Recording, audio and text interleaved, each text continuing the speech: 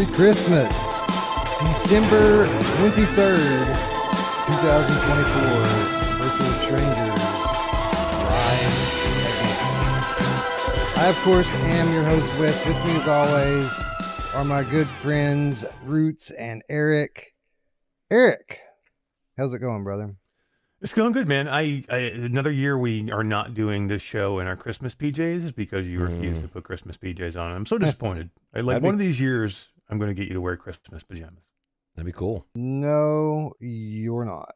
Come Although on, man. I might go ugly sweater.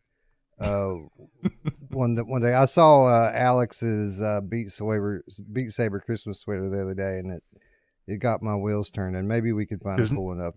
There's not much uglier sweaters than a Beat Saber sweater. So yeah, that is true. I'd love to see a full onesie, onesies, yeah. Christmas onesies. A Wessie. But how would you show your feet though, so people would know? Yeah, I don't know, but I'll tell you, I see a missed opportunity for In Dreams here with Frenzies. You know, their whole deal is you get to customize your onesie, right? Like, where are the Christmas onesies at In Dreams? Seriously, that'd be cool. I want that. Roots, we're here. It's been a while. It's been a while since we were on the air. I guess it's been probably a month now or more since we did one of these episodes, and I think it's probably a safe bet to say that this will probably be our last episode of the year. Wouldn't you think so? Oh yeah, unless something crazy happens, like I can't imagine what could bring us back. What's kind of cool is, I mean, aside from the award show and needing to talk about the categories, actually having games worth talking about, I think is amazing. Yeah. Although I am a little befuddled and we'll talk a little bit more about it, but the reception of one of those games, both of them really. I mean, but yeah, one of them especially just blows my mind. I feel out of sync when I think something's dog shit. Everyone's like, dude, this is the best fucking game ever. And then when something's actually that I feel like is good, people are like trashing it. So it's just weird to me. I can't figure stuff out. I've had my first rant, guys, on my show in probably, I don't know, like a better part of three or 4 months about this particular thing. Yeah, well, we're going to get another rant, an Eric rant. Yeah, I'm sure we'll get there, man. Like, I hate to be the reviewer of the reviewers, man, but sometimes it's just, you can't help it, right? Like, if you care about the industry and about, so many studios do it wrong, right? And when you have someone who nobody does everything right, but when you have someone that cares and has done everything that they can to make sure something meets the standard it should meet, or at least to some extent, and then it's such an important game for the industry, and then you wake up and you see people just treating it unfairly, it's hard not to get emotional about that, isn't it? Yeah, for sure. Yeah, I mean, it's weird that, like, I don't know, it's funny when a reviewer just automatically brings in so much bias before they even like get even a quarter of the way into the review. Like, you can just see it. Like, it's so funny. Like when it's so stark like that. Like, I don't know. Like, I don't know. It's funny when you have a reviewer that they do this for a living. Like, you know what I mean? This is what they do.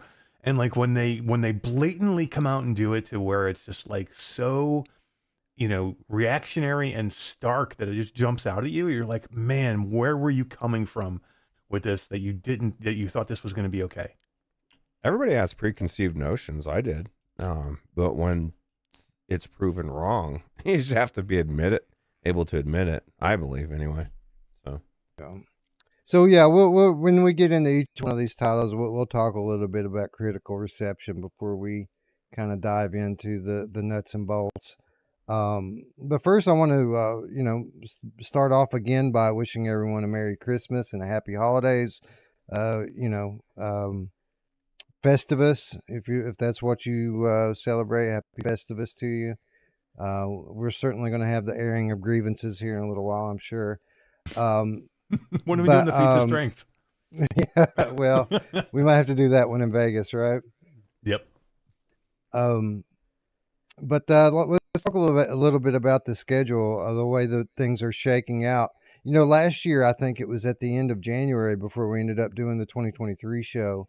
And while it isn't going to be quite that late this year, it does seem like it is going to be a little bit later than we had hoped for. There's some, traveling in the early part of January, and it's going to squeeze our schedule to the point where that if we're not able to go right on New Year's, then we're probably going to have to, it's going to be the second or third weekend of the month before we're able to, for all of us to be here. So I think the latter is the most likely. So no confirmation yet, but everyone mark January 18th, Saturday, January 18th on your calendar. That's the most likely day for the 2024 show celebration. I blame jet setting Eric. He's out jet setting all over the world, and yeah, it's totally Eric's fault. I definitely blame that guy. He sucks. No, he doesn't suck. He's just busy. But the traveling will all be done earlier that week. But we obviously, unless we want to knock this thing down to a 3-hour show, we won't be able to do it on a work day, right? And you guys know we're not going to be able to get through this thing in anywhere near 3 hours. So I think the safe bet is to wait till the weekend that week, and that falls on the 18th. Looper's got a good question. What's the current estimate for the Patreon call for the voting? Well, I was about to get to that. So I have, we'll be ending today's episode by running down the categories and finalizing the nominees. And what I mean by finalizing is you're going to notice that some of the nominee lists are a little bit long. We'll probably, right during today's episode, kind of refine those ones a little bit, maybe knock some off so that we don't have so many to choose from in any given category. We'll also, if anyone notices a very deserving nominee for any one of these categories, I will be watching the chat, and maybe we'll adjust and add some. That goes for you guys as well. I don't know how much of a chance you've had to look over the nominee list, but if you guys want to, kick one off or add one on here and there, then you'll certainly have the opportunity to do so before the end of the episode. Anyway, at the conclusion of today's episode, we'll have about as close as we ever come to a final list. Now, with that said, all things are subject to change. We often add in award categories at the last minute. We'll add nominees at the last minute. We kind of do what we want. So I'm sure things will change a little bit over the course of the next couple of weeks, but we'll have 99% of it finalized at the end of today's episode, and polls will open tomorrow for voting. We'll probably leave voting up for a week, I would say, and then at that point we can meet. So I'll leave it up to the Patreons. I'll probably run a poll in Patreon to see what day people want to do it on. Like we could go on New Year's Eve or New Year's Day, maybe. New Year's Eve at the earliest, because that would be 1 week from tomorrow. Or we could wait until the weekend, which would be no, you'll be leaving on the 4th. We could do it like on Friday the 3rd. I'll put some options up for people, and we'll pick a date and time to meet in Patreon and vote. And it's not too late, ladies and gents, if you want to participate in this year's awards selection ceremony. All you have to do is join our Patreon and donate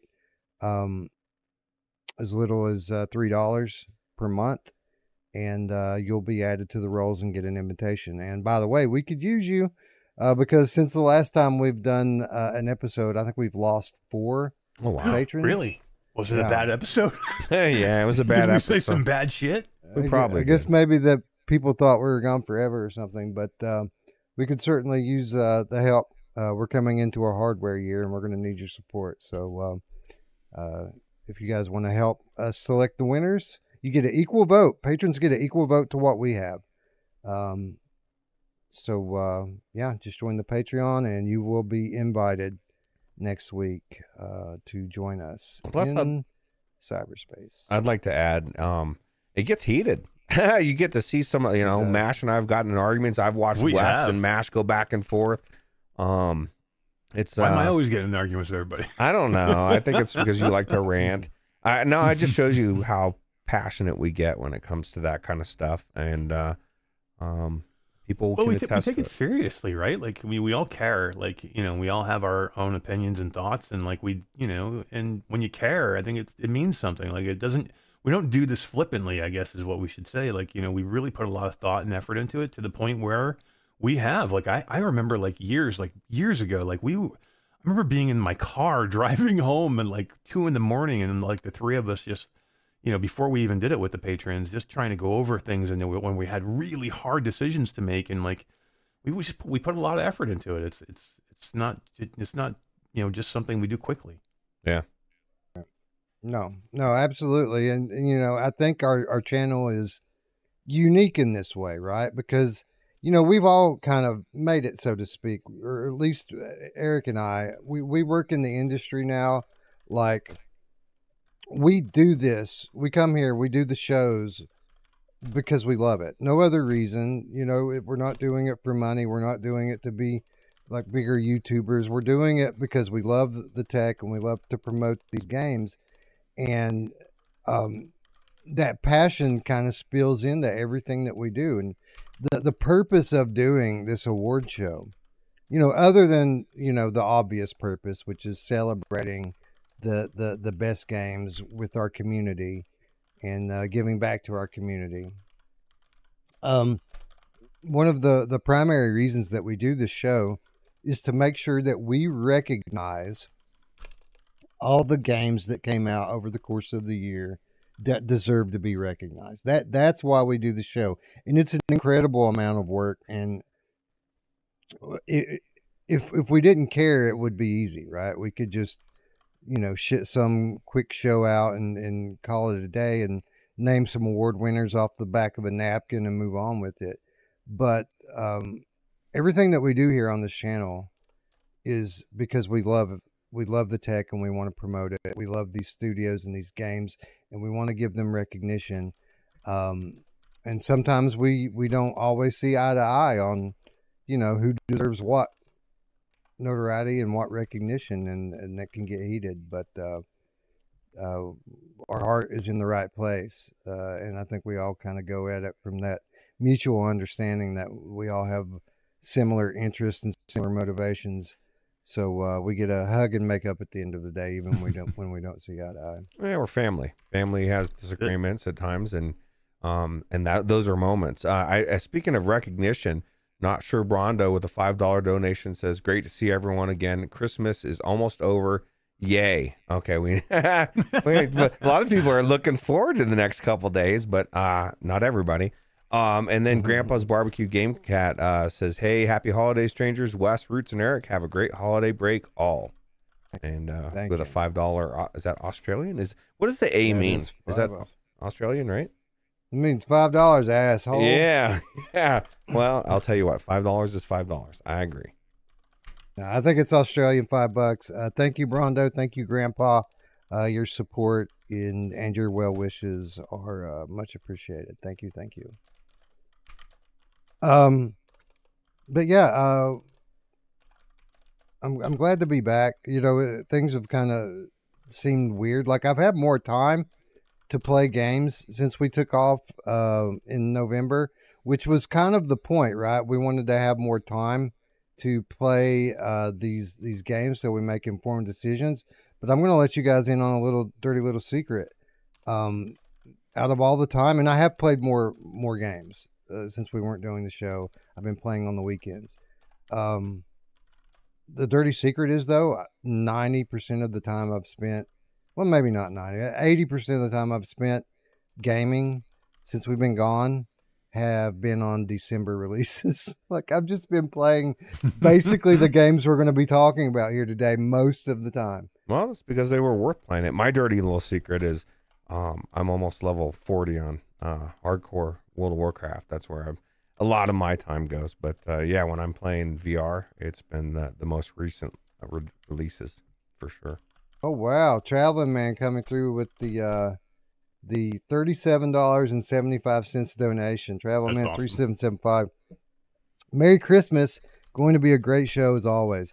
Thank you, Traveling Man. I've been spending a lot of time with Traveling Man, actually.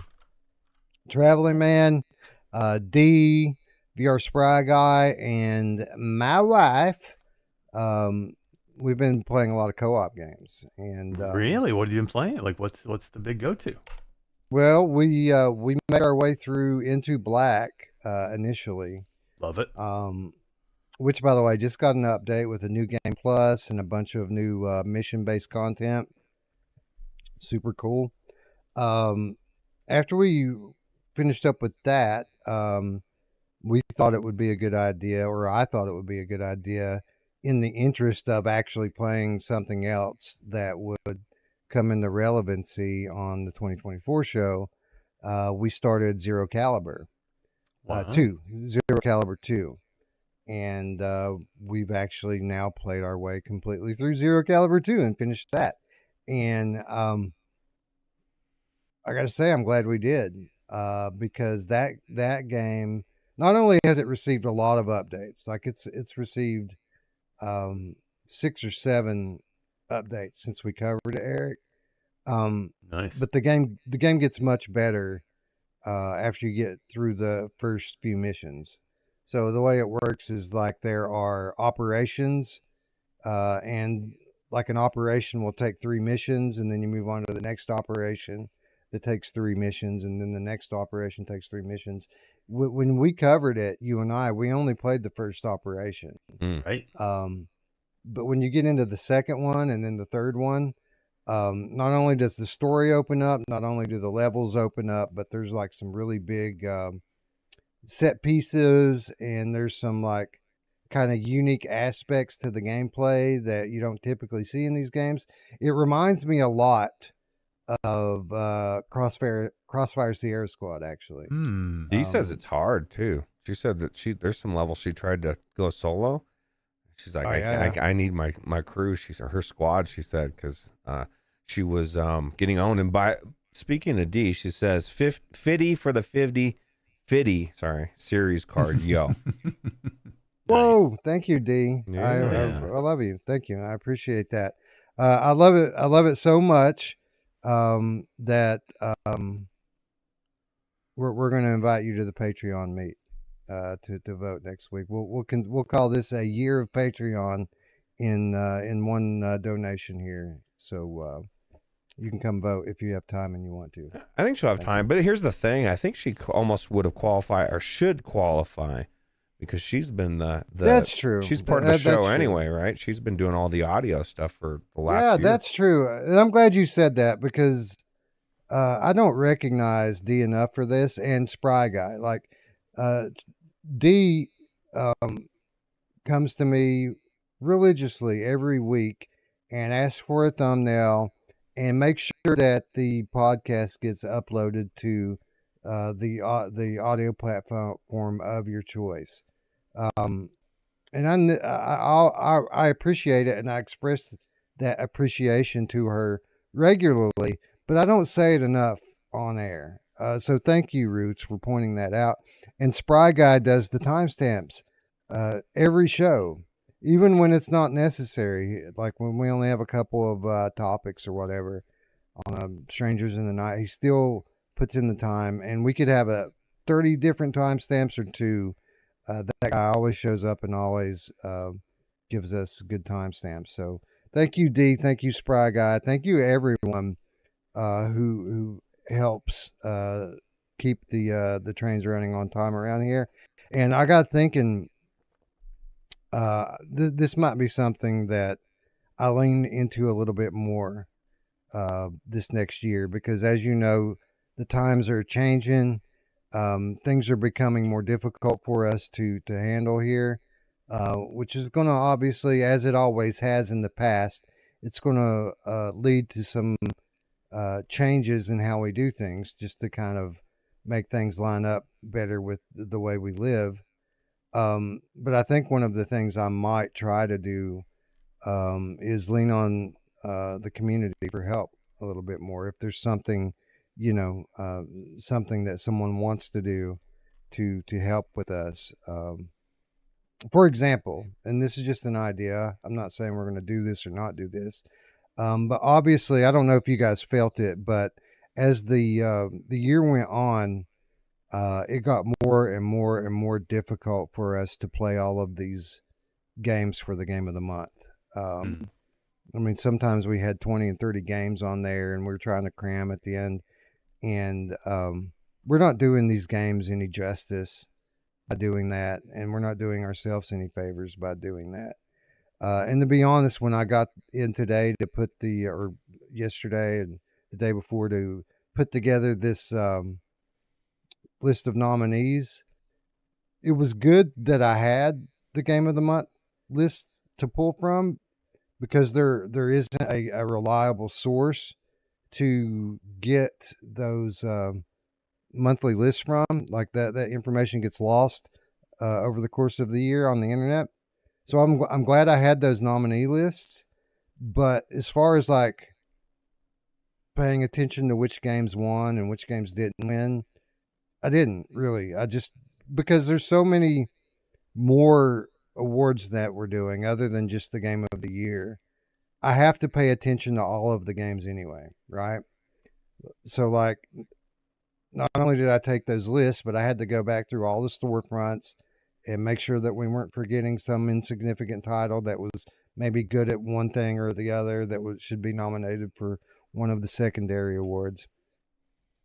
Anyway, my point is, I think we probably should change up how we do Game of the Month, because we're all struggling to play all those games, and we don't need to play them all anyway. But we still, there's value in it. We still want to do those shows.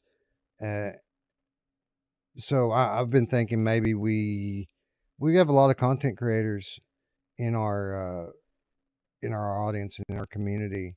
Maybe there's a way we can lean on some of them to play some of the other games that we don't have time for, and maybe come on a show or come on do just a quick segment on one of the Game of the Month episodes to just tell us about a game. And maybe we don't pick winners anymore. Maybe we just run down the top releases from the month.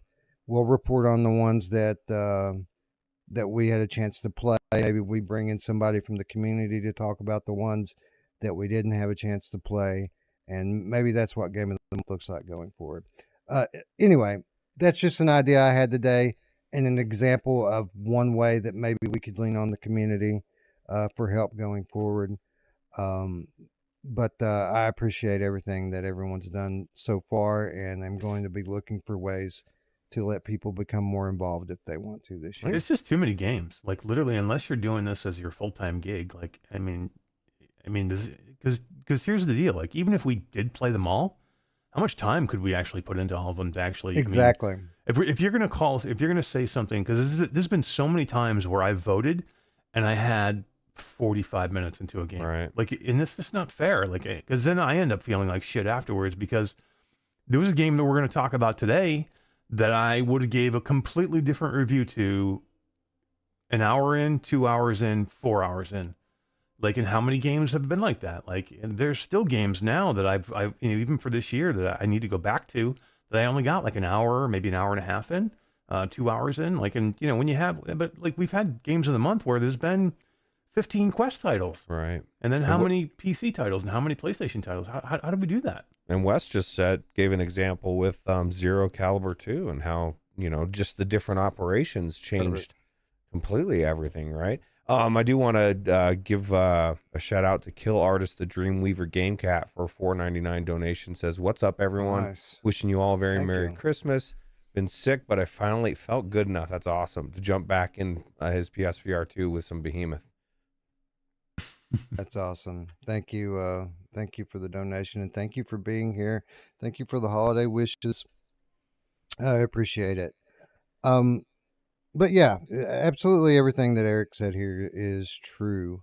And again, I don't want to make snap judgment. But I think if we were to switch game of the month to more of a, the month in review type episode, and talk about some of the games ourselves, and maybe delegate um, some of the games we don't have time to play to a handful of trusted community members.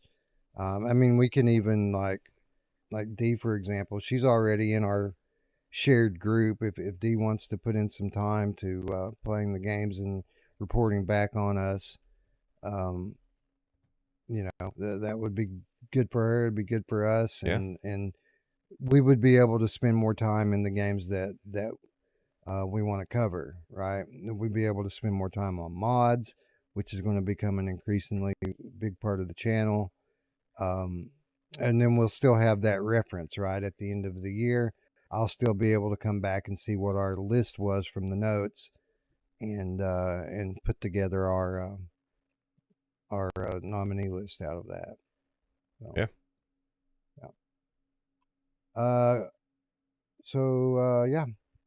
I guess we should probably get on with it. We've been rambling on quite a bit here in the intro. We never do that. Yeah, never. Never. We need to say hello to our friends in chat. Although there is one more thing I want to do first before we move on, because I've had this box sitting over here for a few weeks now, Oh, what do you waiting to do got? a show so I could open it. All right, hold on. Let's see. We got Something special. I can feel it. It's Christmas time. Yeah, gamertag's right. What's up, TT? There's a load of crap to avoid anyway. That's my philosophy. As Wes is saying, all that stuff. I'm thinking there's a lot of stuff that I'm glad I didn't go into that I wouldn't want to go into because it probably was trash. And that's Okay, so this nice. never works out. This never works out well because of the way my AI-driven non-green screen works. But we're going to do our best with it here. I've got a box from Squingle, and Squingle's a game we've been familiar with for many years here on the channel. It released in early access 2 or 3 years ago, but it's a very well. I'm not going to say it's a very different game now, but it is a different game now. It's now recently come into its official launch, and it's got a bunch of new cool features and stuff. It's heavily mixed reality focused now. It still has all the full VR stuff that it had before, but it's got a lot of cool mixed reality application now as well. And it was actually picked up and published by Viral Games, which is the same publisher that recently put out the excellent V-Rider SBK bike racing game. So shout out to the Squingle developer and publisher as well. That V-Rider box was cool. Yeah, the V-Rider. Yes, it was. D says, you know who never lets their box sit for weeks? No, she does not. Yeah, she never does. All right, let's see what we've got here. Oh, it's like wrapped like a gift. How about that? It's like literally. I don't know if you guys can see this. Oh yeah, you can see it. But it's wrapped like a gift. How about that? Yeah. So we'll unwrap this in just a minute, but I already see what my favorite thing is going to be in the box. There's one other item in the box. I think just one other thing, but this is the thing that I'm going to actually use more than anything. Squingle hat. Who doesn't? So I got to say, this logo, hat. Little questionable. This logo. What is that, Eric? I don't know, man. That's a good question. I'm just going to say, that's nice logo. Yeah, that's pretty cool. Yep. Oh, so there are some stickers in here. Cool Squingle stickers. Actually, everything's showing up pretty good, Wes. I'm shocked. Yeah, really. Except for as Yeah, soon you as I got to say hit that. Yeah, you got to hit that right distance for the AI to be able to grab it. But there's also this little card here that says you should be able to find a game key inside. Ooh. Now, I don't know how true that is or is not, but I already have this game. So if I find this game key, then I'll pass it on. Lucky viewer. Plus, I'll say this as well. This is a great game. You guys should check it out. There's actually a promotion going on right now. I think it's still going on, called Squingle Anywhere. And so there's two versions of Squingle now. There's the full version of Squingle, and then there's a version called Squingle Mini, which is like the first 10 levels or something like that. Normally it costs $1 to get Squingle Mini, but they have a promotion right now where you can get it for a penny. So Ooh. like you get Mini for a penny, and what having that mini version will allow you to do is to participate in their competition. And the Squingle Anywhere challenge, basically the idea is they want people to record 30-second videos of themselves playing in mixed reality. So they want you to go to someplace cool like Paradise Decay does all the time and record some mixed reality gameplay of them playing outside or playing at the park or the beach or whatever. Find someplace cool and go take it. Post this up on any of the social media platforms. Hashtag Squingle Anywhere. And they're going to choose 2 winners. One winner is going to be based on the number of likes that the videos get. The one with the most likes wins. And then the second winner is going to be based on creativity. How cool the video is, how cool the location is. And the best part about it are the prizes. Eric, you might can help me out here with this because this isn't one of my accounts, but if I remember correctly, they're giving away a BEHEMOTH vest. Wow. And both prizes are prize packs. So each winner gets 2 prizes. One of them was a BEHEMOTH vest, and I think maybe a Bobo strap. And then the other one was, I think the main prize was a pair of the Ray-Ban Meta smart glasses. Oh, nice. And I can't remember what the 4th prize was to save my life. But awesome prizes. You can get the game for a penny, take a 30-second video, throw it up on social media. You can do all of this in like 15 minutes. And you have a good chance of winning some pretty awesome prizes. I just wanted to throw out there that if you decide to do it on the New York subway, watch your 6. Somebody might set you on fire. Stay away from the New York subway. Stay away from the subway. Mepper says, Roots, did you see that Luke Ross from the fixed the DLSS for a bunch of his mods? And we were actually just talking about that in our Discord channel today or yesterday. Was that today? I think it was today. Yeah, if it had come a few days earlier, we would actually be talking about that on today's episode. I actually wanted to go in last night and check out a couple of games just to see how it looks. Because I remember we did Ghost of Tsushima this year, Roots, and it was a fun game. It looked pretty good, but it was so shimmery in some of the scenes. That was really the only thing that was holding it back.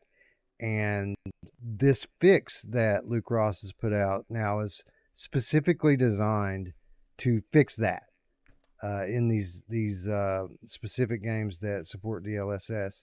So yeah, I've heard good things. AJ sent me some DMs last night and we talked a little bit about it. And he's been AJ. I don't know if you're aware of this, but AJ just bought a Dream Machine. Like he bought a 4090 monster PC, and he's kind of been on cloud 9 for the last few days. And one of the things he did yesterday was put this new Luke Ross update through its paces, because he's actually been rather engaged with the Luke Ross mod since he became a PC gamer. specifically with Cyberpunk. He's like, that's the game that he wants to really dive into. So he said it makes a night and day difference on Cyberpunk and the way it looks. Oh, I which is bet. exciting. I really hope the 50 series, the high-end 50 series, keep the same coolers. Like, that's the best thing Yeah. about the 4090, and I guess the 4080 from what D says. It never gets hot. Like, you could run it at 100%. And every video card I've ever had, when you really stress it, is like it's pushing those temps to where you're always checking it. And I don't even know the last time I checked my video card's temp, because it's just not an issue anymore. I was just gonna say I don't even put the thing on anymore. What's the app that we used to run all the time? Just because I used to look at fan speed, and I used to have to adjust fan speed all the time for the card, and I never even open it anymore. It's not worth it. It's just because it never gets hot. Like, you'll be running it at 100% and it's like 62 degrees or something. I don't know what they're doing with it, but I really hope they bring it along for the next series. And I got a new case and everything with all new fans, because I thought going from the 3080 Ti to the 4090 was going to be a huge heat sink on it. So I'm like, oh, I'm going to get this new case with new fans, and I just didn't even think I needed it. I don't think you did either.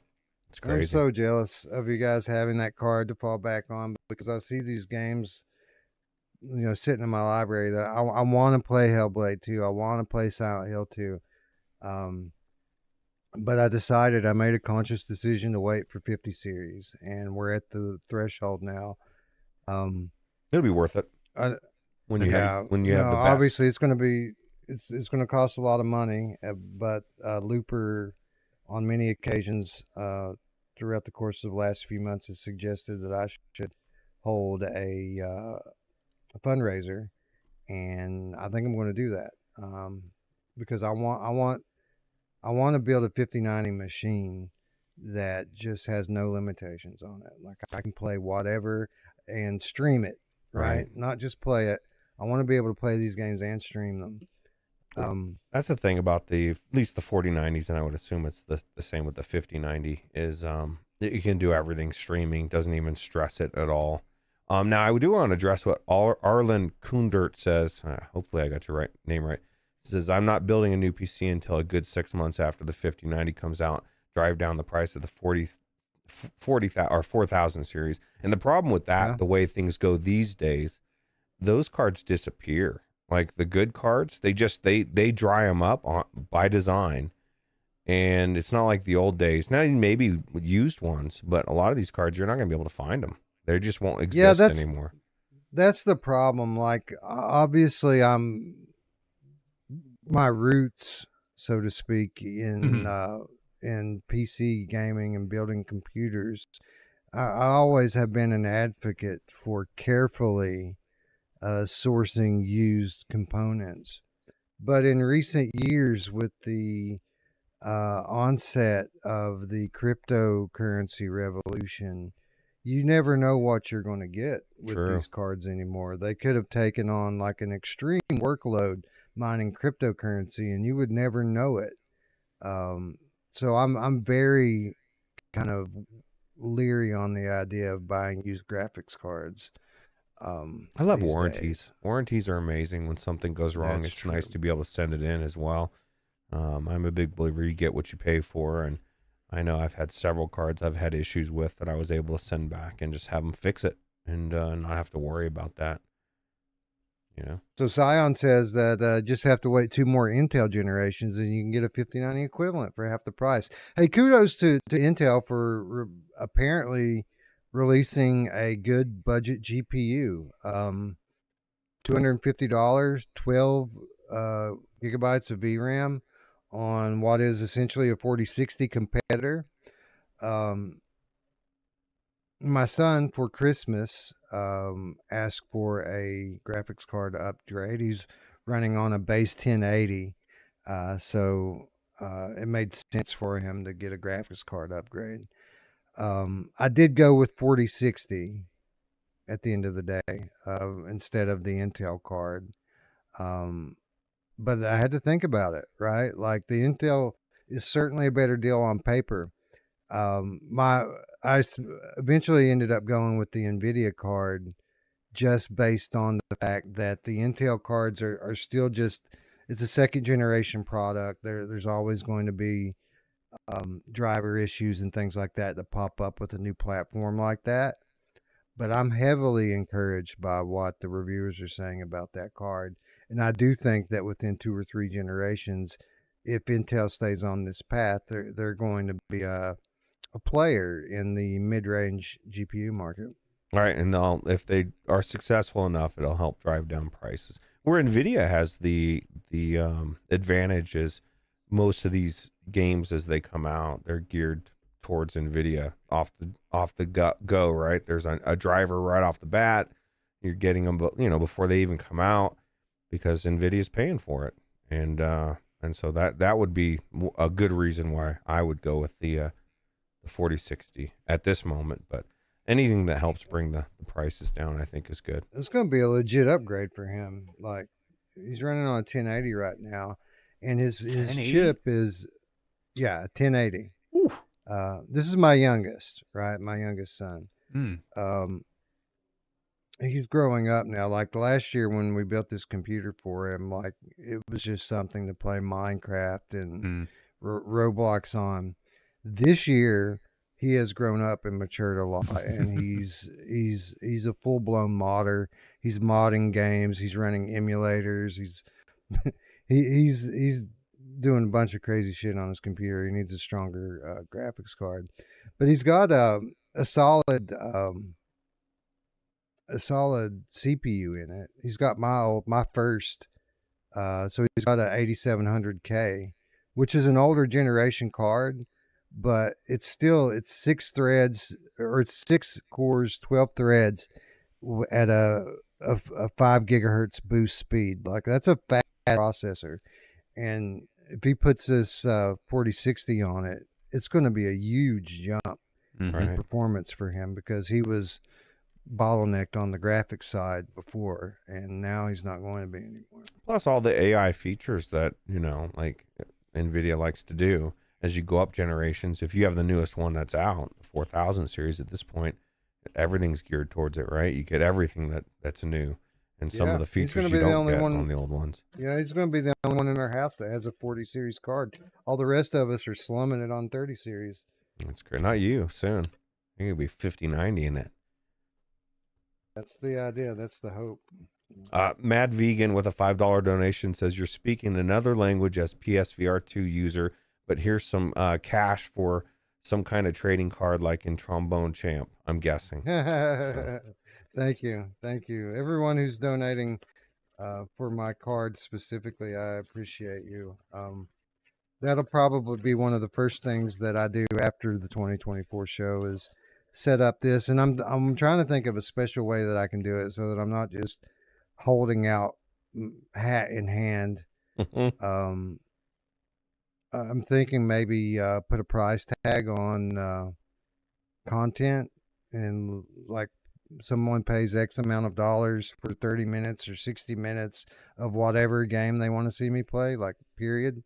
Yeah. You name the game, you buy my time, and I got to figure out what a fair price for that would be. It's probably going to be pretty expensive given the fact that I'm trying to build a $3,000 PC, but if that's something that people would be interested in, obviously we'll have this conversation with the community and see what they want me to do.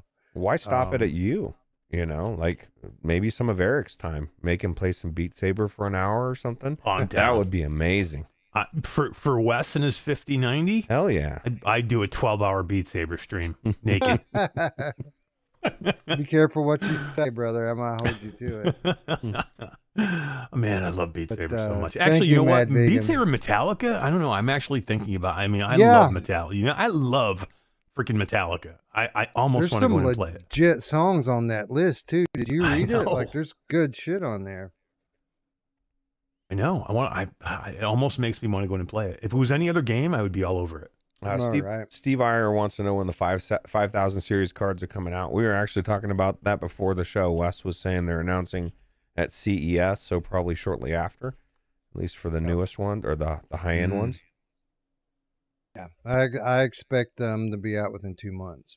So now, obviously, it's going to be like it always is. It's going to be a paper launch at first. You're going to have to be fucking vigilant to get a card in the early days. Right. But partners should have stock probably by March or April, I would say, for the high end 50 series cards. Is the Returnal? No, that's not. That's a UEVR. I was gonna say. Dee said she would make another donation if it means she finally gets to play Returnal with you, Wes. Nice. Well, I mean, D, all you have to do is catch me on the right day. You know, I'll get in and play Returnal with you anytime. We've been playing shit quest games for a fucking month now. I'll be good to just roll over and play Returnal. Although I will say, after next week, this week we've got to play some 2024 show award stuff. So if you want to do some co-op this week, D, I need a partner, and this goes for you two as well, not just D. I need a partner for these Arizona Sunshine games, both of them. Which reminds me, this is some food for thought, and we'll work through this conversation later in the proper segment. But I want people to start thinking about this so that we can all come to a consensus together. I think if we have both of these games, Arizona Sunshine 2 and Arizona Sunshine Remake, all nominated in the places where they would be nominated, those entries are going to cannibalize themselves. Like, people are going to vote for one over the other instead of everyone, voting together for the one title, and it getting all of the votes that it deserves. So we're going to have to make a decision on what to do about that. Either we nominate Remake, or we nominate 2, or we combine them and let them together stand as one entry, one nomination with both games considered. I don't know which way to go about that, but we will be talking about that in a few minutes. So everyone, start thinking about what your opinion is going to be now. Anyway, let's look at this. I unwrapped Squingle's gift, and it is a jar of squingly stuff. It's got like glittery slime or something in it. I was and gonna there's say, balls. it looks like slime. There's like balls, and there's a switch on the back. So let me see if I can turn the switch on. Ooh, there you Oh. go. How cool looking. Let me turn my lights off here. Hold on. I'm gonna turn That's my pretty ring cool light off looking. for a minute. All right, lights out. This thing's glowing. Looks like space almost, like a really cool space picture in a jar. So there are orbs in this, just like the Squingle orbs, and there's like slime, like glitter slime, filling the jar up in between the orbs, and then there's like LED lights all through it to light it up and make it sparkle. So it's a really cool looking thing. Now here's the thing: I can see inside of these orbs roots, and there's a Squingle keychain in there. There's all sorts of like merch inside these bubbles. How cool would it be if you looked in there and one of those, there was like you, me, and MASH in there, like looking back, like what the hell? That'd be crazy. That would be sweet. That would be sweet. I like how Wes keeps disappearing. Holy Pretty crap, cool. dude. Very psychedelic. That is very all right, psychedelic. So this is like literally, it's like solid, like slime. Like, I'm not going to dig through this right now. Not on there. Science says GPU prices are ridiculous. At some point, people have to skip generations to spite them. Yeah, I mean, this is the thing. People will spend money on what's important to them. They'll spend $3,000 on a TV. They'll spend, you know what I mean? Like, yeah. I feel like as the driver of everything you do, not only gaming but everything else, I think it's just an investment. It was probably the best investment I made in gaming for years. And sometimes it just takes that jump to do it, and you shouldn't need to, even though if I have, or when I have the money, probably get a 5090 as well. But I definitely think you don't need to. You know, once you only have to go every couple generations. So here's the thing: cost and what's expensive versus what's not expensive is completely relative to individuals Right. in their situations. I could say definitively that if I weren't working in the VR industry and actively creating content on YouTube, I would never ever consider getting a $2,000 anything for gaming, graphics card, whatever, like nothing. But because of the situation I'm in, and because I have this great community that's willing to help me, and because I have a use case for it, you know, a way for me to use this hardware to give back to the people that support. Like I'm in a blessed situation that's going to allow me, hopefully, to make this a reality and have something really nice like this. But if that weren't the case, if I were just some dude who just liked to play games, there are ways that you can make things happen. The difference is you have to be vigilant and you have to be patient. Right. You know, if you want a 50, anybody can have a 50 series card, but you may have to wait until it's time for the 60 series to get here before you get your 50 series card. Right. And it's still going to be new to you, and it's still going to be just as amazing. It's just going to take patience, and you're going to have to wait until it's not new anymore. And that goes for games. It goes for any bit of technology, cars, homes. You can have anything in this world that you want to put forth the effort and save for.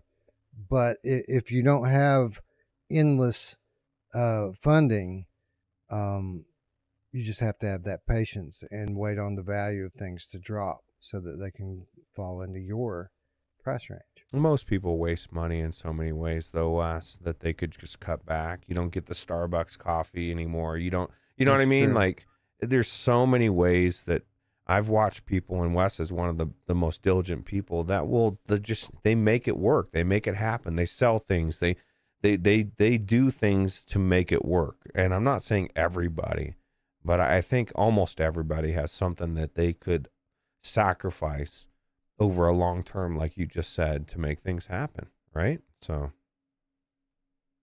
Waleed is now a game cat, specifically a white tiger, $5 Canadian donation. Will VR2 adapter work with laptop? That has USB-C port with DisplayPort connectivity. Also, where to get it? It's out of stock in Canada. Other brand ones work. Okay, so there's a few questions here. Will it work with a laptop? I don't see any reason why it wouldn't work with the laptop. Now, you're asking that has a USB-C port and DisplayPort connectivity. You don't need to have either of those things for this. Like, that's what the adapter's for. Wait a minute. No, I'm wrong about that. You do have to have a DisplayPort. I was going to say, it plugs into the DisplayPort. Yeah. Yeah, you do have to have a DisplayPort. So it's a USB-A, right? It's not a USB-C. It's a USB-A, like a normal USB and a DisplayPort. So I would say as long as the laptop has a USB 3.1, I think is the one that it's specified for, or maybe a 3.2. As long as you have a USB 3.1 or 3.2 and a DisplayPort, not a mini DisplayPort, mind you, a full DisplayPort on your laptop, I don't see any reason why that wouldn't work. Now, I can test it. I have a laptop with it. Well, Looper says he uses it with his Razer laptop. There you go. There you go. Oh. Perfect. I wonder if you could do it with your laptop doesn't have a DisplayPort but has an HDMI, and if you use the DisplayPort adapter HDMI dongle. Maybe. I would imagine. I don't see why not. If you had what they call an active converter, maybe. Like there's some that are just like a plug adapter. Mm-hmm. And sometimes those cause issues with these types of Mm. things. I don't know about this specifically, but I think you can get one that's called an active adapter that, like, literally, it's a powered thing that has a chip in it that converts the signal into something. I think those are, again, I'm thinking about using these things in the context of similar situations, not this specifically. So I'm really just speculating here, but I think if you got the right adapter, basically, I think it could potentially work. I agree. What are you guys' thoughts on a Wolverine game from Camouflage Studios? Arlen Kundert with a $5 donation says, next time you all talk to Camouflage, tell them after what they did with Batman, it would not hurt his feelings if they came out with a Wolverine game. I think that'd be badass. Well, right? I will. I think that would be awesome. The problem is that Insomniac's already working on a Wolverine game. Oh, So I would say that Sony's got the exclusivity on this one for a little while. cool. But it's funny that you mentioned Arlen. Like, the next time we talk to Camouflage, like we got him on speed dial or whatever. But You probably do. you know, it's fun. The funny thing is that I actually just talked to Camouflage 3 or 4 days ago for the first time ever. I've never had any type of interaction with Camouflage whatsoever, but I sent Ryan Payton an email last week about the 2024 show, and he actually got back to me the next day and claims to know who we are and what we do. So that's pretty cool. He does now. He just went yeah. and looked it up and it's like, oh my God, we got to Yeah. check He this should show know. out. He's like Wes, Roots, and Eric. I know those guys. Yeah. They're awesome. They're amazing. He better know us. And I will add, as we are have now officially passed the 1 hour mark, because somebody was saying in the chat that please, this Virtual Strangers intros, if they're not an hour, it's not an intro. There we true. go. And we're at an hour and 5 Preamble. minutes, so, or 7 minutes now. So I guess we should probably, and this is going to be fun for Wes, saying hi to the chat after an hour of talking. Yeah, that's right. Well, you know, this has been pinned up inside of us for so long, and we had to get it out, right? But again, you're right, Roots. We need to move on. We need to say hello to our friends in chat. But one more time, thank you to Viral Games, and thank you to Ben Altram for the awesome Super cool. kit. I'll never pull that game key out of here or the keychain or any of the other stuff, but it'll look cool on my shelf. So thank you. Yeah, just keep it away from your kids because it looks cool enough for a kid to want to get in there and check it out. Well, my kids aren't kids anymore. Luckily. Oh, that's true. That is true. They're teenagers. starting to become young adults. Or probably all of them are now, right? So. Yeah. Anyway, so let's say hello to our friends in chat. Waleed is now a game cat, specifically a white tiger. Zayla Maru is here. Philozix, Looper, Game Cat Behemoth, all here. Kaiksa de Pixels. I use in my Legion laptop, he says. Thank you. Again, thank you, Arlen Kundert, for the $5 US donation. I appreciate it. VR SpryGuy is here. Scion is here. Always good to see Scion right off the top. Scion in the chat. Good to see you, friend. Technoglitch is here. Radio Runt is here. Mickey Barrios says, I'm still rocking a 3060 Ti. Hey. It's enough, man. Yeah. That'll, you know that. You've been playing on it. You know it works. Game Cat Behemoth is here. Not Sure Brondo is here. Sky with an extra Y is here. Bad Robo is here. Four Willin is here. Chinatown D says, all I can say is I finished in one sitting the Arizona Sunshine remake. Still Nice. haven't finished two. Well, we can do two if either one of these guys don't want to hop into it with me, which is a possibility. I think her Let's play statement these dudes. speaks for itself because I kind of feel the same way. I didn't want to stop playing the first one. The second one, I don't know if I want to go back to it. And maybe I just need to, but It's weird. I was the opposite. So I think I didn't do it in one sitting, but I don't finish many games nowadays, and that was a game that I actually finished this year was Arizona Sunshine 2, and I did play quite a bit of the remake with Wes, but I haven't been in since then. So I Yeah, have we not did. finished. We did mostly. Well, we knew half of our gameplay was horde mode, and we played Yep. a little bit of the. I guess we played through We made it to the mines, chapters right? of it. Yeah, we made it through the mines. Made Through it the out. mines. Yeah. Yep. Looper, for the record, in context of the question we put forth, thinks that we should just bundle them as one entry. So no. Probably. Who else is here? The Mad Vegan is in here as well. Steve IRE is here. Grandpa Barbecuer Game Cat's here. Turk. What's up, Turk? Inferno 9 is here. Hooked Worm, the Hoosier Game Cat, says, Merry Christmas, all. I love this community. I love this community as well. Very much. Gamertag VR is here. What up, Gamertag VR? Chatty is here, giving us the code for Squingle Mini for a penny. And I'll just copy that one more time here to make sure everyone got it that wants it. Squingle Mini for a penny. Code hitting the chat now. So you don't have to feel bad about not having the going in your jar. Who else is here? Mepper's here. What up, Mepper? Major T is here. I wonder if Mr. T got a promotion. I think you did. Space Denizen is here. Who else?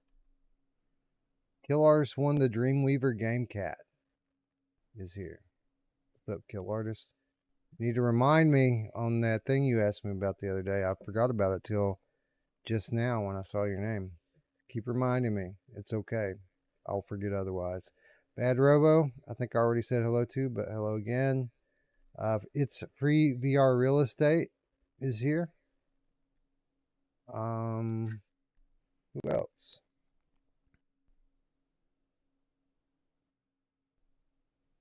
Travel Man, we already said hello to with his $37.75 donation.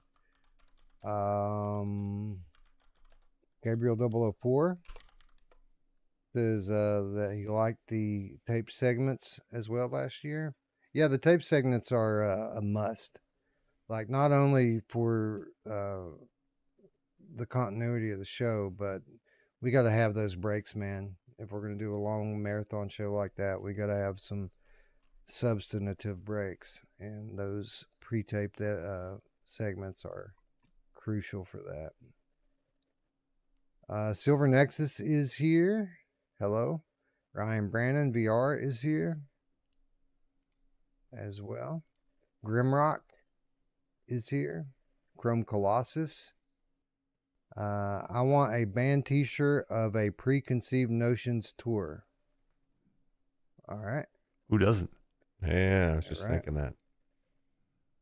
Evan Yabu, are we talking about Starship Troopers? Not today, although I might mention it later. Well, we recently covered it, did we not? I think we did, but last time we were I'm going to mention it. It's something I was going to bring up later with another game we're talking about. Okay. Have you gone back in then, I assume? Played more of it? I played a little bit more of it, just because I wanted context for the game that I was currently playing. Oh, I got you. You know, since we did our coverage of that, we've had multiple people comment that we need to give it more time, that it gets better. Mm-hmm. I have my problem is Helldivers 2 was so good that it, even though it's a flat game, it's like that's what I want in VR is that gameplay. Who else? Anyone else? Anyone new? Yeah, there's some slippies down at the bottom. Yeah, we'll get to them. We want to make sure that we get all of the Q creators of the world. What's up, Q creator? And that at least as far as Top Chat is concerned, is as far to the north as I am allowed to go. Now, in terms of these slippies you refer to, you're referring to people like Azurath, who says it needs patching bad look key. Of course it does. It may. That's true. Typical Kiwi slipping in. What up? Unsponsored VR Gaming. Sounds just like that's a name I can identify with. What's up? Who else slipping in here? Anyone else? Philozix. What up, Philo? Wally, we already said hello to. Kike said the Pixels. We said hello to. All right. I just wanted to take the opportunity to shout out Bad Robo, as he says, damn, I got called out twice. It's a sign. No, that you got called out 3 times. It is definitely a sign. I don't know what. Shout out Bad Robo 4 times. 4 times. Yeah. Hey, what's and up, Bad Robo? We always forget him and he gets mad. What's up, Tech? That's 5. 5 golden call out. You know who loves 5 golden rings? My mom. I'll let you guess what kind of rings they are, but yeah. All right. So, with that out of the way, now that we are firmly on an hour and 20 minutes into our episode, let's get into our first topic, which in true Virtual Strangers fashion was a hot new release 3 weeks ago, and that is Skydance's Behemoth, one of the most highly anticipated VR releases of the modern era. This game was announced nearly 2 years ago and was initially scheduled for release in Q4 2023, at which point it was promptly delayed by a full 12 months. And good for them and good for all of us. The game was actually, it actually did manage to launch this calendar year. But anyone who had access to the game before it launched,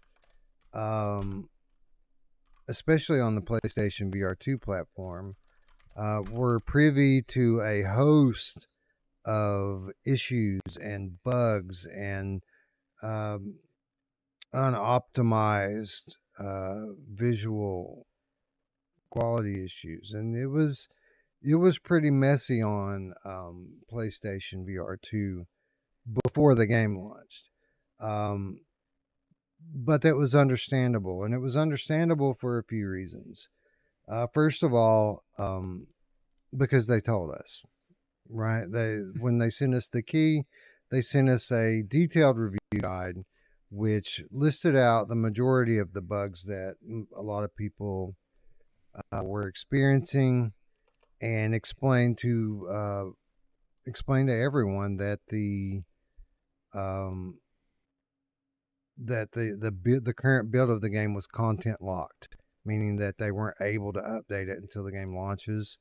But they assured us that most of the issues would be patched out on day one, and that was the case. Most of the problems that we had with like bugs and optimization on the PlayStation version was handled on the day one patch.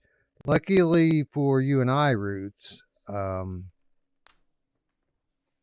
we pretty much stood clear of that PlayStation version until after the game launched, and we were able to get along just fine in the Steam version pre-launch. In fact, it ran pretty close to perfect for me. How about you? Oh yeah, it ran great. You know what's funny is like, and I was telling Dee this right off the, when I first started playing it, I had issues with the sword fighting. Go figure. And the way that the trying to parry and I just drove me crazy to the point where I was dreading going in. So I didn't really go back in and play until after they adjusted that. And it was like a night and day difference once they made it to where it was. Because this is the thing. I'm not trying to like do a real sword fight where I've got to, you know what I mean? The games need to flow and take into consideration that not everybody's going to have the perfect angle for a parry or a block. And it just drove me crazy. I'm like, dude, I cannot block any of this crap. I don't know what's going on. I felt like a loser. So bad so that I switched. I feel a little dirty saying this, but I switched to Tenderfoot. And because I know Wes played it on the hardest mode, and I went to the easiest mode.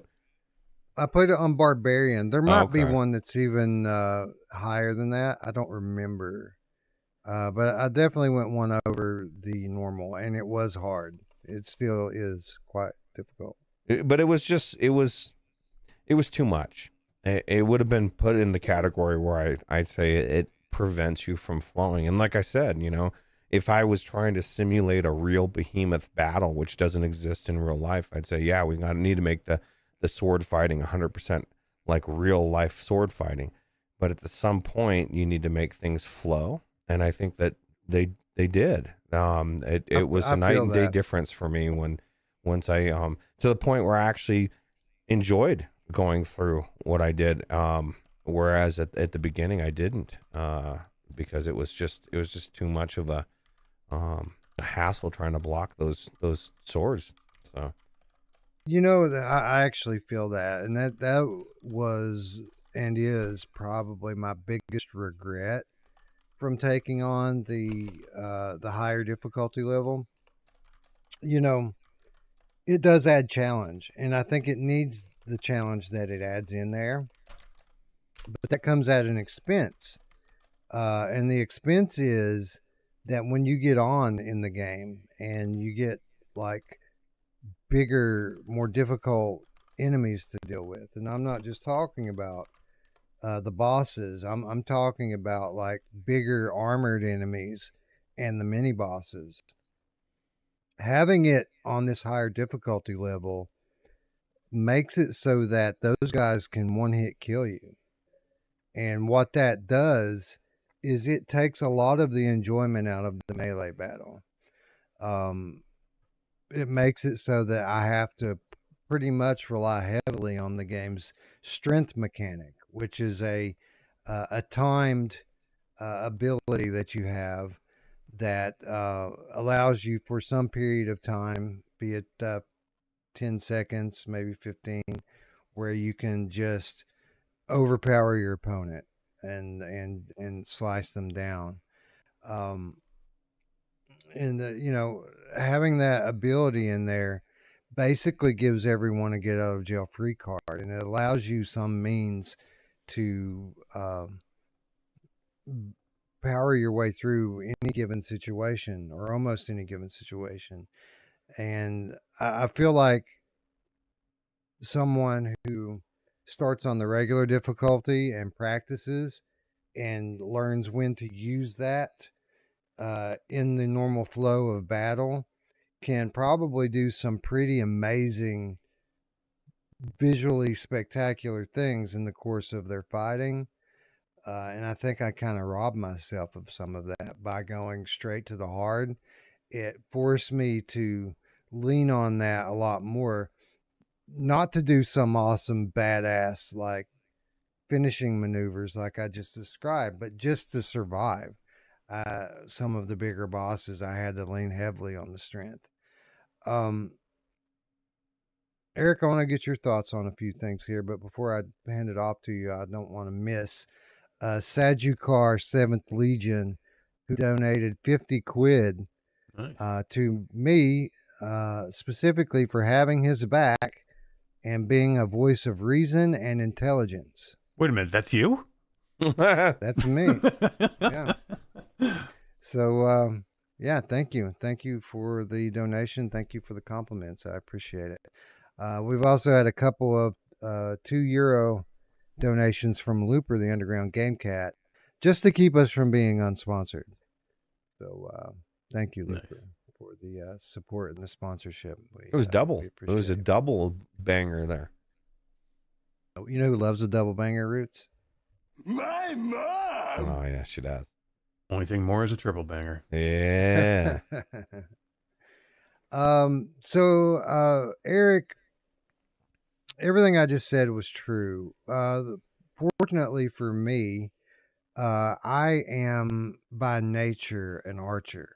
And the fact that this game does have such a wide variety of styles that it lets you choose from, the issues that I just flagged were only, it was only something I had to deal with every now and then. And most of the minute to minute gameplay, I was able to use ranged weaponry and basically clear most of each room with my bow, and then use my sword and shield to kind of play cleanup at the end. I guess this is start by telling us what your initial impressions were of the game, and then just talk a little bit about your style and how you played it, what difficulty you played it on, and how did you approach fighting the basic enemies and the mini bosses. Yeah, so I played it at the normal difficulty level. I do normally like to go through and do the harder, but I knew my time was going to be limited, and I knew the harder would be really hard, and I would have to keep repeating things, and I just didn't have the time for it. So, which is going to be the opposite of the game that we're going to talk about next. But yeah, I played it on the normal difficulty level. I wish I probably would have done more like you did and went more challenging, but I didn't. I did have some frustration with this game early on. We've been playing this game for a long time, like at least, demos of it for a long time. And it's one of the things that we had a problem with in the demo. I had a problem early on with this game, and that is the stamina meter. It really pissed me off in the beginning. Like I was just very frustrated with it. But once I got through that, that's when I really started to enjoy it. And they patched it too, which helped. Yeah, I heard a lot of people flagging this stamina meter as being not just an annoyance, but a major issue. Like people were dinging it big points off of these reviews because of they were, honestly, people were complaining about it over the course of combat routes, but I could tell by what most people were saying in these reviews.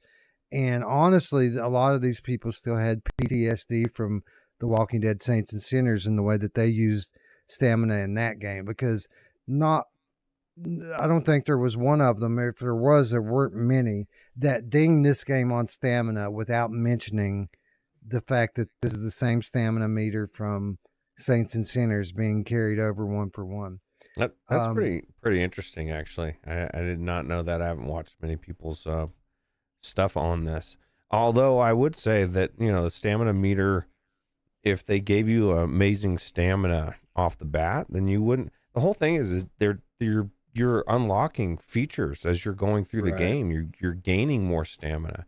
Like, what would be the point of gaining more stamina if they gave it all to you in the beginning? It was just frustrating in the beginning. Well, they nerfed it. For me. They nerfed it. They nerfed it for people with an update recently that made that optional now. Like, you don't have to use the stamina if you don't want. Yeah, and they balanced it. It was way too much. Like, it wasn't even just that. Like, they nerfed it, but they balanced it so you don't have to turn anything off. They actually fixed it to where you actually start out with a little bit more stamina. It was too much. Like, it was like literally, I'm like, dude, if I can't even normally, I could, me as my person could do more than this thing. Like, I just feel like they had it way too much the other way, like in the beginning. And again, it wasn't anything I dinged the game for. It was just frustrating for me. It was just something I wanted to enjoy more, and I didn't in the beginning because I was like, again, I'm just running out of. And again, it wasn't anything I was going to be give it a bad review because of it. It was just frustrating for me, and I just didn't have as much fun as I think I would have had if I didn't have that. And I had more fun later after they patched it. So where it was that may be the case, and it likely is. Given the fact that so many people have flagged it, I personally didn't notice it, but like I mentioned a moment ago, I'm an archer, right? I typically am using ranged combat. I'm not going toe to toe with block and parry, melee mechanics with these guys. So It obviously would have been a very easy thing for me to miss. And that's mainly all I did. Like, so I'm the opposite, right? Like, so I don't usually do the. I mean, I did it because I wanted to try it, but mainly for me, it was all, melee. And in terms of the other big place that the stamina comes into play, which is the climbing. Right. Roots, I don't know if you noticed this, but there's a workaround on that allows you to kind of skip and cheat the stamina system while you climb. And that is the fact that there is a function on the face buttons that allow you to jump while you're climbing. And for whatever reason, jumping while climbing doesn't penalize you with stamina. So what I would do is anytime I had to climb anything, I would just spam the jump button all the way up. Jump, jump, jump, jump, jump all the way to the top. And it barely even cracked into my stamina when I did that. I did not notice that. You know, my biggest thing that I noticed once I, got upgraded my sword a little bit, started upgrading it, and I guess, if I like this video, you throw the stuff a lot, maybe with the daggers or whatever. But I found all these different weapons. I'm like, I'm never using this shit. Like, I never used it. Now, once you know what I mean? I had my main one on my shoulder, and that was it. It was either like Wes, bow and arrow with the good bow, once I got it, or the main sword. Like you get an axe or all these. There were some really cool looking weapons. I just didn't feel inclined to ever want to use them. So same. I was the same. Basically they have what they call hero weapons, or at least that's what they call them internally. And those are your special weapons that are infused with magic or whatever. They're the unbreakable weapons that you get over the course of your gameplay. A lot of what the story campaign revolves around is you tracking down and finding these weapons, and what the majority of the progression that's built into the game is based around is upgrading those weapons. So Roots is right. They give you 8 total inventory slots or holsters for your weapons, and for you to collect weapons. But really, in terms of what you're using in battle, for me, it was like 2. Right. And obviously you kept the third one, the axe, because of its special abilities and its special use cases. But I was primarily using the special bow, the coolest bow, and cleaning up with the sword. Now, I did appreciate having the extra holsters, Eric. Not only because beating the mini bosses gives you some really cool looking weapons that I did, while I didn't use them in my minute-to-minute gameplay, I did for each one of those use them once or twice, just because they're so cool looking. I wanted to see what it would be like to use them. But for me, I found those holsters, those extra holsters, especially useful for carrying extra shields. Because like I mentioned, fairly early on in the game on Barbarian difficulty, you're encountering regularly enemies that can kill you with one hit. So with that being the case, having shields becomes very important. And sometimes they're plentiful, but sometimes they're not plentiful. And you want to be able to pick those up and store them when you're given the opportunity.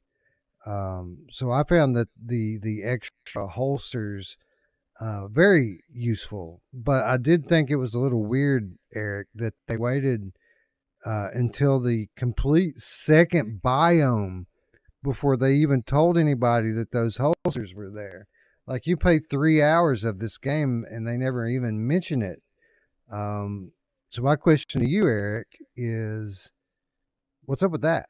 Yeah, that's a great question, man. I don't know. And I love it. Like, I wish more games gave you more holsters. Like, I'm always like, give me more, spots to put stuff. So, and this is one of the first games I've really seen that like took advantage of having that many slots. Who else has a ton of slots? My mom! Your mother's a slot. But yeah, it was so weird to do. I mean, you would think early on in the tutorial where they were like, when they started to tell you where to put stuff, that they would tell you that they have more than one spot for you to put stuff. Like, I have no idea why they waited so long, unless they almost were like afraid that you would start out with too many spots, and like they didn't want you to, like, in the easier parts in the beginning, have too many weapons or have too many shields. I don't even know. It's like such a weird thing. Like, what? Because they do tell you later, so I don't know what, like, why. So they knew they didn't tell you in the beginning. So Was it available? They must have done it. They must have done it purposely. Were they available, or were they just? Did they just not mention it? I don't know. I haven't tested it. I haven't gone back and tested it. Well, it's nothing like, it's not like you open anything up. So like I could see where if it was an upgrade or something, and you like unlock something and you open something up, and they're like, oh, all of a sudden now you have all these extra holsters. But like they never say anything like that. They just actually just start to tell you later that you can put them in different spots. So like, so that must be again, that must be like they're doing it on purpose. Otherwise, why tell you later?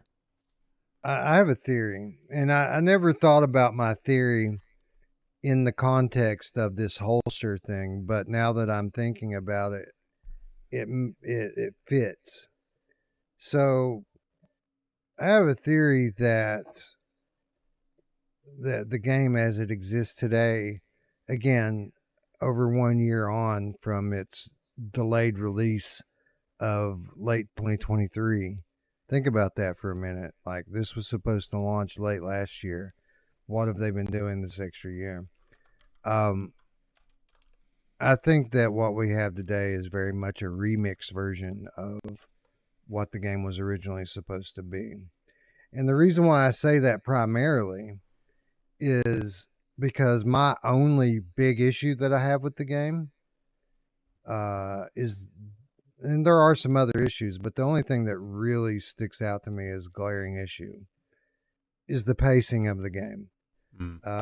The pacing of the game is terrible. Like the first biome and the first boss feels normal, but the period in between the first boss and the second boss, it seems like at least 2 levels. Like it took me almost 5 hours from the point where I thought I was almost at the second boss to the point where I actually got to the second boss. And during that span, there were twice as many upgrades unlocked. There were 2 mini bosses instead of 1 mini boss. And by the way, the atmosphere and the environment in the second biome looks an awful lot like the first one, only it's nighttime now and a little more spooky.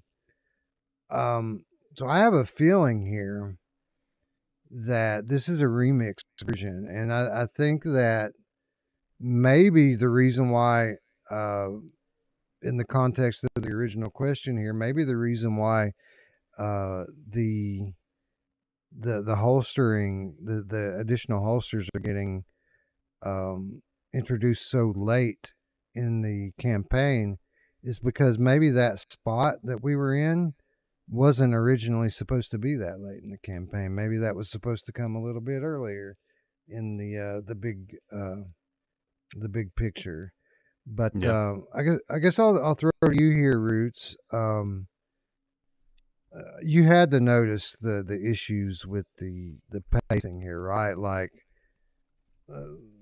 by the time I got to the second boss, like it was getting difficult for me to play the game. I was just so tired of doing the repetitive thing over and over and over again. I needed a change. And as cool as the mini bosses are, they're not a big enough change from the norm to really break up the monotony of these really, really long sections. Or at least that's how I feel.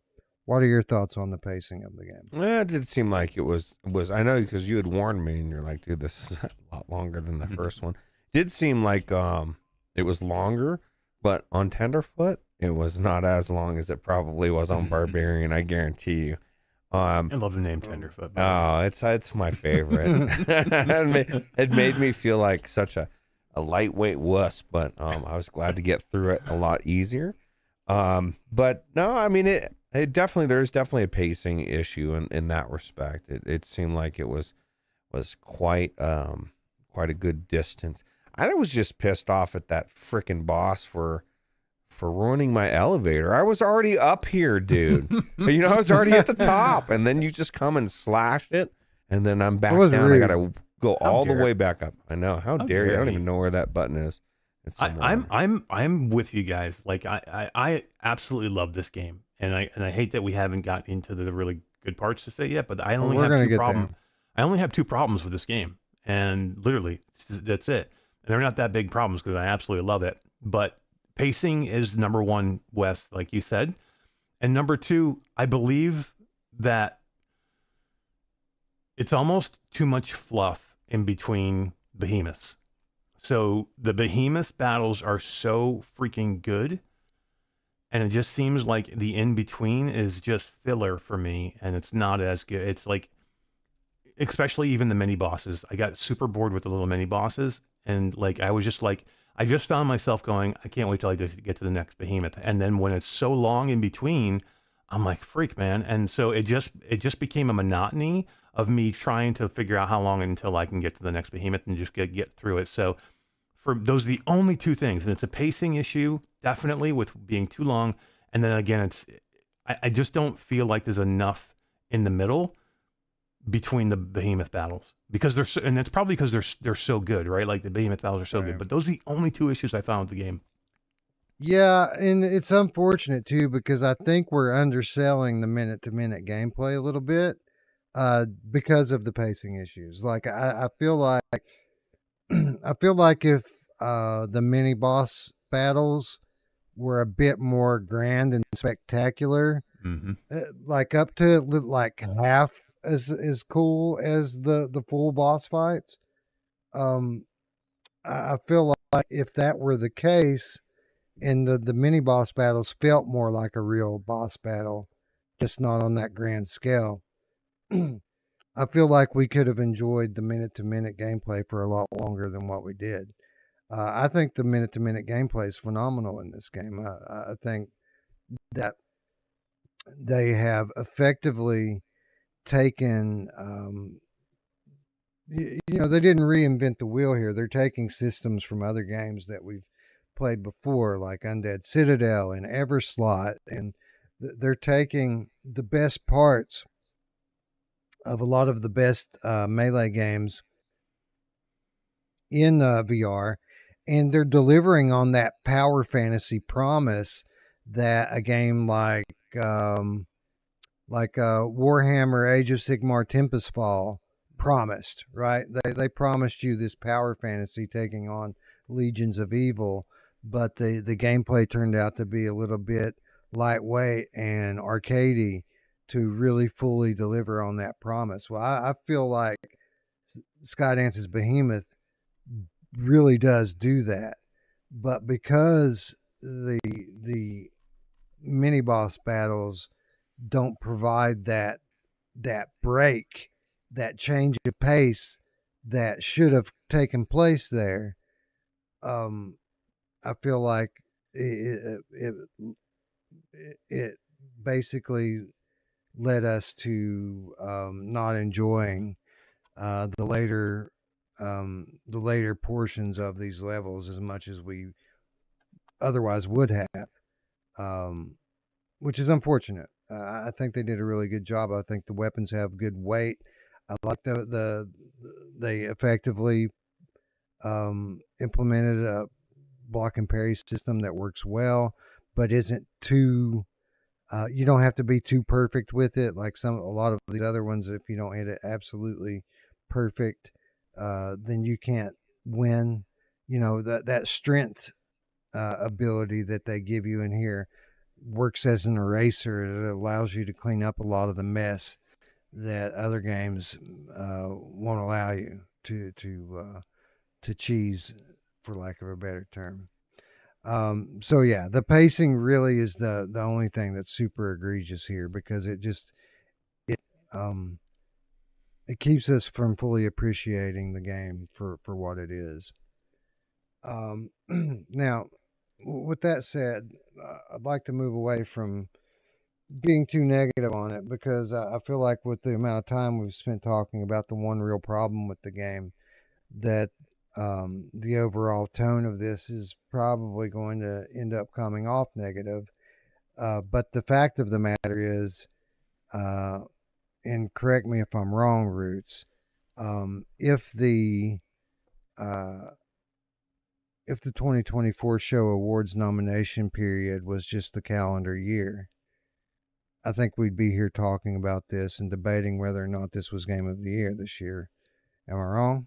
Oh, it's definitely would be a contender for Game of the Year for sure. Somebody was, I think it was Ardent. He was asking if it was more open world.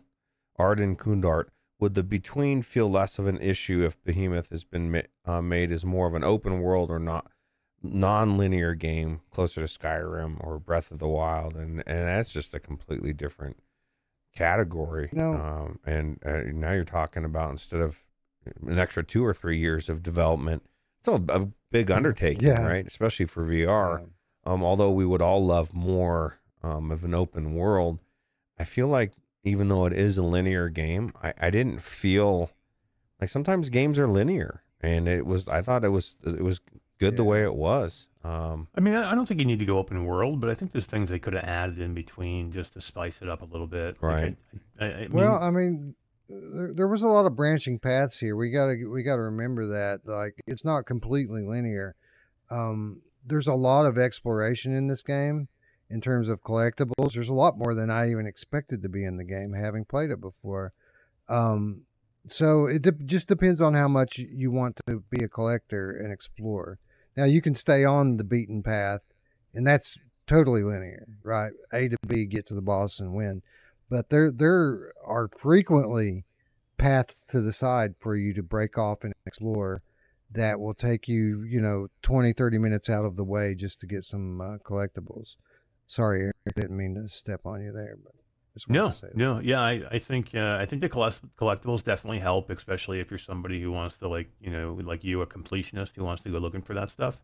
And I do like that there's progression here. That's the other thing too. Like, I'll talk about, like, I don't think that's talked about enough. I think too many games overlook progression, and weapon upgrading.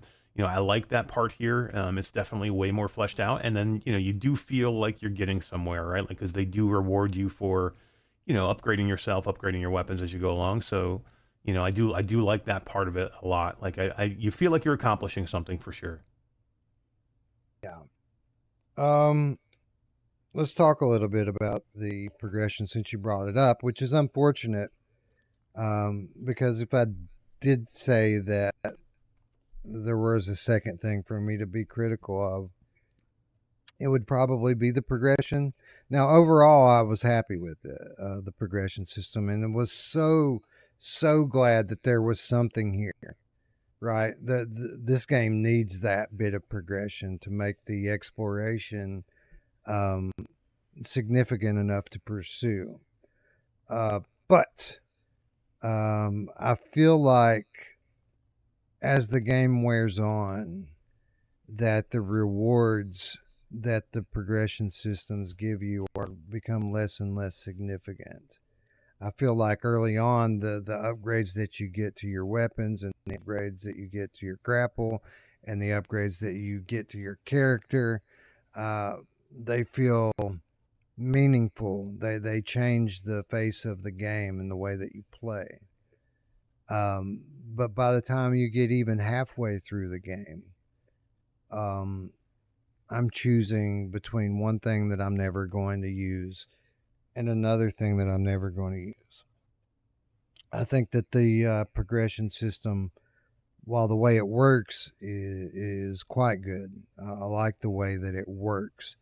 I think the Roots, that they probably could have put a little bit more time into thinking about what these later level upgrades should have been. And certainly, again, as someone who's playing on a higher difficulty level, I think that they could have come up with some ways for to make my hard gameplay more like normal or easy through the process of upgrading my weapons and abilities.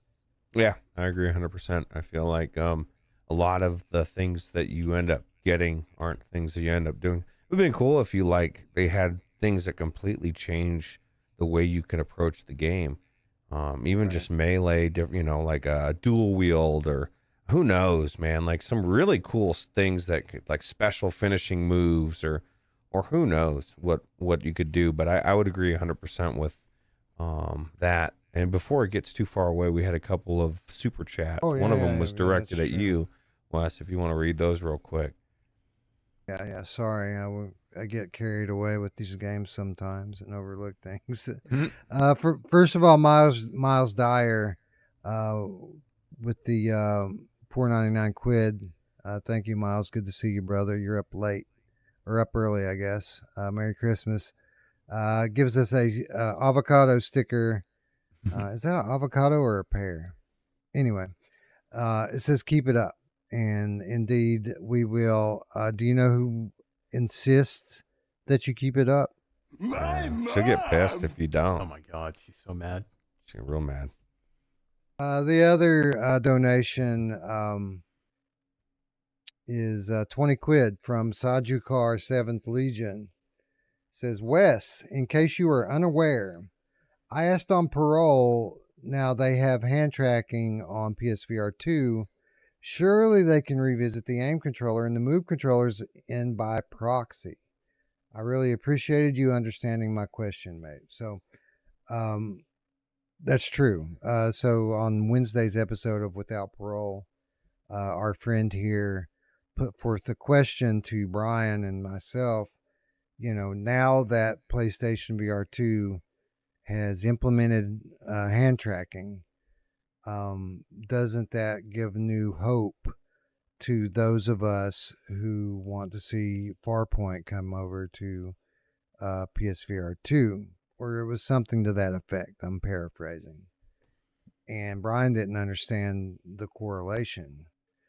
But to me, it's obvious. If the cameras and processing in the PSVR 2 system is good enough at visually tracking to be able to track hands, then by extension, it should easily be able to track colored light balls like the ones that were attached to the PSVR aim controller and also the PSVR move controllers.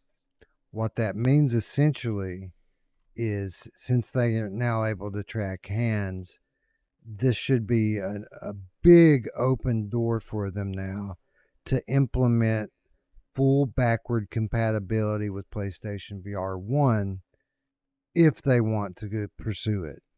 They absolutely can now, where they weren't able to before. They should be able to do it easily now. So I do think that there's some cause for renewed optimism based on that fact. The fact that not only are they clearly still working to innovate, like they just unlocked hand tracking. Like if they had given up on the platform and advancing it at all, they wouldn't even be working on hand tracking. But the fact that now that they've got hand tracking up and running,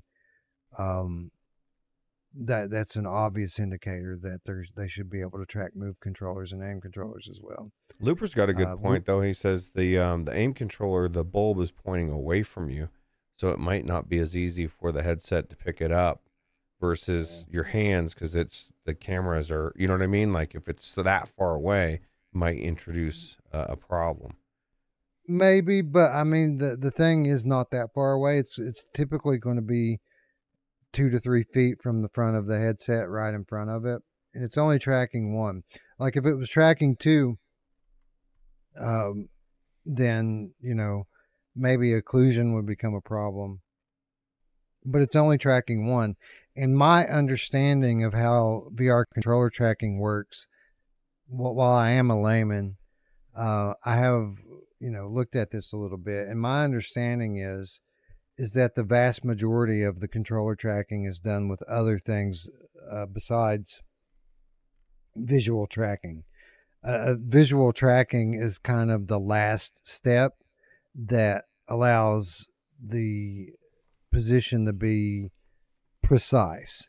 So it's that visual tracking is what tells your system that your hand is here instead of here, right?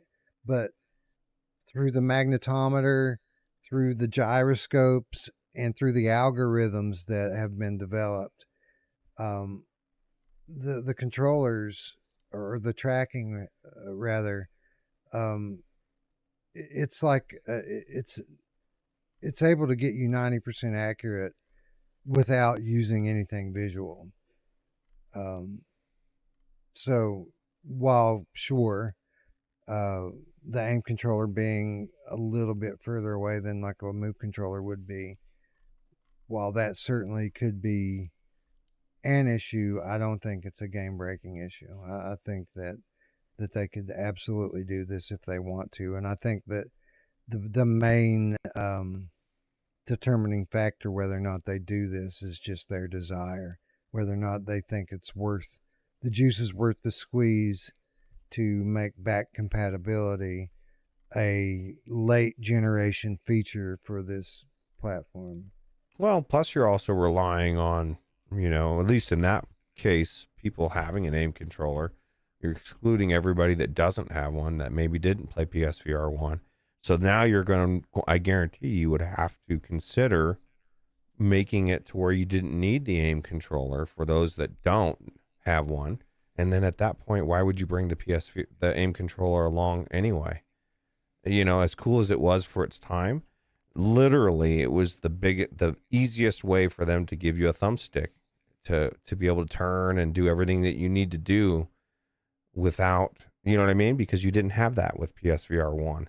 And now that you don't need it, I think you'd be better suited to just make it to where you could use your controllers and hold a virtual gun.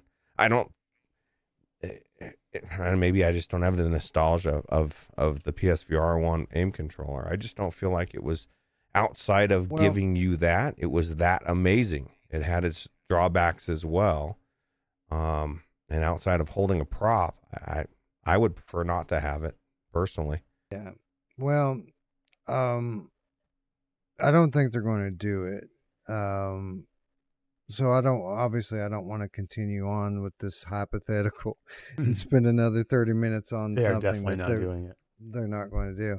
Nope. But I would say that more than just the aim controller itself, I think the big picture here is kind of what the promise would be. And that would be a one size fits all back compatibility that's for move controllers and aim controller. Like the idea is that they would be able to just turn this on through the hand tracking or the new controller tracking and just have all those games work without having to go remap everything to use the new controllers and the new peripherals and stuff. Anyway, it's not going to happen anyway, so it doesn't really matter. I think they've already shown that they're not interested in doing anything with the older games or any of the peripherals from the PlayStation VR 1. They just don't care. Which sucks because those are some of the best games in the VR catalog ever. For sure. Give them to us. Give them to Flat VR Studios. I'll do them right now. It would be amazing. Mm-hmm. But Evan Yabu's got a perfect point. Having a gun stock is nice, and I agree. I personally think a gun stock would be better than the aim controller. The problem is I use I've had gun stocks and I've had aim controllers, and I've used my aim controllers like 1,000-fold more than I've ever used a gun stock. And the reason why is because I can just pick up my aim controller and play, and using a gun stock is friction. Like I have to do things to make my controllers work with that. So I think there's a case to be made here for just having the peripheral that you can just pick up and use. Anyways, let's get back to Skydance's Behemoth so that we can hopefully at one point get on to our second topic. Yeah. All right. So we were talking about progression. Let me just I have one thing for the progression. So while I do agree with you, it does get less needed later on in the game. Two things didn't bother me because of that, because I actually didn't think that they would have it at all in there. Now, I don't know why I thought that, because of course it's in Walking Dead Saints and Sinners. I thought there was going to be just a basic battler and they wouldn't have any progression at all. I just had that feeling in my head. We asked them about this. Yeah. We asked them about it when we were there. No, I know, but I still was like, you know, a lot of things changed since that point. And That's true. And I had talked to them a couple of different times, and they had really they weren't sure a couple of different times, and I just really thought they were gonna move away from it. So I wasn't expecting it to be there. And I thought what was there was pretty good, especially early on. And a lot of games do this, where they give you good progression early on because you're so weak in the beginning, and then you don't need it as much in the end. So it is it's very common for these games to be an afterthought. I think I wish it was better. I'm not going to ding it too much on that fact. No. Where I will ding it is I wish that the weapons meant more, especially the mini boss weapons that you could. I wish they I wish they made more, I wish you got a sense of because it would have made those boss battles way more interesting if I'm I get this new badass weapon that I'm going to be able to use, and it's going to make a big difference for me moving forward, exactly. right? So and that's what I imagine didn't this. get. So imagine this. Excuse me. Had some orange juice and it keeps coming back on me to haunt me. So imagine that our home base, right, our castle, truly acts as a central base for us, right? And we have to come back there to do all of our progression and stuff, upgrade our weapons or what have you. But let's imagine that the levels, while all the same parts are still here, let's imagine that they're broken down into their own path. So instead of having 3 paths that all lead to a behemoth at the end, we have some broken down into more smaller paths. So this path leads to this mini boss, and that path leads to this mini boss. And then once you get through those 2 mini bosses, then you can get to the 3rd path, which takes you to that behemoth. Let's imagine it's structured like that now. But in order to be able to kill this mini boss over here, you have to have the weapon from that mini boss over there.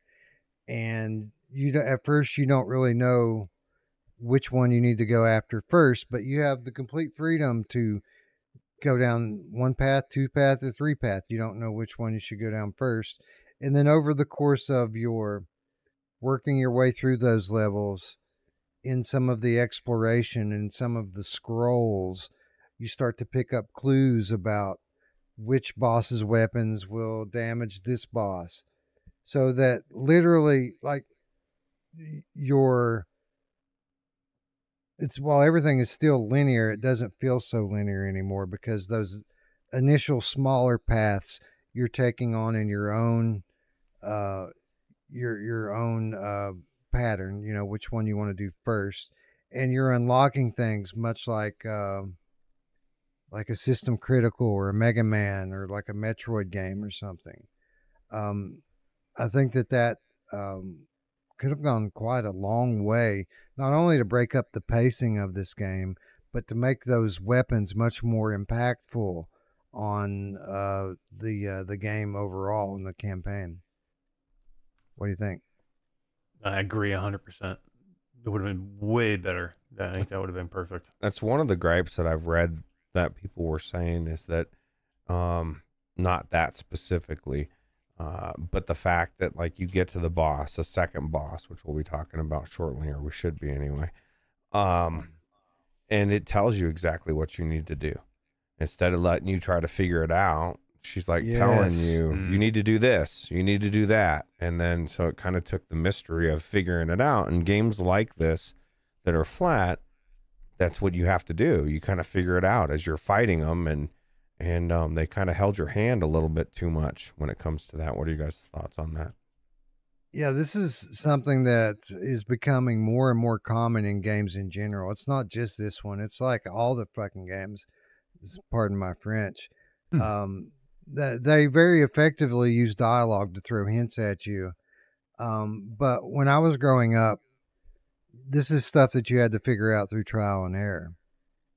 Now, I get why they're doing it, because trial and error can be a lot more frustrating in VR than on a flat screen, right? Especially a game like this, where typically there's, 90 seconds of gameplay between the save point and the place where you're trying to get to. So every time you die, you have to go through that same 90 seconds of dialogue and killing the same enemy and equipping the same weapon over and over and over again. That can be very annoying.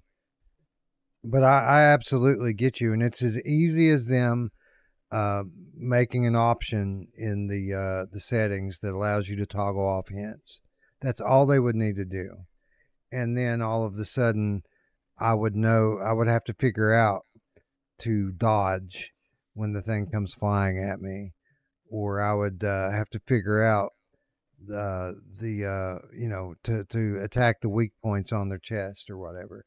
Which, by the way, all of that stuff I would have figured out pretty easily on my own, but I would have much rather preferred to had to have figured out on my own, that there would be no option, that I would have to figure it out on my own.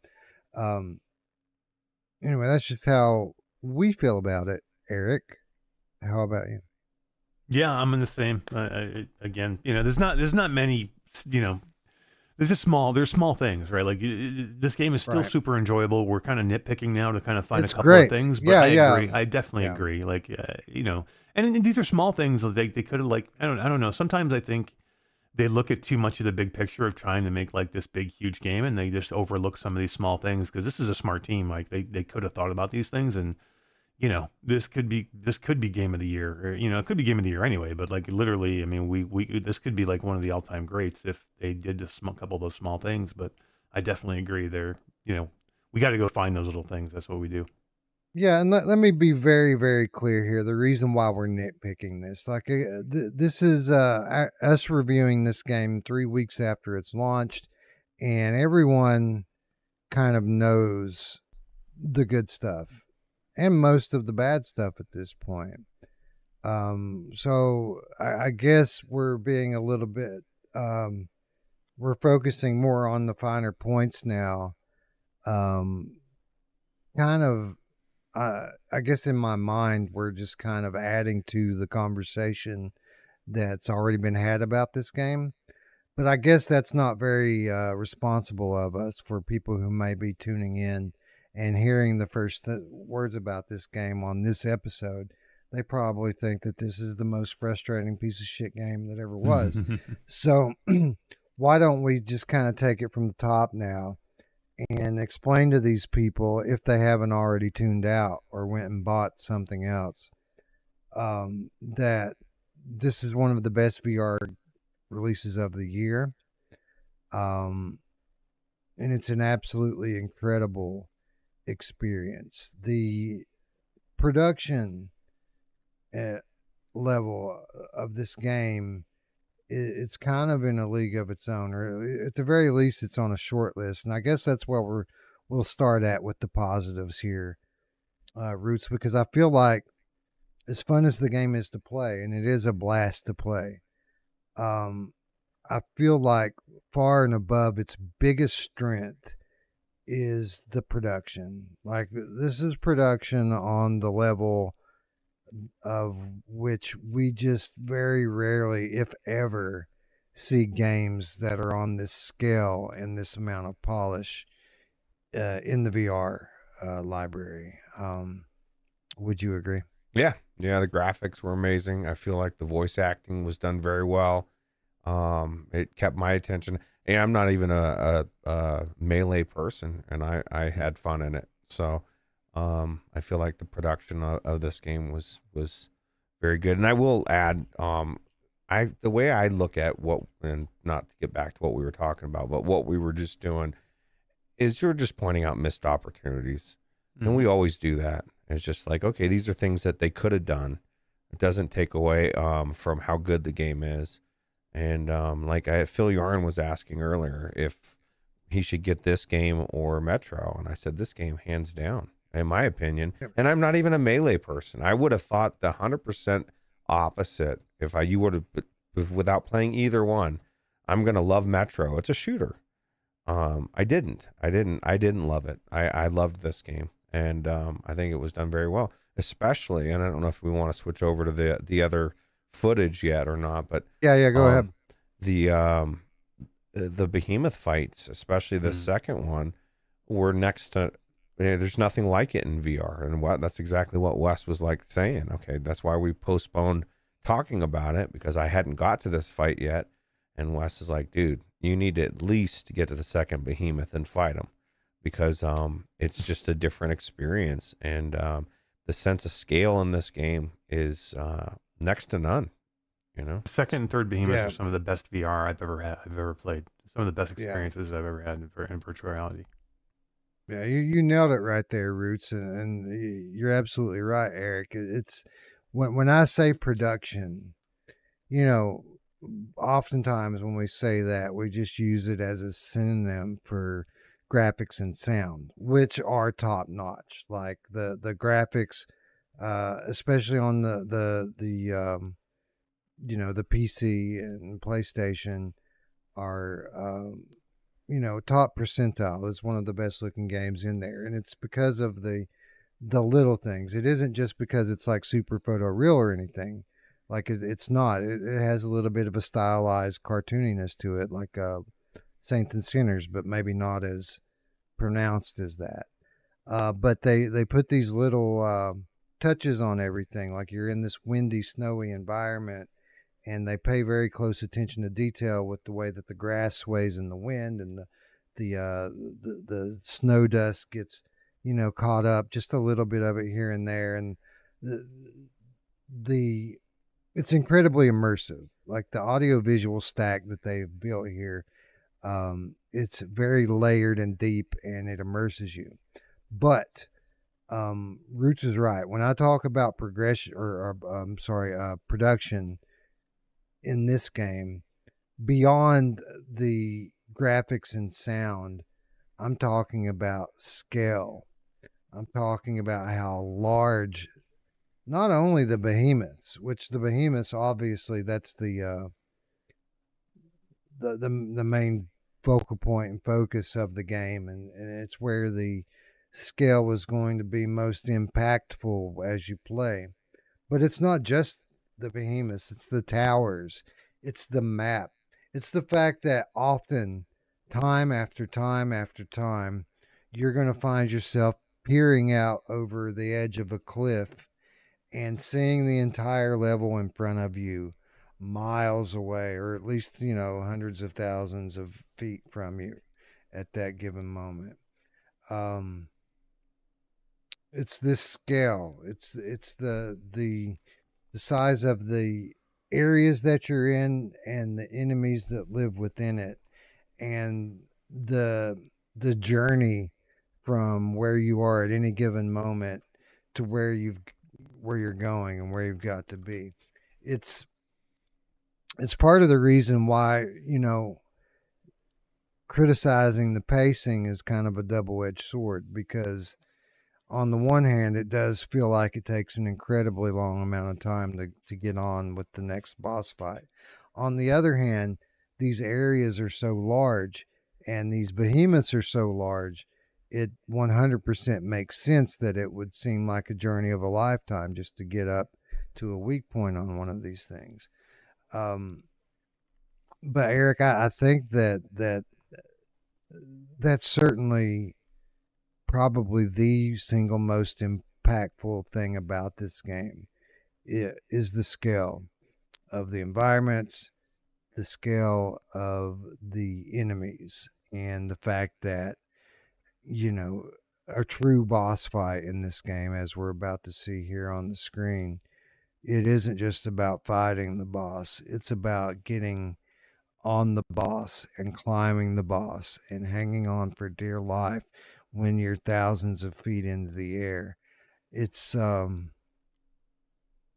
it takes advantages of the things about VR that affect people most frequently, especially new people.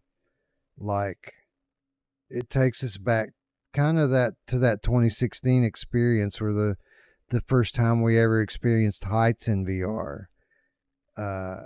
But, you know, not only is it taking us back to that, it's taking us there to the nth degree in ways that we've never done before. And I think that that is the primary reason that this is a special title. Would you agree with that statement?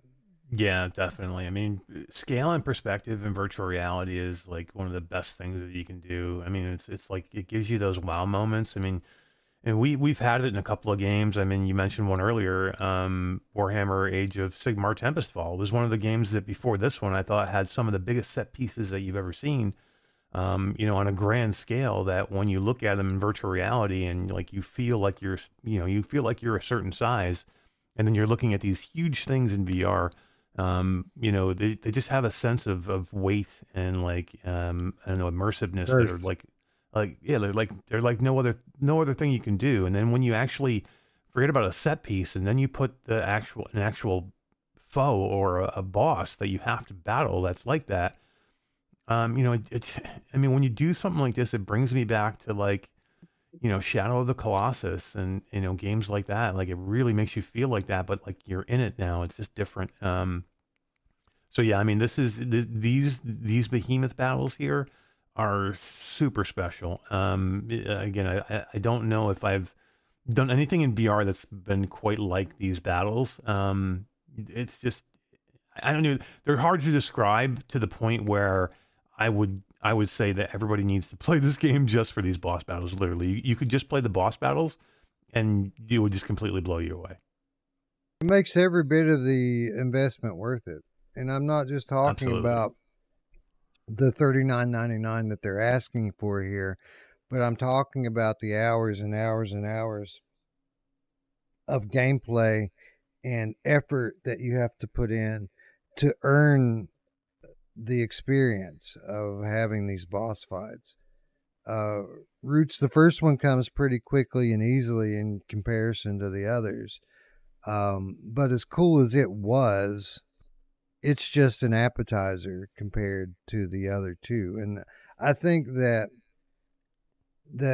speaks more about the game and these boss fights than anything else we can say. Is just if people consider the fact that we're telling people that they should spend $40 and 12 hours of their life to fight essentially two enemies in VR.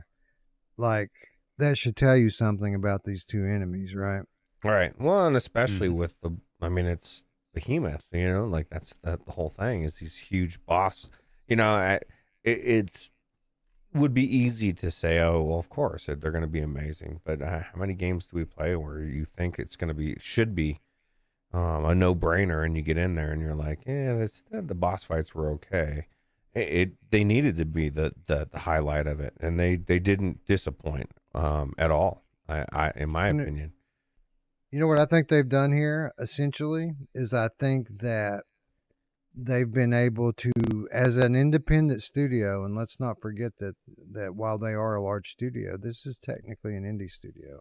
They're a well-funded large indie studio, but this isn't Sony, this isn't Meta, this isn't Microsoft, this is Skydance.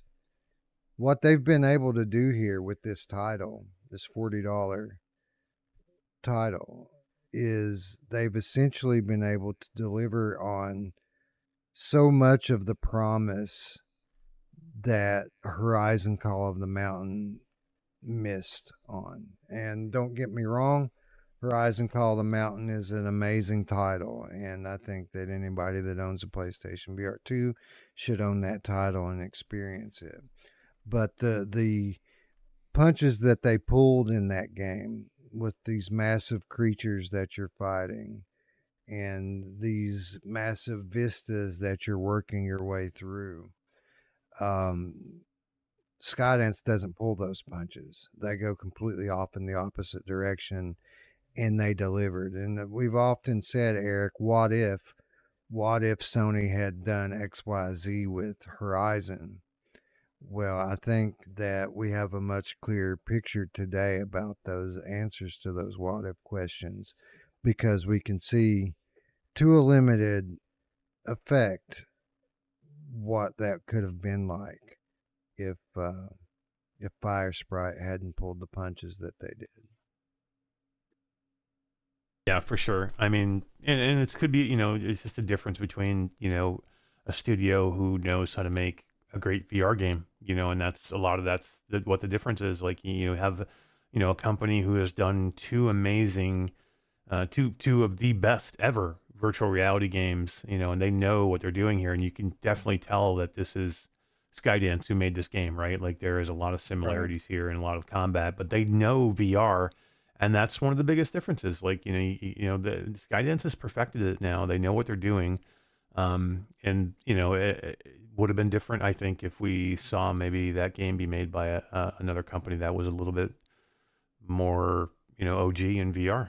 You know, that's... I don't think that that's necessarily the case. I mean, and I don't want to get off and do a whole treatise on Horizon here. I think that Horizon as the pack-in title for PSVR 2 was deliberately nerfed for new users. Yeah, no, don't get me wrong. I'm not saying Horizon's a bad title either. It's one of my favorite titles to play. I'm just saying this is quite different than what Horizon was, and there was a problem. A lot of people didn't like Horizon because it basically felt like it was an on-rails combat system. You know what I mean? Where this is not that completely. I mean, and there was a lot of things that they could have done differently there. They were scared. They held back. There was a lot of missed opportunities. They, you know, like just this fight alone, as you're flying around and you're hanging on to this thing, Call of the Mountain would have been afraid that new people, like Wes said, are going to get sick. And instead of catering to the VR crowd, they catered to the people they thought they were going to bring into VR. The hypothetical crowd. The hypothetical. That's what I call them. And you know, like, I say sink or swim, man. There's just people out there that are never going to be able to do VR without getting motion sickness any more than they're going to be able to drive in a fucking car without getting motion sickness. Why are we catering to those people? You know, that's just not your bag. I'm sorry. It's not your bag. And, you know, for those of us that don't get sick, we're going to enjoy flying around on the back of this thing. It was epic, you know? Mm-hmm. The truth of the matter is, and this is a realization that I've come to over the course of the last year to 2 years, and I've said it a couple of times, and maybe I'm getting repetitious with it, but I've come to the realization that I hope that the rest of the industry comes to sooner rather than later, and that is the fact that we're not going to break through into the mainstream overnight. It doesn't matter what we do. Right. It doesn't matter which games they bring over and how great that they are. It's not going to be an overnight thing. We're not going to break through to the mainstream overnight. It's going to be something that happens gradually over time. It is 100% inevitable. It is going to happen. But it's not going to happen overnight. So I think that the gaming studios specifically need to cater to the gamers that are here right now. Right. Instead of these hypothetical gamers. Now, obviously, you want to give those gamers their options, right? So that when they continue to trickle through the door, which they are doing and they will continue to do, they have the ability to play as comfortably as possible. And they're coming through the door at a slow enough rate right now to where most of them are going to have somebody with them to guide them. Like, people aren't just going and picking up VR headsets by themselves and trying them on and learning it. Most of the time, the people are getting in because they're being shown and taught by other people. So we don't have to put everything on default. You know, we don't have to make quick turning the default. We don't have to make vignettes the default. Just put that stuff in the options and let it live there. And don't make a multi-million-dollar VR game only to cut it off at the knees, instead of making it something that VR enthusiasts can love with 100% of their heart. Yeah. Yeah, cater to the Yeah. people that have brought it this far anyway. Yeah, you need to bring those people in all the time. I'm screaming about that, I think, more than anybody, but there's other ways to bring them in, and there's better ways than making games mediocre because you're afraid that people are going to get sick. And I think Call of the Mountain Horizon was or whatever, however you pronounce the damn game, was cool, but I feel like it was not even close to what I would have wanted out of it.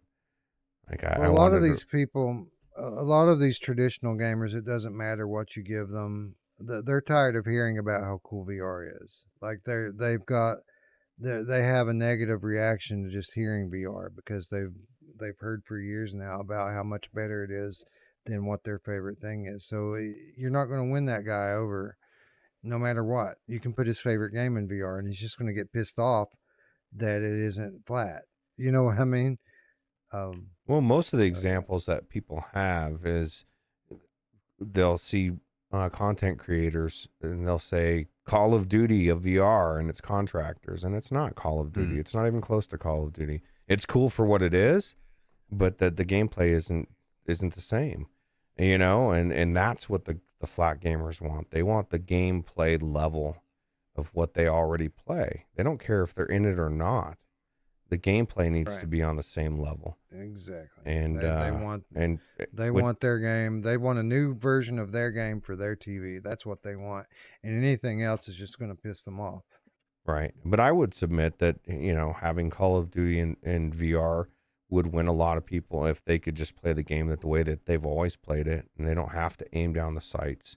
And the Call of Duty in VR isn't for the average gamer that has to be VR as F and aim down the sights. It's for those that want to have fast-paced action in a way that you don't experience in VR, where you Right. can drop your And- gun and all the weird jank that comes with VR.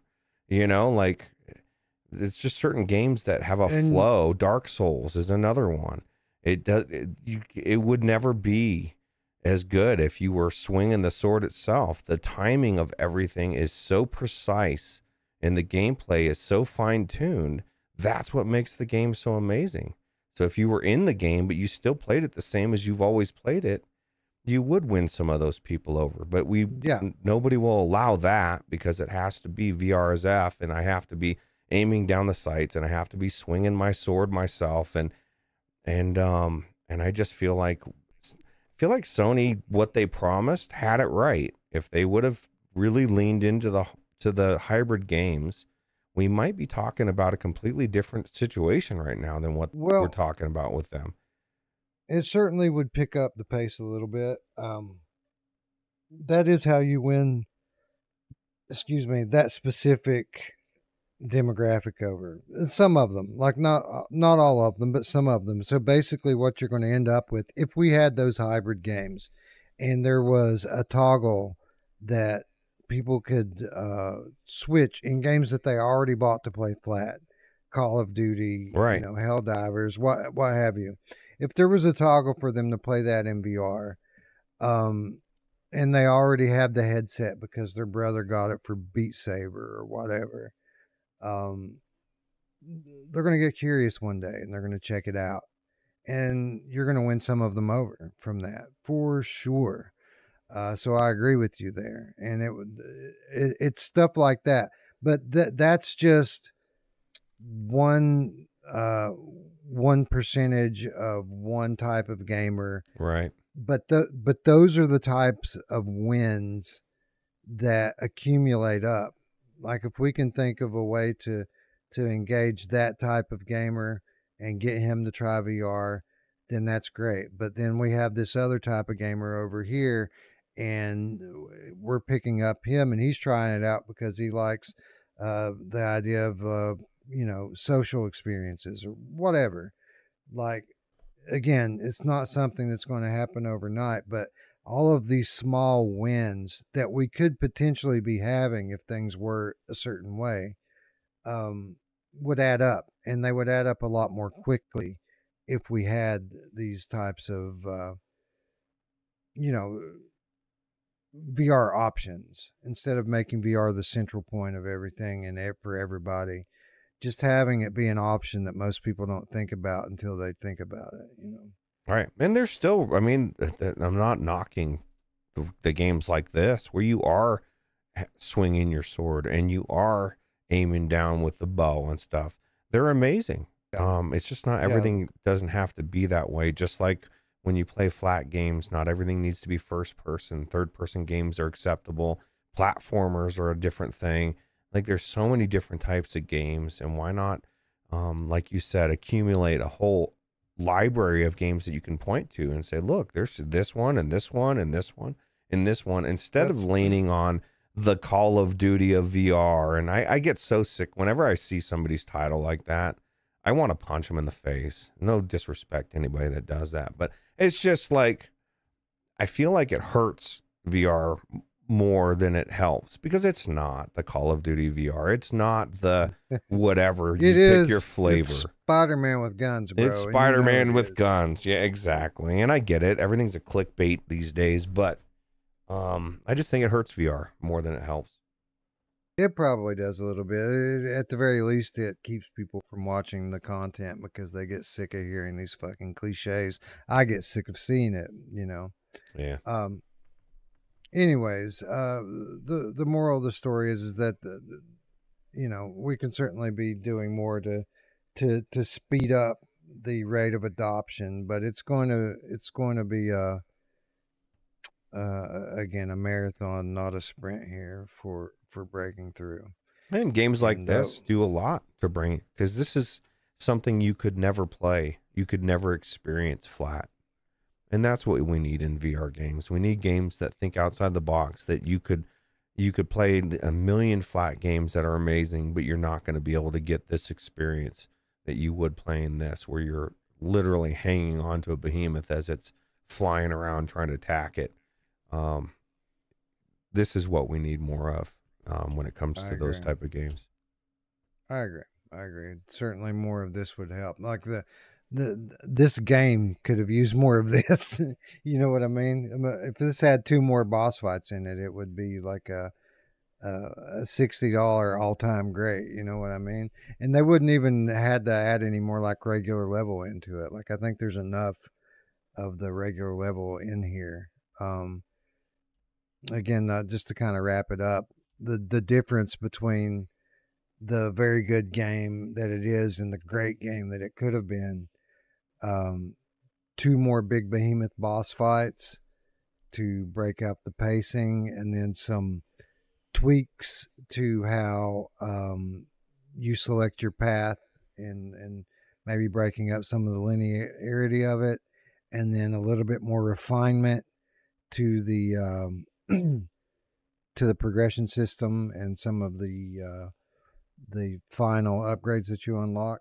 Again, relatively minor things, nitpicks in the big picture, but you know, I've currently got this game at a like 8.5, 9 out of 10, and it could have easily been a 9.5 or a 10 out of 10 if those things that we all kind of agreed on had been addressed in the ways that we mentioned. Well, there you go, Skydance. Right now, you should be working on Behemoth 2.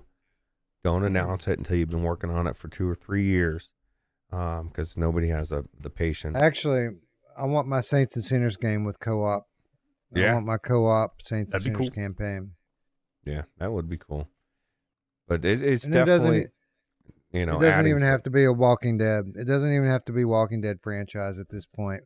Everyone trusts you, and they know if we get a zombie game from you, everyone knows what it is. It doesn't have to say Walking Dead on it. There's no Rick in there anyway, so. Yeah, that's the truth, man. It's like when you think of Walking Dead, you think of the main characters of the OG, not the spin-offs. Right. You know, I think like Walking Dead Onslaught when I think of. Oh yeah, I think of the red wave and standing in the smoke and Walker's got me. Yeah. Speaking of which, I think it's time that we finally let Survios live that down, because I mean that particular release was the culmination of a years-long journey, a years-long downward spiral to their studio almost becoming a joke or a punchline to the joke of VR enthusiasts everywhere. And, you know, on the one hand, I guess that's true, but on the other hand, it never really was that funny because it, you know, as many times as they've dropped the ball over the years, Eric, I think it's always been very evident that Survios as a studio has world-class talent. Like, while they're missing badly on a lot of the games they've put out in recent years, they're starting down the right path, and they had so much of it right. They're just missing one thing, you know, depending on which game you're talking about, what that one thing is. But they're missing that one thing so badly that it's making these games into something mediocre for a studio that we all know could do great things. So this month has brought us back to, or at least I feel like has the potential to bring Survios back to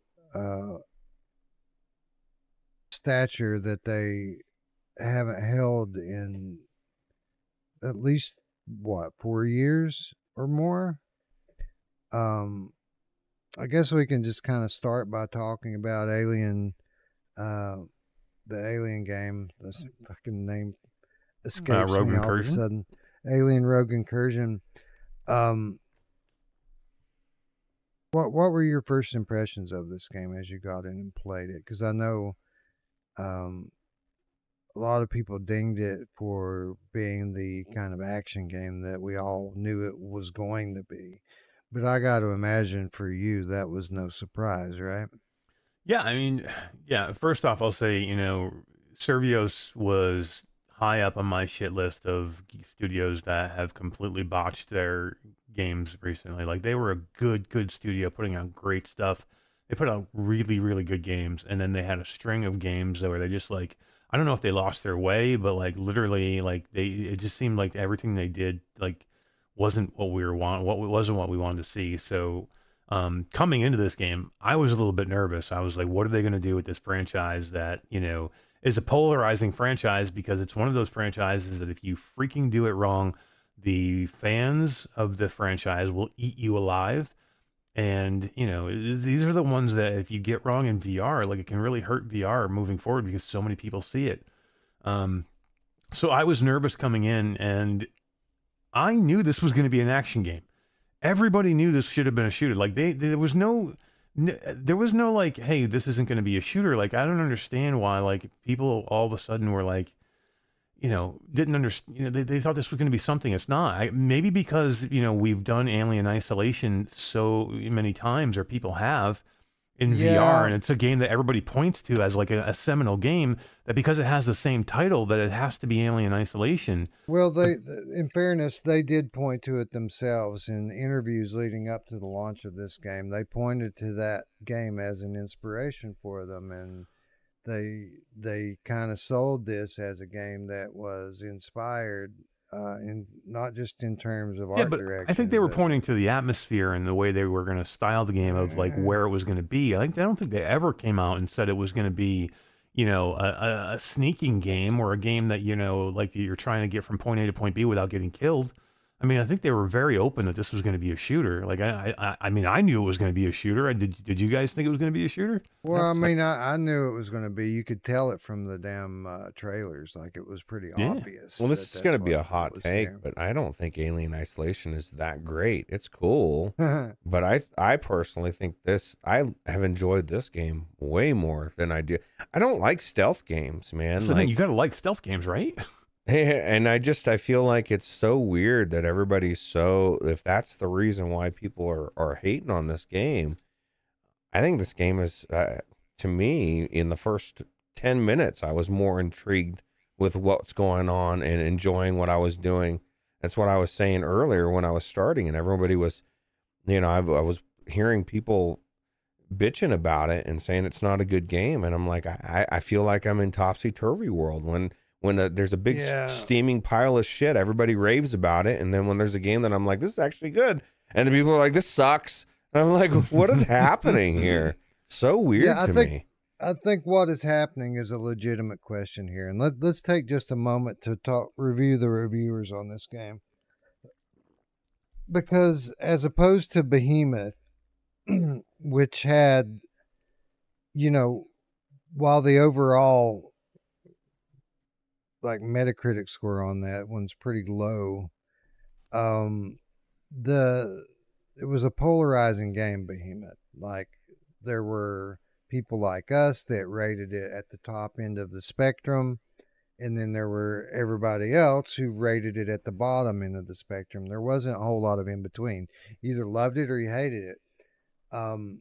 With Alien, I feel like people like us that really enjoyed this game and rate it pretty highly, we're much more the minority here than even with Behemoth.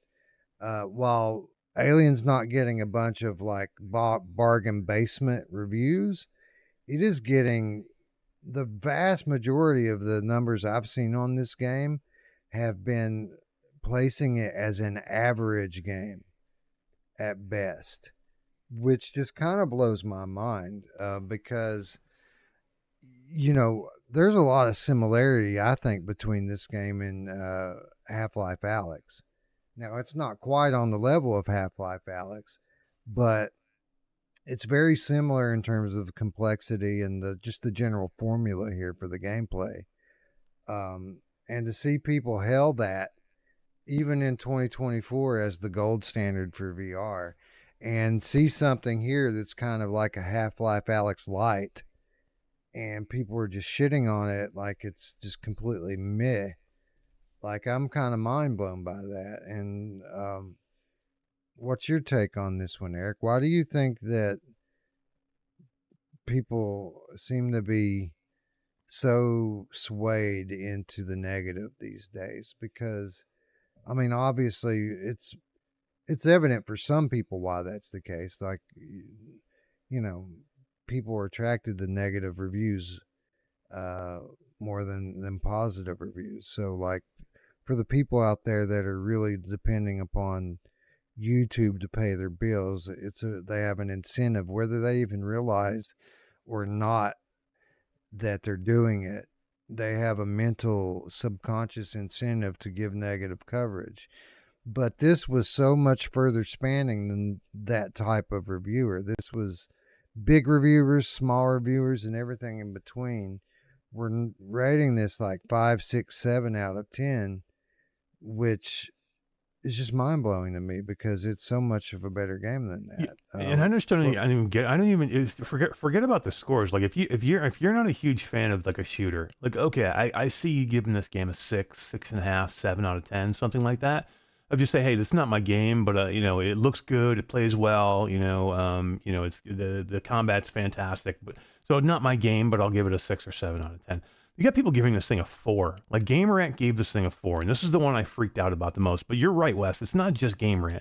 There's a lot of big sites out there and big influencers out there giving this a terrible score. Like, to me, 4 out of 10 is broken. If you give a game 4 out of 10, it better break down somewhere in the middle to where there's got to be something game breaking about it, because 4 out of 10 is like not wasting time on. Like, I would never go into a game that's 4 out of 10.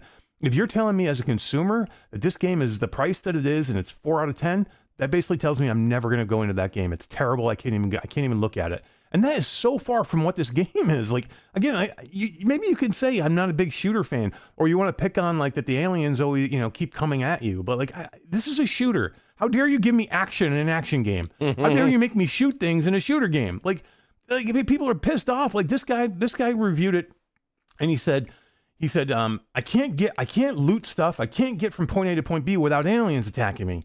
It's a fucking action game. Like, what are you looking for? Like, if you could just mosey on through the environment and solve every puzzle and get all the loot and get everything you need without the stress of an alien coming at you, what are we talking about here? Like, I don't get it. Like where do we go to where like a shooting game can't be a shooter? It has to be a walking sim. Like why does it have to be Alien Isolation? Because it has the name Alien in it? Like, Alien Isolation is a very different game.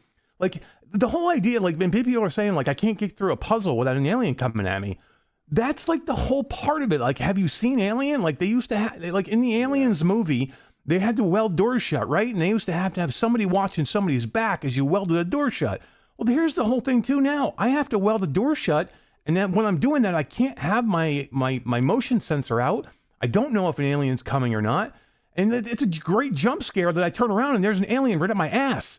You know, and I got to pull my pistol out to try and get it off me. And you know, it's great that he can, like, 3 hits will kill you here, because it makes the intensity so much more palpable. You can feel it, you can taste it. Like, give me a reason to be scared. Otherwise, what am I doing? I'm just walking from one point to another, solving one puzzle and not having to care about it. Like, this is an action game. Give me action. Yeah, and you know what? For the first couple of hours, the action is while it's true what they're saying, you know, it can be annoying when the things interrupt you during puzzle solving to have to stop and kill them. I think what was more annoying was the fact that they were so predictable early on in the game. Now, thankfully, that changes very quickly after the series that you're watching on the screen right now, which was, by the way, one of the more intense sequences I've experienced in VR all year long, was this part right here. It was awesome. It was great. But early on, it was kind of annoying to me just how predictable these things were. Like, at first, they would come at you one at a time. There's always audio cues that let you know that they were coming. And then after you get to a certain point in the story, then they start coming 2 at a time, every time. And again, it's almost like they're on a timer. They come that regularly, and always with audio cues to let you know that they're coming. And it was that kind of predictability and repetition was leading me down the path that if I had not taken more time to play this, I would have probably been more in line with a lot of what the reviews were. But after the point that you're seeing on the screen right now, this game changes completely. And just for the record, for those of you out there that are playing this or thinking about playing this game, this is about 2 hours into the gameplay. So it kind of goes back roots when we see all these guys kind of voicing my frustrations from the early parts of the game. It makes you wonder how many of them actually played 3 hours of the game before they gave their quote-unquote review. I don't think they did. I think they probably played the first 45 minutes to an hour, and then it made a lot of assumptions without trying to get into the game. And maybe it's a pacing thing. Maybe it took too long to get to the meat of what's going on. And Dee was saying that after you were saying to us in our chat, and I relayed it to her that it took 90 minutes to 2 hours to get to a really good scene. Maybe that's just that's too long for a lot of people. But fun though. Like I would have turned it off too. But like, I mean, literally everything I got, there was, again, maybe they were a little repetitive, or they got to be like, they gave you too many cues. But still, the action was good. The acting, the acting is good. The weapons are great. Like, this is a good shooter. Like, there's a lot of good stuff here, and like the story. Yeah, the story's what fantastic. pulled me through. The atmosphere is great. The environments are cool. Like, I thought the puzzles were a little easy, but I mean, like, it's not a puzzle game. Like, so they put them in there just to give you something to do in between, some of the action and to make those intense moments. But like, I thought there was enough here at least to pull me along. Like, if I didn't know that it gets better at a certain point, I still would have pushed through, because I thought it was I thought it was good enough to pull me through. I've almost beat this whole game within a couple of days. So. Yeah, the game was fun from the start. So don't get me wrong. It's just that I don't know. I want to say 45 minutes to an hour in, when the game, the action parts of the game become more predictable. that gets momentarily aggravating. Now, with that said, while this is an action game, it is also a single-player, story-driven experience. And for me, what really pulled me through those early repetitive stages of the game was the story itself. Now, a lot of it's told through narration, voice acting between your character and the Davis AI that's assisting you. But the most of the finer points of the story in this game are told through text that you read as you hack into these computers, these computer terminals that are found throughout the game. You get a whole lot of context to really break down the narrative that the voices are setting up for you. So isn't that part of the problem? I think a lot of people don't have attention span, myself included, to read that shit. Wes is big on reading everything, right? And so you probably were well more aware of what everything was going on. Maybe a little bit more voice acting, reading it off or something, or I don't know. I just feel like maybe a lot of people just skipped right through most of that text. They were and pretty. Didn't read they were it. pretty good though, because I normally am the same way that you are, Roots. Like I don't like. I know Wes does, but I normally, you know me, I hate reading in VR. But I thought the messages were pretty good, like to like keep me. they were very good. Yeah, like so I Because read through most of them too. Because what they are essentially is emails. You're basically reading through people's email inboxes, and they're so well done that there are full character progression arcs that are taking place. If you read all of them, you're becoming familiar with characters and personalities that don't ever actually even appear in the game at all, but have an impact on the story. It allows you to understand why things happened on this station the way that they happen. Ways that I don't think that you would understand it otherwise if you didn't read these things.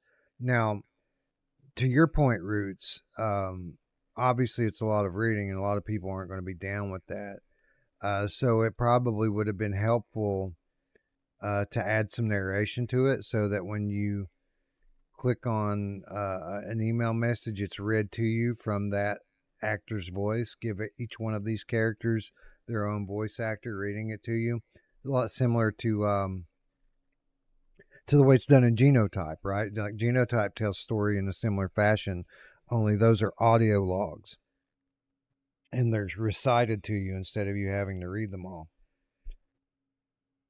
I think they absolutely could have done something like that, and it probably would have helped along a lot more of these people that are just not likely to stop and read. And I watched people play this game, and I wanted to pull my hair out at the way that they were just running through everything, not even stopping to look at the environment and take it in, let alone, try to pick up bits of ammunition and story as they're dropped along the way.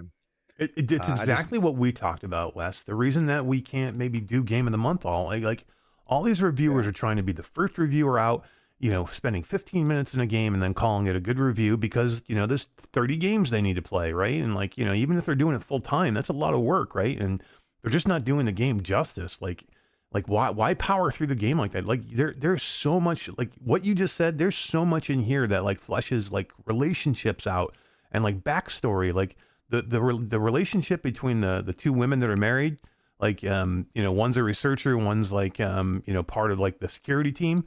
I mean, that they flesh out that whole backstory, and then you end up finding the bodies of one of them, later on, which is, it's like, you're already invested in that story. So when I found her, like, I was like, wow, that's like an emotional moment at that point. And then when you hear, she does do an audio tape later, and you hear her voice, and you hear her like apologizing and like, saying her last goodbyes. I mean, that has impact for me. And if you don't read any of that and you just power through the game, you're doing an injustice to what they try to do here. Like they put a lot of time and effort into that story, and most people just blew it apart because they have to be the first ones out for the review. I feel guilty now. Not because I wanted to be the first one through. I just didn't. Yeah. I didn't read. I read a few of them in the beginning, and some of them just didn't. It was like they're explaining stuff that I didn't care about, and so I just kind of skipped over most of them. And now I feel like I missed the overarching story. I can't be the only one, right? Like that isn't, like Wes said, down for reading. I don't mind reading. I just feel like the first couple were just kind of stuff that I didn't care about, and I just wanted to get to some more action. I guess I was one of the rare people that enjoyed the action in this game. And I think one of the biggest things that I saw people griping about, and it's kind of funny because I get it to some extent, but I don't in some levels. They were griping about this being part 1 and now having a part 2. But what's the alternative? Clearly, they weren't ready to release the second part of the game. Maybe they decided to break it up to charge more, but more likely the first part was polished and ready to go, and the second part wasn't. So what's the alternative? Releasing a second half that's shit? Or would we rather wait for a second part? I think a lot of the criticism of the part 1 thing isn't the fact that there's going to be a part 2. I don't think anybody really has a problem with that. I think what most people are criticizing is the way that they revealed that. They just kind of told you right off the top that this is part 1, where I think most people would have preferred to have played through the game and then at the end of it have it tell you to be continued. And I think a lot of people felt like that part 1 was a bit of a spoiler in some aspects, and it made a lot of people worry that maybe the game's going to be too short, and that's why they're putting part 1 on it. And that's not the case. You know, this is a 10-hour campaign, which is pretty standard for a good VR game these days. Well, it definitely would be broken up into 2 parts. Typically, if you had a 2-parter, 10 hours would be both, not 1. So, I don't know. I was baffled, and because I didn't watch anybody's reviews, I don't really care what other people think about games. I honestly don't. I just have my opinion on it, and I was baffled to hear that people were tearing this thing down and whatever, because it was completely opposite of my experience, even lacking the knowledge of what was going on. The action was cool. I got to wear cool hats. You know, you can wear the hats. That's true. Yeah. This is the thing. People think that that's kind of ridiculous. Oh, you know, but there's certain things that in VR, especially, you're curious about. Am I going to be able to wear this? Like the developers need to think outside the box and think, okay, somebody's going to want to wear this hat. We need to make sure that they can wear them. And the little things are what makes a game, gives that extra bit to it. And yes, it's just a hat, but I feel like that this game did that in a lot of different ways. And did you I'm try the like glasses? Like I keep seeing these sunglasses laying around. I haven't tried them on yet. Oh, you know what? I did not try to. It's dark enough in there. It's scary. They have like these Joe Biden sunglasses sitting around on the desk everywhere. I'll try that's the other thing too, is like the scary part of this. There's like there's so many games where you have weapons and they just are not as scary, right? Like that's why a lot of games, like we've all been through these games where you don't get a weapon. Like Alien Isolation is like that. Like you get a lot of the fear and fright there because you can't defend yourself. So sometimes when you get these shooters and you have like, you know, you right from the bat, or off the bat, you get your pulse rifle and you have, you know, this Magnum on your belt. So there's a tendency not to have any fear or jump scares because you can defend yourself right away. But you combat that by atmosphere and music and, you know, and you know, intense situations and the fact that you can die super quick. And then this is one of the ones I was going to tell you earlier, Wes. I went through and I played this on survivor mode early on, and it's fucking hard. If you play this thing on survivor mode, there's almost no ammo anywhere. It's like super, and it's double. There's like, it seems like there's double the aliens. Wow. So I played this. There are definitely 4 difficulty levels on this one. I don't remember what any of them are called, but I played this on the 3rd out of 4. So it's hard. It's not the hardest, but it's one above normal. And I think the biggest, which I never played it on normal, so I can't point to X versus Y as being the difference. But I think the most challenging thing about it for me has been keeping ammo. This is one of the rare occasions in a modern VR game where I've put it up on hard and it actually has done what it's supposed to do and make it hard for you to keep ammo, which is pretty awesome. Yeah. No, I like that they put the challenge in there, like, because it made it seriously hard. Like, and again, if these reviewers were, playing it on something other than easy, most likely, they would have seen way more challenge here. Like, because this game gets, literally from some of these if you're, especially on Survivor, 2 hits from an alien, you're dead. That's at full health. Like, so if they jump on you and they hit you, and before you can get them off of you, with enough weapon or with the magnum shot to the head, you're dead. Like, you're literally dead. There's no chance of surviving. So, like, and I like that they don't put you right back to where you are originally. They make you go back to a save point. So there's like penalties for dying. Like, and there was so many times I'm using stims like crazy, trying to just stay alive so I don't have to go back to a checkpoint that's way back. And I'm like, holy crap, I have to go way back there. Too many games now are made way too easy to where you die, you continue right from where you died from. All right.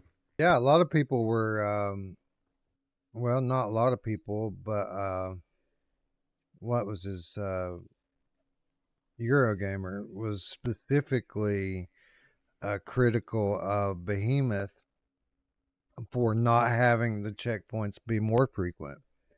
And like, it made me wonder aloud when I played Alien, and there's certainly a lot less frequent in Alien than they were in Behemoth. Like, there's no autosaves whatsoever. It's all manual set. Well, I won't say that. There are a limited number of autosaves, but it's 95% manual saves, and they're not on your beaten path that you just happen to be passing every time that you go into a room. You have to, it's like Resident Evil, right? Where you have to know where the typewriters are and walk back to them to be able to save. Anyways, I'm kind of getting off on a tangent here. So, okay, I think we've established here what this game is. This is an action shooter game with a pretty strong horror vibe. I think without trying too hard that there's a bit of a retro feel to this game. I don't know if you guys noticed this or not, but I think that adds to the atmosphere a lot, that some of this technology seems, from 30 years ago, whether it be the large monitors inside these workstations, some of the large buttons and lights on them, or the floppy disks that you're putting into your gigantic PDA that you carry around with you everywhere. Eric, I found that these sorts of things added quite a bit of charm to the game without being too overt. I agree, because I got very much Doom vibes from this. Like, if you've played through like Doom 3 and having your data pad and reading all these emails and like having like fully stories fleshed out in some of those emails, and then having like that over the top, like, again, like exactly everything that you're just talking about. I got those vibes from playing this. Like, I very much felt like a Doom game for me, which I love. So I mean, that's why I probably like this game so much, because it just feels a lot like that. Yeah, Roots, I feel like, kind of a broken record from a lot of things we said about Behemoth. But I don't feel like they particularly, rewrote the book on anything here. Like, this is all pretty standard gaming stuff. They just executed well on it, which I think is a pretty profound approach for a studio that was in the position that Survios was in, where they continued to, build the foundation for a good game, but drop the ball in some fundamental ways. Right. So the way that they've dealt with that now is taking a step back and building a game that is, again, just basically executing on proven proven gameplay loops and proven systems that have been used in games time and time again before. These are things that always have worked in the past, and instead of trying to come up with you know, the next big thing, the next like crazy concept and pushing the envelope, you know, they've left that for the next title. This title, to reestablish themselves, they've basically just moved back into their comfort area and delivered a polished product that executes in all of the ways that it should. I mean, this is a fun, narrative-driven action shooter that scares you when it's supposed to scare you, and gets intense battle when there's supposed to be an intense battle, and tells a good story throughout, which again, for someone like me, that's the most important thing about a game like this, is that they're immersing you in the world and in the story and keeping your attention from start to finish. Absolutely. And here's the thing about those gameplay loops. The flat gaming industry, or just those in general, they've spent decades figuring out what works, what doesn't work. And in my opinion, if you're going to make something new, it needs to actually be better.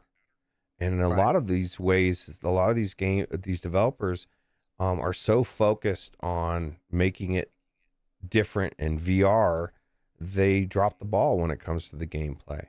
And I don't know, I'm kind of weird this way, but I think the gameplay is, being that it's a game, is number one. Like, the game has to be fun. It has to flow. And I'll tell you one example of this, and it probably drives some of the VRSF crowd crazy.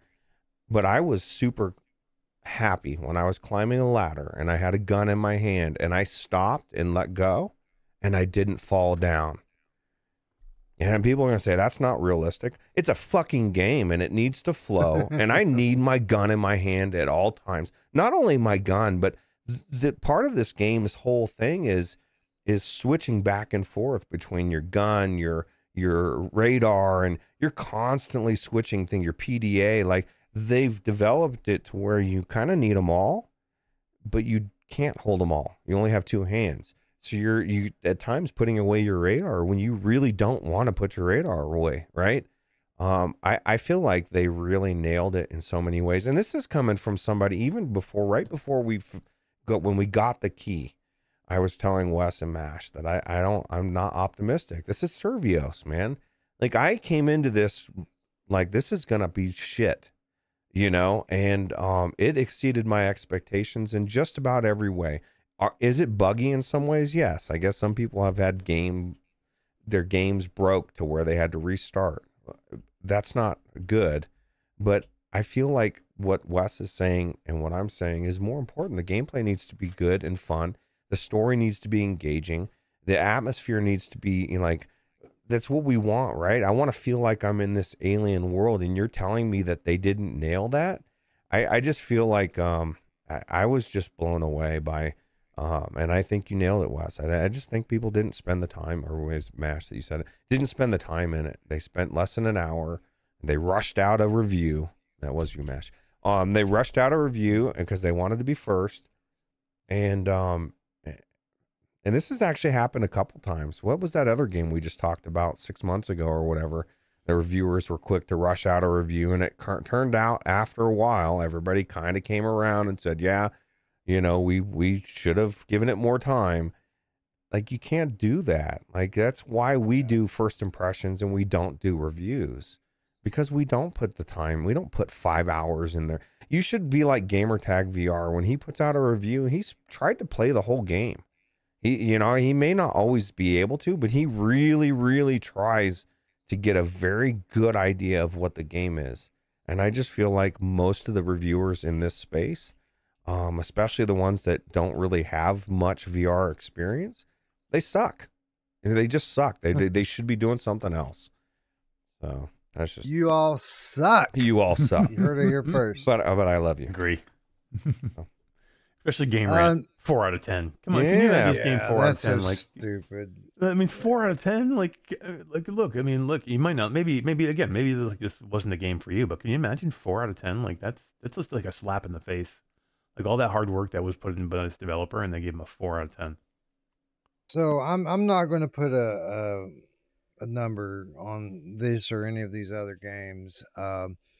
And I am going to wrap this up in just a minute by nitpicking a little bit and pointing out the areas where I think they could have done better. But I'll say this in general about how I would score these games if I were scoring them. Metro VR, Awakening, Skydance's Behemoth, Alien, Rogue Incursion. Is that what you said it was? Eric, Yes. Rogue Incursion. Yep. Why is that so hard to remember? I'm the same way. I'm like, I always want to call it Aliens. It's a lot for a title, right? It's like 3 words for a title. Those 3 games that have come out in the last 8 weeks or so, you can order them in whatever order that you like. And some people are going to say they like one more than the other. Or some people are going to say they like the other more than this one. What I would say is this, that within about 1.5 points, all of these games are grouped. I think that they're all in a very similar level of quality and polish. And I think that they're all among the best titles that came out in VR this year. I would recommend every one of them at the price that they're asking for them, with the exceptions being platform specific. On certain games, you might have an issue on one platform that makes you want to avoid it, getting it on that platform or what have you. But I think if we're talking about these games at their best version, which is either going to be PC or PlayStation in every case, I think that these are all very similar in terms of quality, and I recommend all of them. Definitely, they did the Alien franchise proud here. Like again, like there's so many things that could have gone wrong here for Survios, right? And I think they did I think they did a really good job. So like it just sucks that people have decided to review it this way for them. You know what I mean? Because maybe Survios is like, well, fuck this. I don't want to do this anymore. Like, we put shit games out, and, we get killed, and then we put a great game out, put a lot into it. We think it's a really good game. We get killed and we can't win here. So, yeah, kind of sucks, but I think they did a really good job. Yeah, it does suck. Yeah, I think it sucks for them because like you mentioned, this was kind of their last shot at, keeping their place in the industry as one of the top studios. Like a few years ago, like Survios was at the top of the list in terms of like the indie studios that were premier VR studios. In the years since, we've seen Vertigo games and In Dreams, Resolution games, and Fast Travel games all kind of stake their claim on the industry as the premier, and we've seen Survios kind of falling off and risking, becoming a B tier studio. Like, well, I don't want to throw any other studios under the bus because many of those B tier studios are on their way up and on their way to becoming A tier studios. So I don't want to throw any shade at any of those. But Survios was very much risking permanent placement in the B level, and then maybe even down on the C level if they keep it up. And then they deliver a game like this one, which is a great game, and they don't get the credit they deserve for it. And it doesn't shock me from mainstream reviewers, Right. Mainstream flat game reviewers. They always take their opportunities whenever they can to shit on a franchise that chose VR instead of flat. The Alien franchise decided it was going to go put a VR game out instead of a new Alien Isolation or whatever. And these reviewers never fail to take the opportunity to punish these developers and these producers for doing that. makes me sick, but it's not surprising. What is surprising to me, to an extent, and more alarming to me, is the willingness of people within our circle, people who are supposed to be championing VR and VR games, and we're supposed to be putting the exceptional games on a pedestal, but instead these people choose to be overly critical for whatever reason, be that the clickbait effect that is associated with doing negative reviews, or whether it be the fact that they want to be viewed as someone who is tough and honest to their viewers and tells it how it is, even to the point of destroying games and criticizing them in areas where they don't deserve it. It's harmful to the industry. It's harmful to these studios, especially in a situation like this where we just laid out why this was such an important release for Servios, and why I feel like these people who have influence inside of our industry taking the opportunity to knock Servios down a peg, kick them while they've been down for years, and tell people not to buy a game that more than likely they would enjoy if they did buy it. It makes me sick and it pisses me off.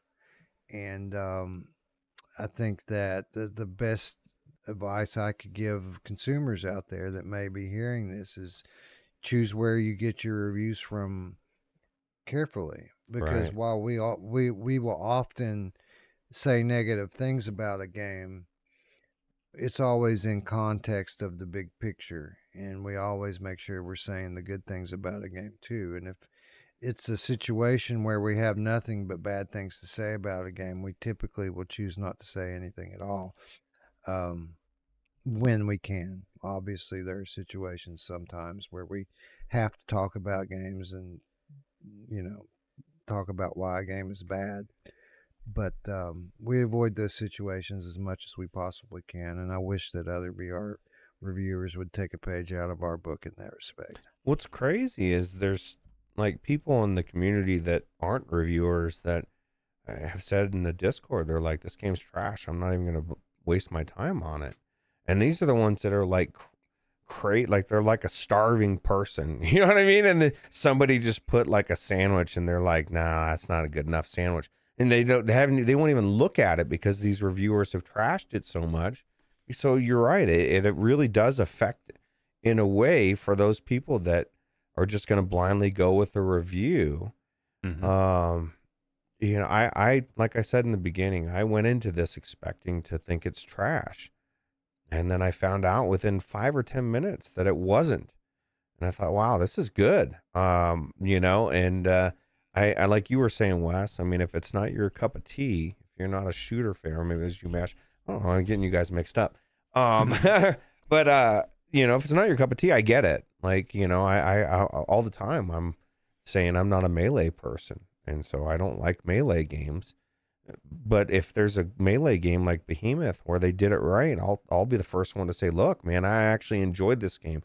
And I kind of feel like that means more in a sense from somebody that genuinely doesn't like Melee games to say, okay, this one was done right. I feel like this one was done right. I love shooters. I didn't like Metro personally. I just didn't. I didn't like a lot of the VR-ness of it, the light. We went through all the different things that I didn't like about it. But I also was willing to say that, look, I get if people like it because it's their jam.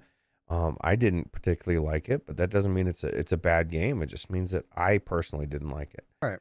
And there's nothing wrong with having differences in opinion. So let me be very clear about that. That's not what I'm railing on against. It's what I think more than anything that I'm advocating against right now in the context of this conversation is prominent reviewers from inside the VR bubble that grade games on a moving scale and hold double standards. And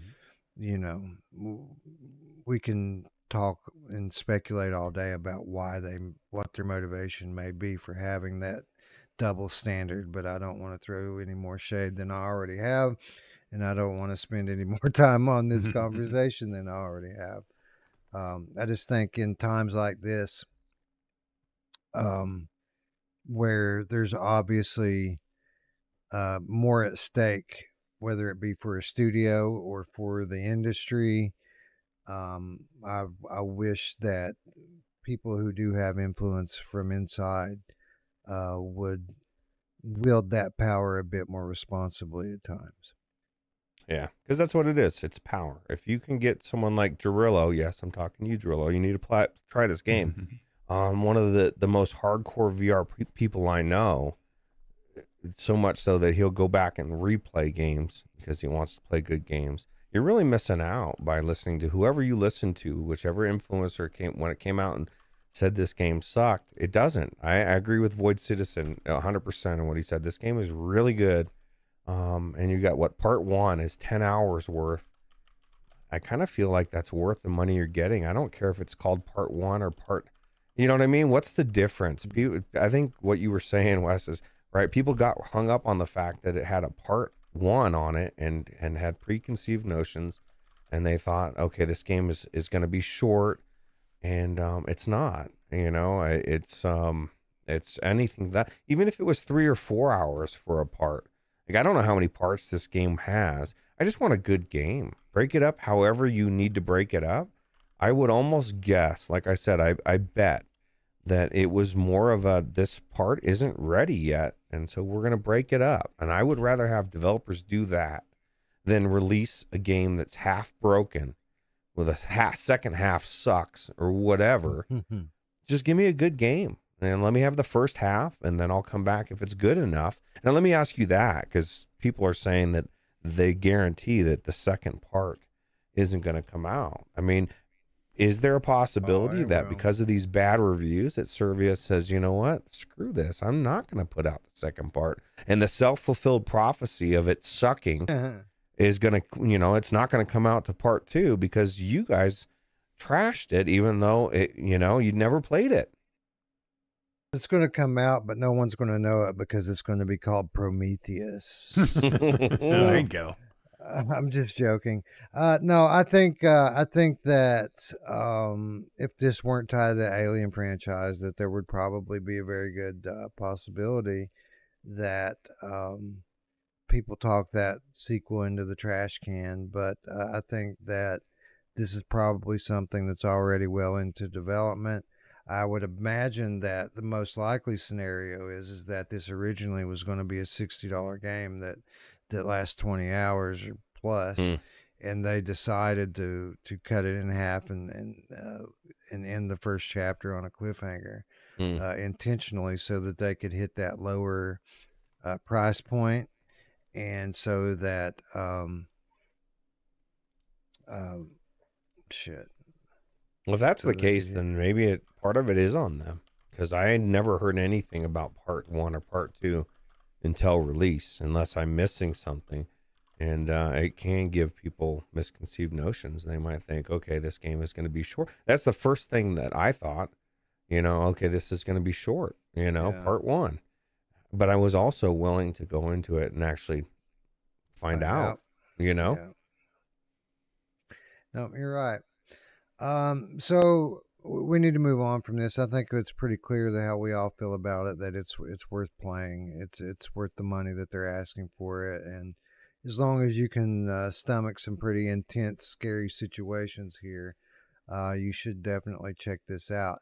But like I said before, it's not all sunshine and rainbows, and we can't just gloss over the bad stuff and only talk about the good stuff. Although I would say that the vast majority of the sentiment about this game, from my perspective, is positive.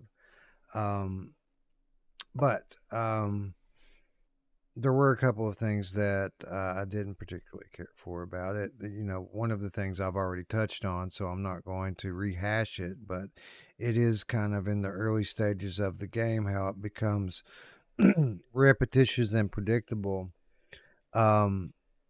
That predictability that continues throughout the game, even after the first couple of hours.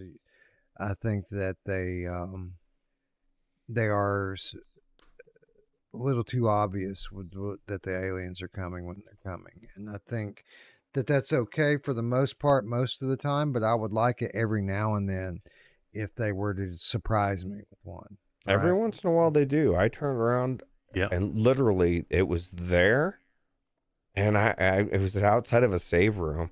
I was not expecting it. I literally turned around and it was just right in my face, and I was like, "Oh shit!" That was definitely a scary moment because they're so quick and so fast that if you don't kill them quick, they're done. You're done. But I do think the way they move is a little bit predictable. So. Did you guys see the one that like in one of the vent tunnels? You like looked up. Yeah, that one and the got fucking me. thing was right there. That scared the Yeah. shit out of me, and there was no notice for that one. Yeah, that was great. That was really good placement. Because that was like complete the original Aliens. Remember the original Alien? The one from like what was it, 78 or whatever it was, with Sigourney Weaver. Like there was that one part he was in the tunnels, man. He just looked up and it was like right on him. It was amazing. If somebody's asking, and, what would you rate this from 1 to 10? Magnum Gaming. I mean, I think all of these games are somewhere in between an 8 and a 9. Just where exactly it's hard to say. I need to play. I need to play more of Metro. I've been so enamored with Behemoth and Alien. I haven't went back to Metro yet. But right now, I would say that Behemoth is probably the best of the three that I've played.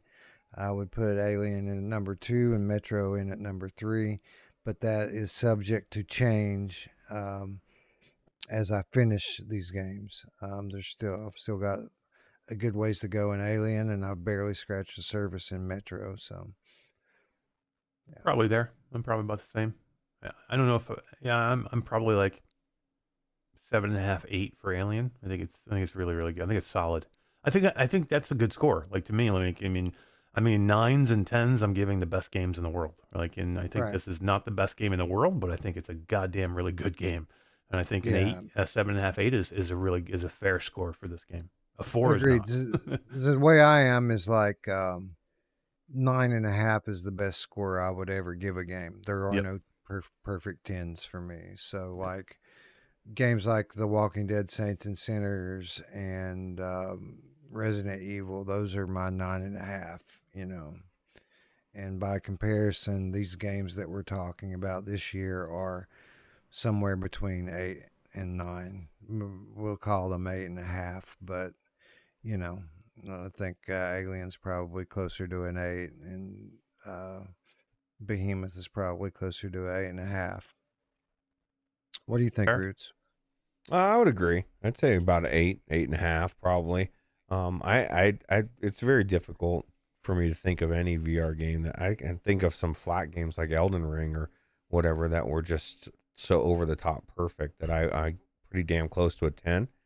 And I would say if I was going to say a VR game, I would say the Resident Evil games and those type of games are pretty damn close to the 10 mark as well.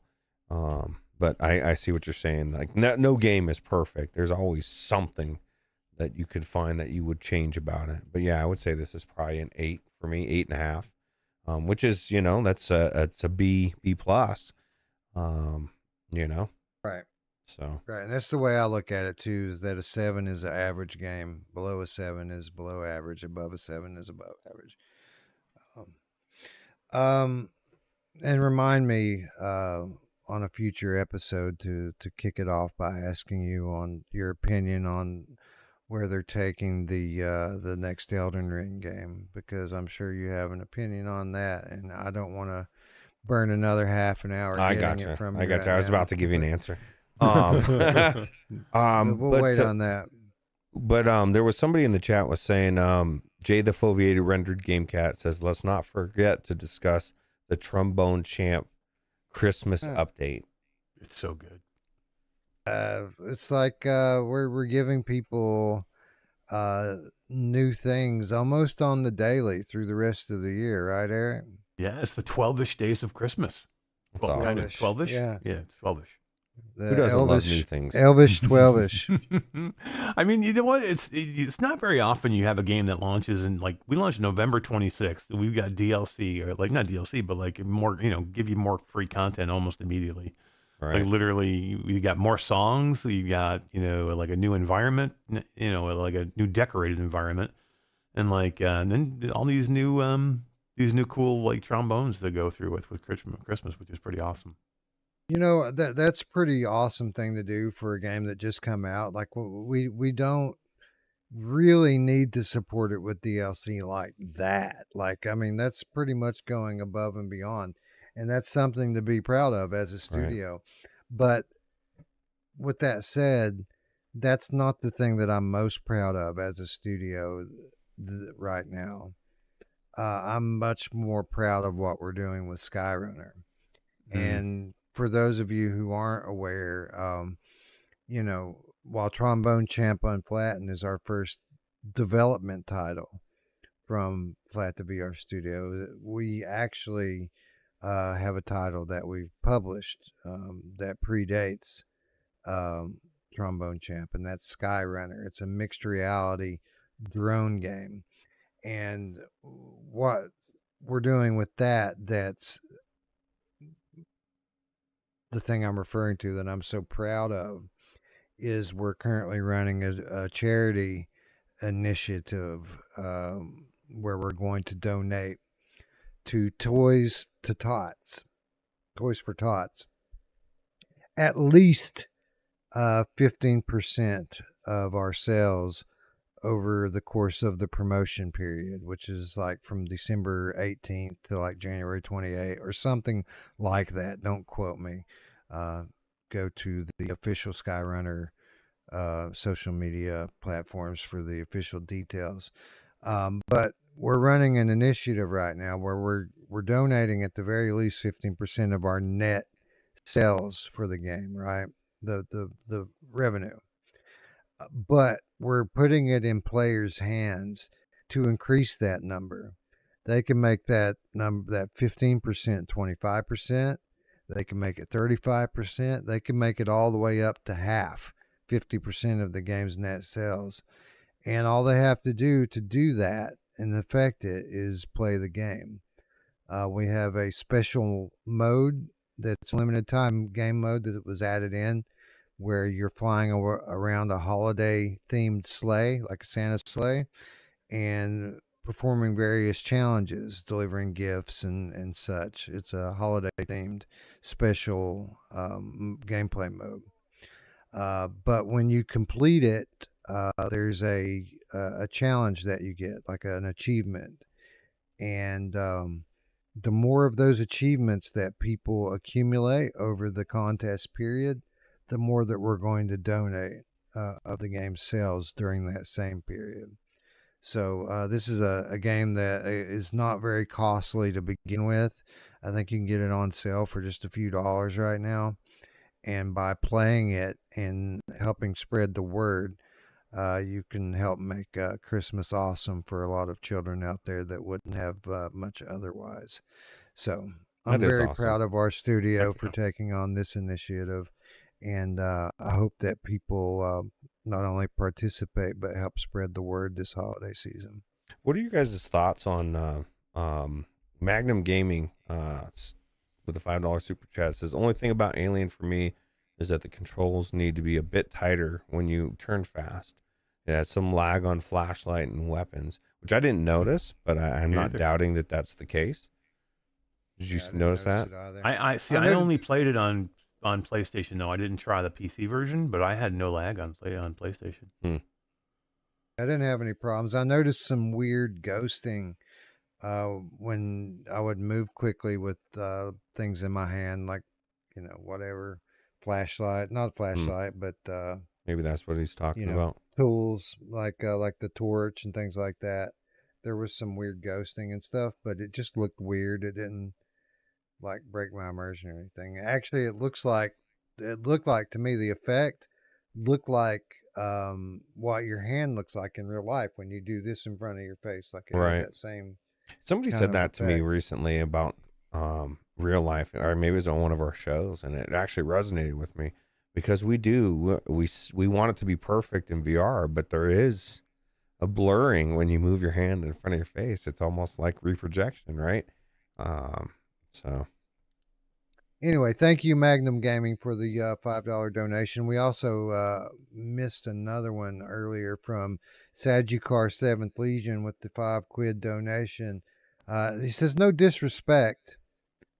Can Wes and Roots start streaming and reviewing games real time? Yeah, come on. Both You your got plenty of time. both your channels need you to put effort in. You have interest. So that's an interesting idea, a real-time review. Have you ever heard of that? that's a really good idea. Actually, Wes is the master of real-time review. We do a lot of those on here, actually. Sudakar. Usually Wes will play a game, or sometimes it's multiplayer, and then we'll talk about it and review it kind of as we're going, which is a first of its kind that I've ever seen. But definitely a good idea. Maybe we should do it more, because I think he was talking more about our personal channels, because he was asking if you had a channel, and I linked it to him. And you know, like me, you don't put much out on that, if anything at all, because you're so busy with everything else, right? That channel's just an archive at this point. There's some good content on there, but that's the content that I cut my teeth on and learned how to stream games on. It's years old. In terms of today, now, this is my channel. This is where I stream at when I want to stream games. Now, I don't know how long you've been following our channel here and the content that we put out, but during a regular period, I stream gameplay regularly, and we discuss it in real time. Like Roots just said, I'll typically play a game, and then Roots and Eric will talk to me while I'm playing it, and we'll talk about the game and review it in real time. That happens at least once or twice a month during a regular period. But right now we're in the holiday period, so we're not doing regular content right now. It'll probably be February before we start picking back up with normal scheduled programming. But once we do, you can look forward to a lot of content like that. Heck yeah. Hey, you know where you can go, though? It's only 300 subscribers away from 10,000 Oh, subs. yes. You can go to Q2C VR Gamer, and you can come check us out over there, me and Todd. Because, yeah, guys, we're 300 subs away from 10,000. That's crazy. Linked in the description down below. Go help get Eric and Todd get over that line. Congratulations ahead of time. It's going to be an awesome 2025 for all of us, I think. We need to move on from Alien, although I do want to say one more nitpick that I've been trying to get around to for a half an hour. I don't think that there's anything major that we can knock the game on in its current state. A lot of people knocked it early on for being janky before it got its day one update. And it was janky, and it still is kind of janky. But it's not that bad. And it's a price worth paying. And what I mean by that is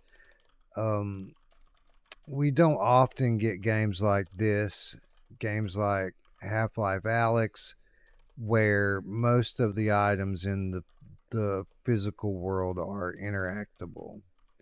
You know, where while you're scavenging, will encounter boxes, and there will be loose items inside the box for you to sort through and find the useful things and discard the trash. Having that in a game is expensive from a computational standpoint.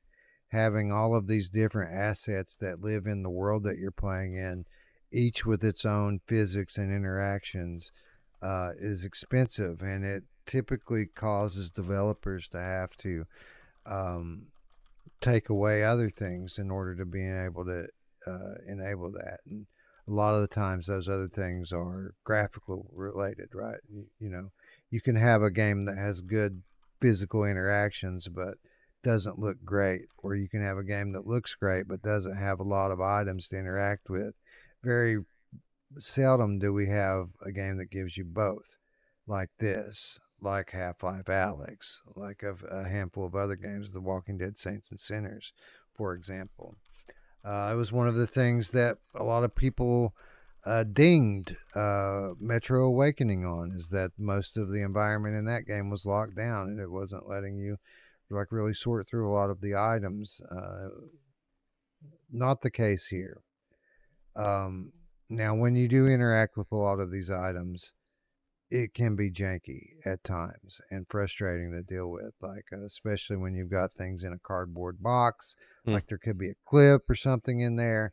And if you want to reach your hand inside that box and grab it, good luck doing that. Well, and if you do, you grab a tool and you're like, oh, I'm going to use this. No, you're not. And, you know, I'm kind of torn because that is one of the things that makes it different with VR is that, okay, you want to interact with stuff, but at the same time, you know, a good practice for most gaming studios or games in general, flat or VR, is like you can interact with what you need to interact with. So you don't end up wasting time trying to grab a bunch of stuff that you can't use. And so like I'm torn because I do like it, and it would be, I wouldn't be torn if there was no jank to it. It's just because there's jank to a lot of that, it's like you almost wonder, is it worth having it in there? You know, because when I go to grab a tool and I'm thinking I might use it, but then I realize, okay, I probably can't use this because it's janky as hell. You know, I start to wonder, do I need this in there, especially if it takes away from anything? But I you know, it can be cool. So, Eric, I don't know what your thoughts are on this. To me, I think in this specific case that it's worth it. Obviously, it's a delicate balance that we have to strike, right? If it had been any more janky, maybe that would change my mind on it. Maybe it would be better off just having a bunch of empty boxes or no boxes at all. But I think that this was one of the wow factors that Half-Life Alyx brought with it in 2019, is that you could search through a box of rubble and find a single shotgun shell. And while to a lesser extent, this game does pull that off, and I think it deserves credit for that rather than being you know, taken away from, because it can be janky at times. Yeah, and you know, and to be fair, again, if you're playing it on the harder levels, you're going to need to check those boxes, like because the ammo is few and far between. If you're on normal or easy, you're not going to need to, because you're going to have plenty of ammo. There are less aliens to battle, and there's ammo everywhere. And that's not the case later on. When you're playing in the survivor mode, which is one level above normal, more enemies, and you're definitely going to need ammo. Like I ran out of shotgun shells. I don't know how many times I got low on. I definitely even got low on my pulse rifle rounds at some point too. And you're going to need to check like when you, it's like, especially with Half-Life Alyx. Like when Half-Life Alyx, you needed to, because again, you found one shell and you're like, holy shit, I just found a shotgun shell. It's like a major thing. But it was easy to get to, so you didn't mind doing it. And that's exactly what it's not here. It's like a pain in the ass getting into these boxes, and like I ended up just dumping them onto the floor because you couldn't reach in. So I just like pushed them off the bench. They would fall on the floor, and then whatever was in it would automatically just spawn out of it. You know what's funny? Half the time happened to me here, and it wasn't funny at the time, but it's funny now to think back on it, is I often had this sequence I would go through with this until I learned that it wasn't worth my trouble, where I would try to reach my hand in the box and grab this stuff, which is damn near impossible. You just can't. You either get your hand colliding with the top of the box, or you grab the wrong thing from inside the box. But after you fail, you know, reach in and fail at that a few times, you finally say, fuck it, I'm just going to dump the box out. So you grab the edge of the box and you pick it up, and then the items just magically fall through the bottom of the box onto the Exactly. table. Yeah. I feel like Half-Life Alyx also, because you needed the resin to upgrade stuff, you were inclined to search a lot more than you would if it was just bullets. I don't know. Maybe I'm wrong, but as I was reading that people were complaining about bullets, and Dee even said this. She said, first off, it's called bullet conservation. You know, like if you're bitching because you're running out of bullets, you need to. And then my first thought was, I guarantee Wes wasn't running out, as I've never seen somebody conserve ammo so diligently on every game. Am I right, Wes? Were you like bitching about not having ammo? My first time through, I struggled. So what happened with this title, and what happens often for me and these big multi-platform titles, is the first 2 hours of the game I have to play twice, because I have to play them on PlayStation VR for Without Parole. And oftentimes, especially pre-launch, there are issues on the Sony version that are going to get patched out on day one. But I still have to play it pre-launch, so I'll get in and I'll play it for a couple of hours, and then I'll get on and I'll play it on Steam, a much more polished version, for a couple of hours.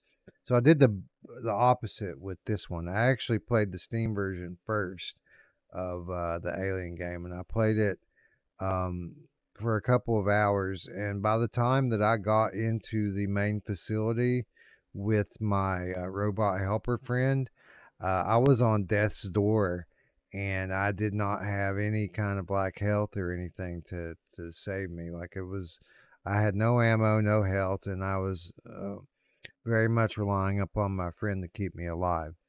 Now, when I replayed that same 2 hours with the knowledge of what's happening and how to play, by the time I got inside the main facility, I had more ammo than I could hold. Like, I had literally piled up a pile of extra ammo that probably had like 5 or 6 clips for the rifle in it, and it'll only let you carry 4 clips for the rifle. So like, I had 5 or 6 extra, and I had all 6 of my health stems, and all, however many 30 rounds for the revolver. So yeah, like now I keep ammo, but that first playthrough, like, I was struggling with it to keep it. I was burning through it pretty quickly. That's a testament to how sketch it gets when these things are coming out. Because you want to fire, well, couple things. You want to shoot quick, and I ended up using way too many bullets. And then I also felt inclined to want to reload, even if I wasn't complete. Like, if I got down to like 10, 11 bullets, I'm like, I'm reloading, dude. Because I would go through so many bullets, because there's so much, it so happens so fast when those aliens are attacking you. And usually I've got my thing in my hand where I'm trying to, the radar, and now I'm scrambling to get my gun out. And then when I'm shooting, I'm not holding the gun in the front, and it's flying up in the air. Right. And yeah, I just thought it was, that's why I think it's definitely, it's better than Alien Isolation when it comes to how you get scared because you don't have a gun. I'm scared, and I do have a gun. I got 2 guns. I'm still scared. I got a shotgun. I'm scared. Yeah, it's creepy. The shotgun's pretty badass, though, isn't it? Like, it's, Yeah, boy. especially like, again, in the survivor mode, you're gonna need it, like, because they come so fast. And did you guys get fooled like I did in that one part, where you I don't want to spoil it, but like you kind of have to die, almost not die, but like, you know what I mean, where they swarm you and they overtake you. Yeah, that's the part in the clip that we're showing on repeat Yeah. here is that part. Yeah, I'm like, God damn it! Like I fought valiantly in that part. Me too. I actually realized something here. Pro tip, ladies and gentlemen, for those of you scoring at home. So there's 2 ways that these aliens can attack you and hurt you. The less common way, but the more damaging way, is when they lunge at you. When they lunge at you, there's not really anything you can do. They're going to hit you, and they're going to put heavy damage on you, to the point where if you get hit with anything after that, it'll kill you. But the other more common way that they attack you is at close range. They swipe you. Now, these attacks are less heavy. They give you less damage. They only take 1 bar off of your health out of 3. But these are very tall aliens, and they get into a phone booth with you pretty much, and basically hit you with a right or a left hook to the face. Ooh. If you squat, it is much more difficult for them to hit you. They'll be real close to you, but if you're squatting, like using the in-game squat button, I don't mean in real life. I mean using the in-game crouch. If you're attacking them from down there, you'll take a lot less damage from them when they approach you, and you can typically kill them before they hit you, even if they take a swing. You know who loves to squat? My Yeah, mom! she's been feeling left out. So. Anyways, I think that's going to wrap up our coverage of these two high-profile titles. I'm glad that we were able to give them the time that they deserve and really deliver a substantial review here, even if it has been many, many hours that we've been sitting here talking about these, and we still have miles to go. This is like, what are we doing, man? It's been 3 hours and almost 4 hours, and we haven't even gotten to the. But Dee called it. She said, "Well, you guys haven't been on for a month, 6 weeks, man. This is gonna be a long episode." Right. Yeah, for sure. And as such, as you know, with this being on nearly 4 hours, I do need to go to the restroom. So I will just hit you with this question, Roots. And have we been almost 4 hours? Yeah, 3 hours and 51 minutes. Shit, man. Yeah. I was dreaming of going to King Supers at the end of the show and get something to drink or something. That ain't happening. They closed an hour ago. Dumbass me was like, well, I'll wait and do dinner after we get done. Shit.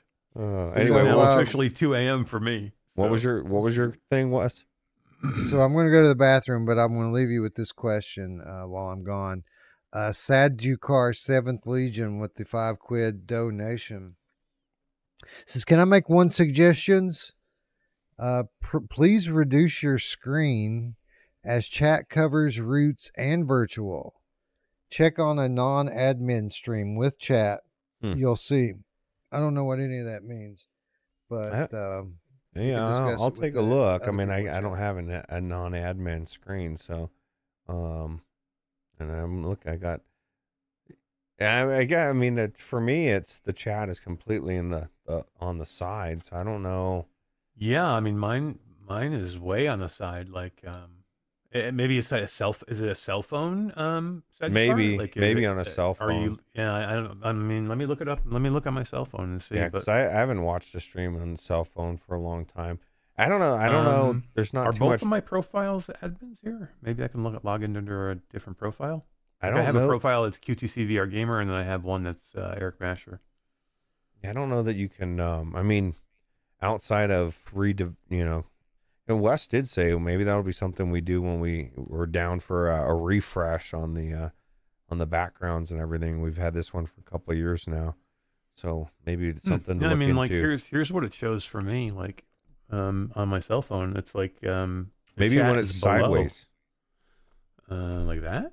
Yeah. There is no chat. Oh, let me look. Let me get the chat back. I don't know if you're going to cover any of us. You can't do the chat that way. Every time you put the chat on, it turns it back into the vertical. If you're going to cover this is what it any looks of like us. with my phone open. Like it's always at the bottom. Okay. Well, if you're going to cover any side, this is the side to cover. Me and virtual strangers, and leave Wes and Mash alone. They got to shine. So. But yeah, no, I was not shocked that this was going to be a long stream. Although I wish I would have gone to the store before. I wanted to get a couple of real sugar Coca-Colas. I don't know that I'll be playing any World of Warcraft hardcore tonight. But man, I'm so close to getting my mount, Wes. I'm almost level 40. And if what everybody should know what World of Warcraft is. Hardcore is basically What's World of Warcraft? Yeah, it's that one MMO game. You get one life. So if you die, your character gets deleted, and so it's a different pace. That's what I like about it. Because all the time I played it back in the day, it was all about getting to max level, gearing up and raiding. Now I'm afraid to go into dungeons. I have my character's name is IB Healsmon, because I'm a troll and I'm a healer. And so I get these whispers from people like, hey, do you want to heal such and such? My thought is I ain't going anywhere in there with you to kill me. Because you see these videos where people pull some, like an extra mobs, and all of a sudden you have 10 things on you and everybody dies. Like, no, man, I ain't going into no dungeon until I'm level 50. Then I can get a petrification flask. And there's like about... There you go. You got to have it. Yeah, there's like 95% of people. Like, I don't know what you're talking about. But there's a flask you can get at level 50 that it's like, it's called a petrification flask. Nothing can harm you, but you can't move for a minute. And so you get 2 of those, and then you hit one, leave the group, and then it automatically starts a timer for 60 seconds to teleport you back to your main area, your hearth. And Nice. so you hit the second one, and then you're out. And then I would trust, because the healer usually dies first, Wes or Mash, because I know. you're trying to keep people Trying to help the alive. tank. Yeah, and you're trying to keep everybody alive, and then you pull threat, and then everybody's on you. And I don't want to die. I've spent probably, I don't know, 70, 80 hours on this particular character. The last one I died at level 30 or 29 because I was... Oh, you're on hardcore again? Yeah, hardcore, yeah. Oh, no way. I thought you were like done doing that. No, it comes in Went waves, back. man. It's like, yeah, they released a new, the anniversary edition or release where a new server, and there's a lot of Twitch streamers, like big time Twitch streamers, that are doing it, which is kind of cool. So I'm there with them as well, but not playing with them. But, There's big time Twitch streamers. oh yeah, there's some pretty big ones. I'm watching them die. I mean, there's a lot of them that I know. There's a lot of them that are, command an army of bots. But are there like Twitch streamers that actually have real viewers? Oh yeah, no, these ones are ones that have like 20, 30, 40,000 streamer or in the chat. It's just crazy. But what's cool is everybody's they've got a guild where everybody's like together. They've made it actually an RP. You know how you have the RP GTA? A lot of them from that have came. And so it's pretty cool. I enjoy it. It's my sinful flat gaming fun. But I was just telling Ash how I'm afraid to die. I'm so close to getting my mount. I play more flat games now than anything else. Like literally, I'm like I start every game I play flat. Even if I can VR it. That's because you guys are bringing the flat into VR. You're doing a service for VR. Like I'm just constantly into flat games now. Like just checking them out. Like That's when I can UEVR it, that's even better because then I play it flat and then I UEVR it. Yeah. Well, I'll tell you what. Some of my most favorite VR, actually most of my favorite VR games are flat games that have been brought into VR. Just because the scope of the game, the thought that goes into the gameplay. I was just telling Sedeker, the 7th Legion, my favorite games in VR are probably Red Dead Redemption 2 and Uncharted 4. 2 amazing games at just VR made it so much better. So. Yeah, I have a feeling as we move into the new year, and our channel continues to evolve as it has always since day one. With if I'm able to get the hardware that I'm aiming for in 2025, I have a feeling that our content and our channel will be a lot more focused on these sorts of experiences in 2025. I will be playing Hellblade 2 in VR. I will be playing Silent Hill 2. I'm going to You've been waiting for that for a long time, Hellblade 2. Cyberpunk.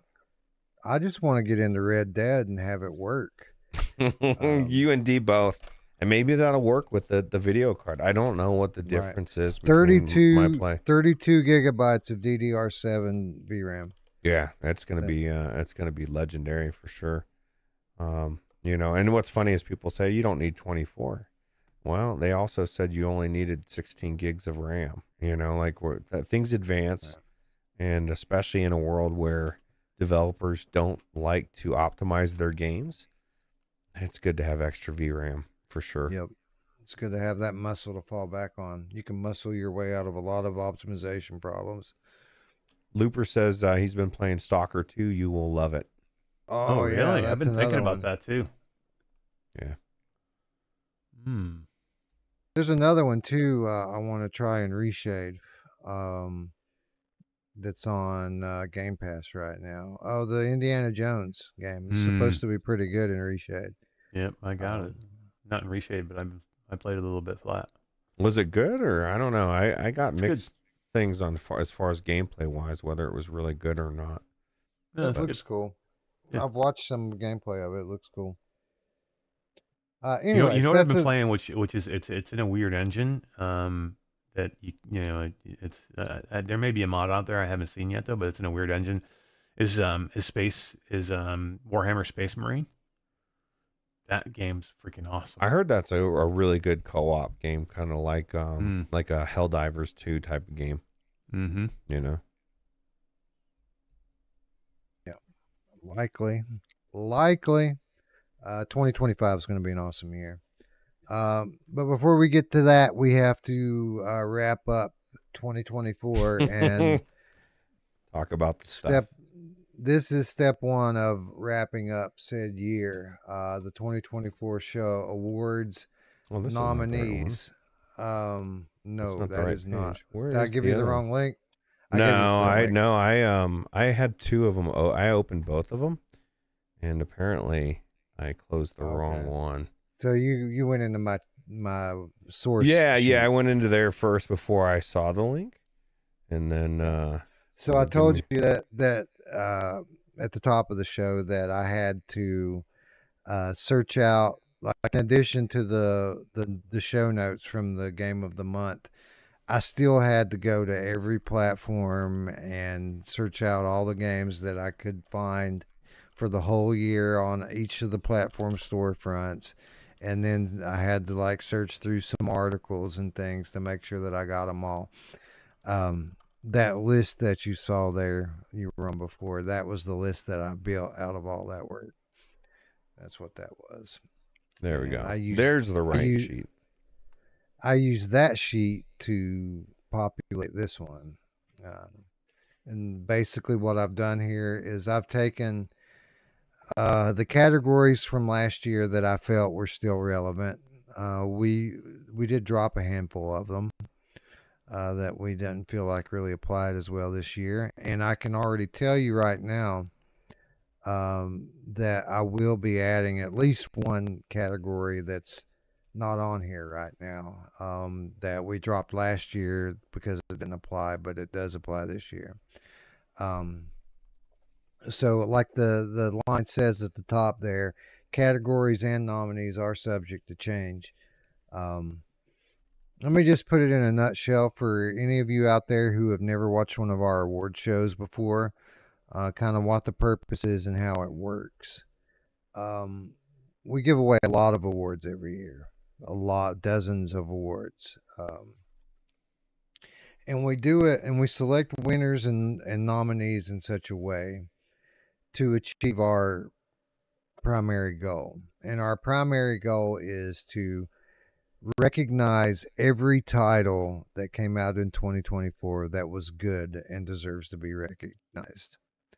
So what that means is when I decide what categories that we're going to give awards in, I'm doing it from the perspective of I want to tailor the categories to the games.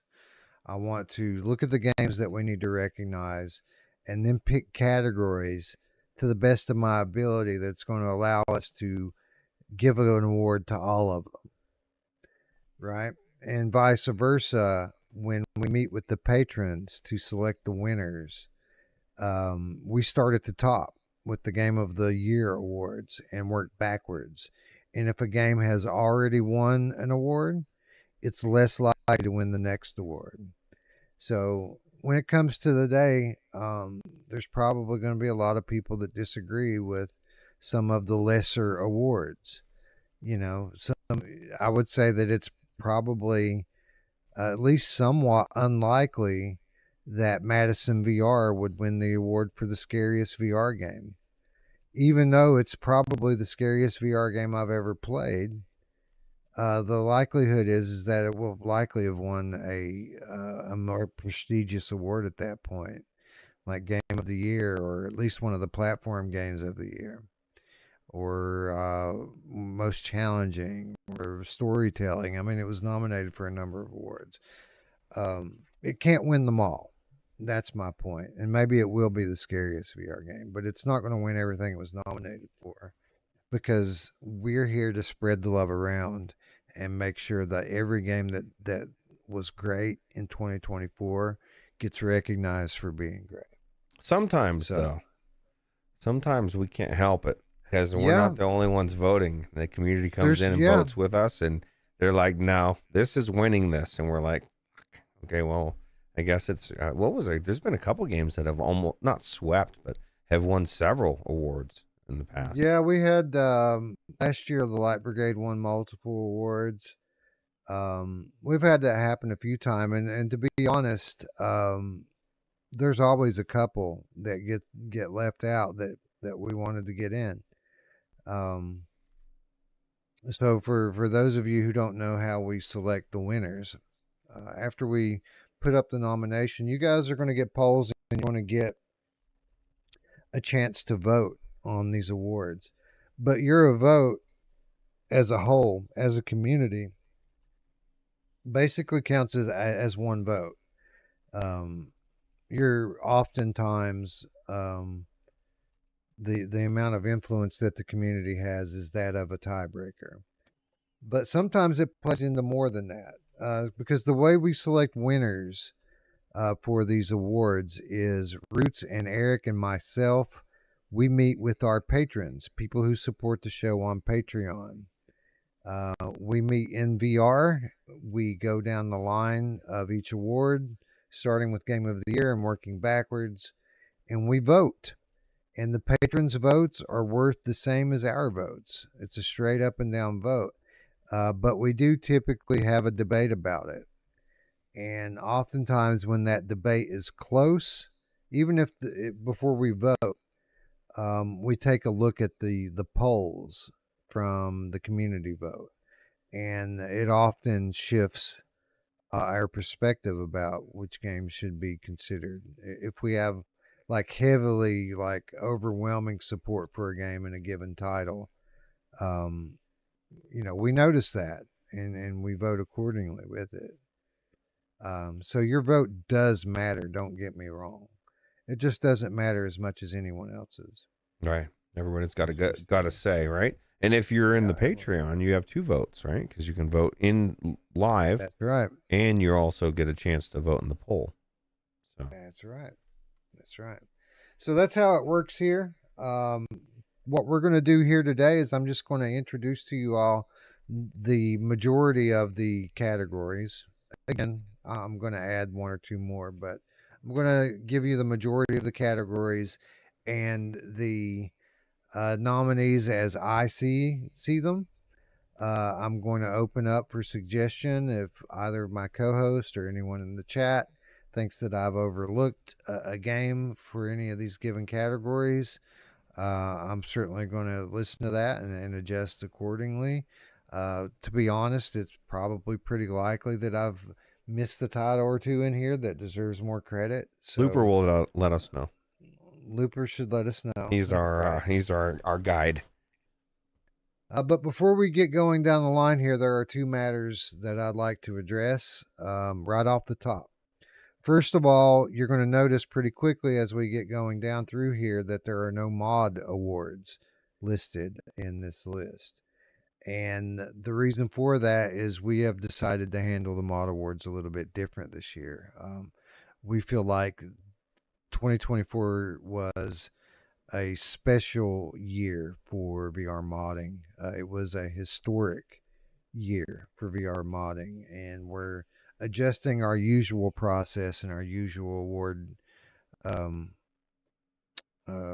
award categories to do something different with them this year. And you all will see what that is during the show on January 18th. But just know for right now that we have not forgotten the modders and the mods out there and the significance that they played this year on the entire VR ecosystem. So the other item I wanted to address was the item that we addressed at the top of the show, and that is what to do about Arizona Sunshine Remake and Arizona Sunshine 2.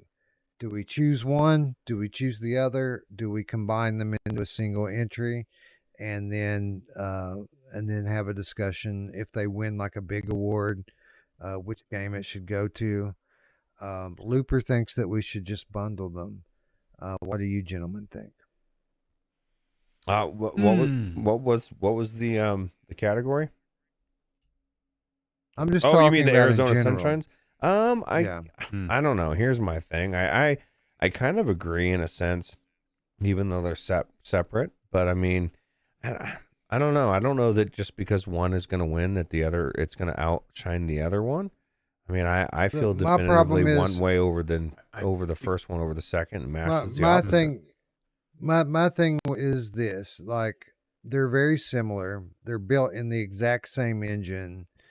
We're all going to have our favorites one way or the other, right? But people who are voting for those are going to vote. If we keep them separate and nominate both of them, they're going to that vote is going to get split, and essentially this game is not going to get the representation it deserves. So we need to either nominate one, nominate the other, or just combine them, like Looper said. And I think if we decide to combine them, that's fine. But at the same time, if it ends up winning one of the bigger, more prestigious awards, we can't just name both of them. We'll have to, at that point, either vote or determine internally which one we want to name the winner. I mean, I think because this is a remaster that we've already played, that we have a tendency to want to just loop it in with the other one. Like, but I don't know. To me, I think the game is good enough to stand on its own. And like, what about for all the people who've never played it before? Like, there's a lot of people out there who never played Arizona Sunshine, the original, and now they're getting to experience this all over again. I think it deserves to stand on its own. I think it would be unfair to play. Does that mean that we give it all of the nominations and just forget about 2 then?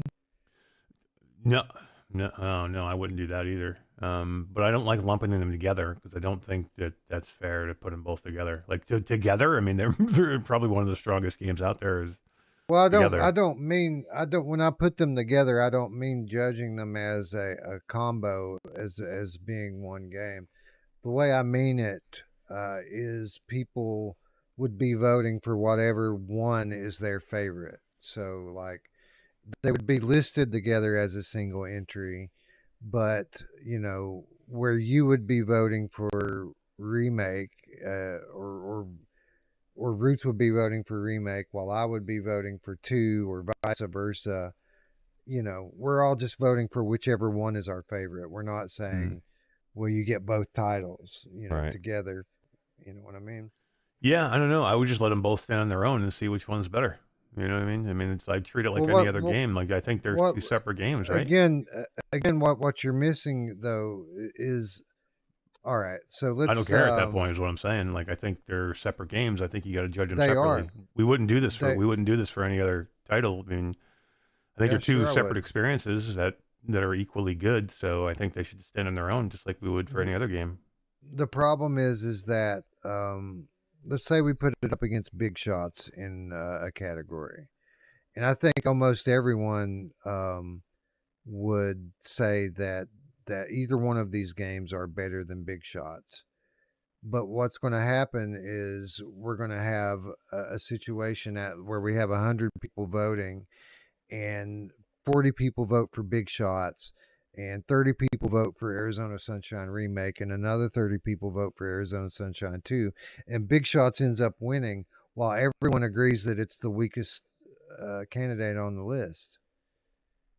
Yeah, I mean, what's the alternative? I don't like lumping them together as one game. I don't like doing The that. alternative is that we just pick which one we think is the stronger of the two, and then the other That's one doesn't get unfair though. nominated. Like I don't like that alternative either. Then you're gonna discount. You're gonna like, to me, two separate teams worked in these games. Like I believe they deserve to stand on their own. Like, you know what I mean? I know it's Vertigo that did both of them, but like They're gonna these screw development them teams by put a lot doing of that, hard. though. They put a lot of hard work and effort into these games. I Like I agree. don't believe that we just discount a game because we think one's better than the other and we just take it out. Like, I mean, I But hear by what you're keeping saying, but I them- think but by and then we keeping them both curtail in people and- from doing that. Like, I think we have to try and control it How? at that point. I don't. What do you I do? don't know.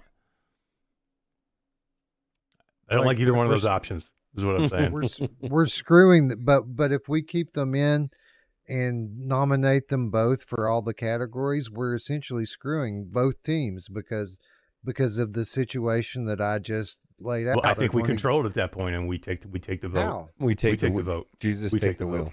Yep, we take the vote. This is my thing. I think Arizona Sunshine one was better. It's just my personal opinion. I know I already went down that road, but I just think the story is so good, and then you take the better physics and everything that the second one did so well, and you put it with the first. It kind of becomes this baby that's like you just want to hold and nuzzle it. You know, it's amazing. You know, now I'm the opposite. Like I thought both were fantastic, so it's tough for me to even pick one or the other. But I completely finished two like in 2 days. Like I thought it was really good. Like I thought they did a great job with it. Like I loved the whole story. I loved the dog. Loved everything. I hated the dog. That was the one thing that dog's everybody. great. It's such The a good dog part was of the story. The dog was, yeah. I mean, I it loved was it. kind of janky. Like it just did weird shit. I thought it was cool. You could put a hat on the dog though. Yeah, that's awesome. I think we should combine them initially, and if they end up winning an award, then at that point we determine which one of the two games won the award. And that way we don't have the votes being split in big shots or what the bad end up winning a game that Arizona Sunshine should have won. Yeah. I don't like Either it, that but I'll let you decide. Let's ask the chat. What do you think, Roots? How do you think we should go about it? I don't know. I see what Eric's saying. I kind of, I don't want to see one game get picked because, you know, putting them together, I don't know, man. I don't know which one is which is, I feel like it's the lesser of two evils. I don't like either choice, like Eric said. That's what I said. I don't like either one of these. Yeah, I mean, maybe we just we could think about it a little bit more and the try to figure out. nominations. We could split the nominations because it's nominated for multiple awards. We can go down the line and That's say true. which game we think should get nominated for this one, and then maybe let the other one get nominated for the next one. I just don't want them both to be nominated for the same award and then end up splitting their vote. Well, maybe that we make that the rule that you can, in every category, you can only have one or the other. And you know, and let's be honest here. Like, it's Could be not good. like the community voting's going to decide it anyway. Like, we're going to be voting in the Patreon meeting, and everyone's going to vote for whatever their favorite is in there, and we'll be having the discussion about it in real time. So, like, you know, we're going to have to agree at the end of it, no matter what happens. And so, really, we're just deciding what happens with the tie-breaking vote here. yeah. Yep. I like that.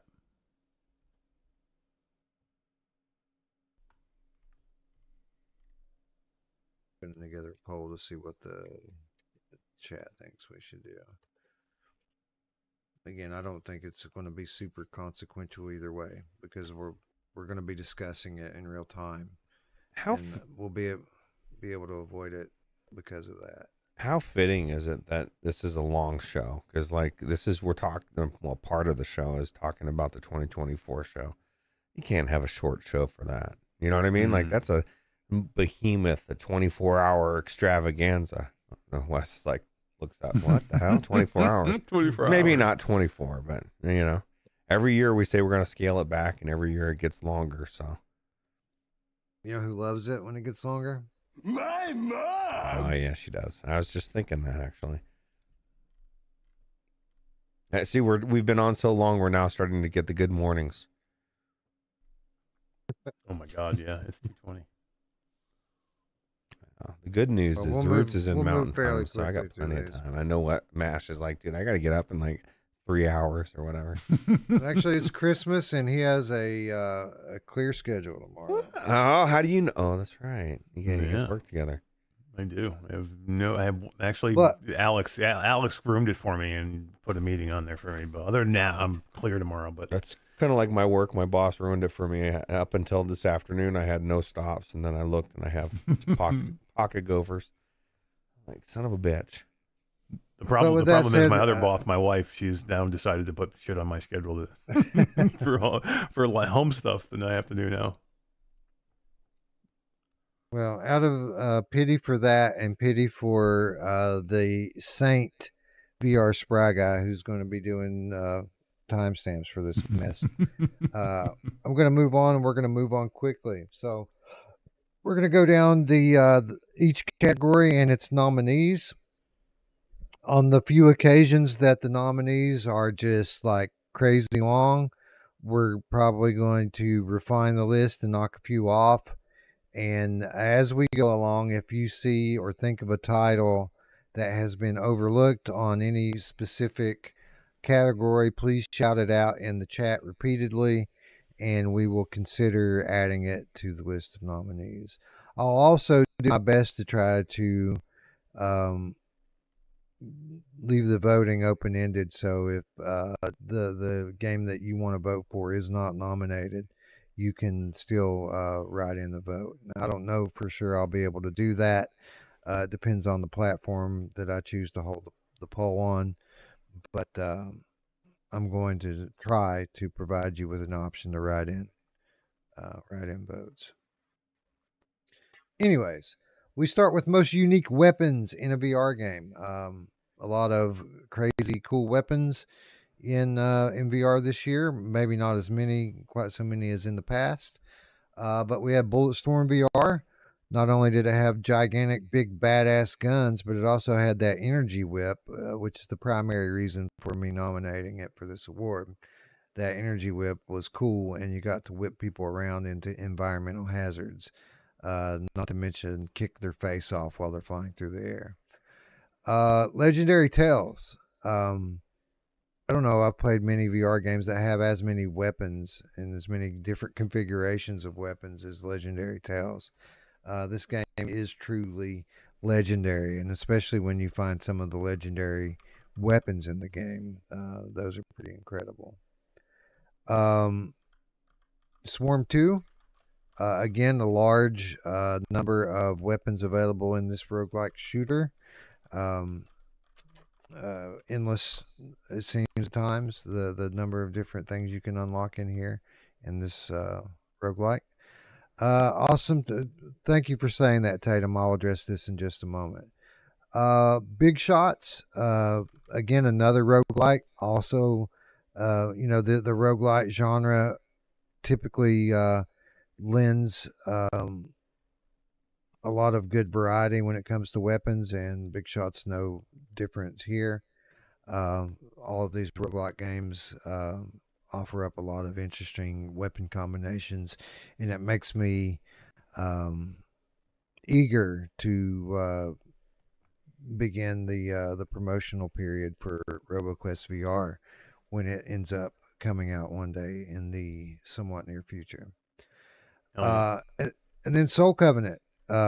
Soul Covenant, while it doesn't have the type of numbers and variety that maybe some of these other roguelike titles do,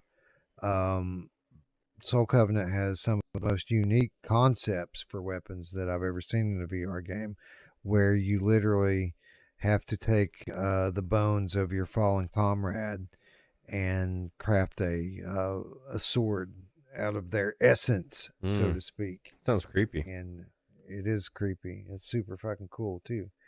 Looper Anyway, those are my... Looper says we were missing Asgard's Wrath 2 definitely belongs on here, specifically the later stages or sagas. Yeah, I didn't play deep into that game, so that's probably why, and it's a valid point.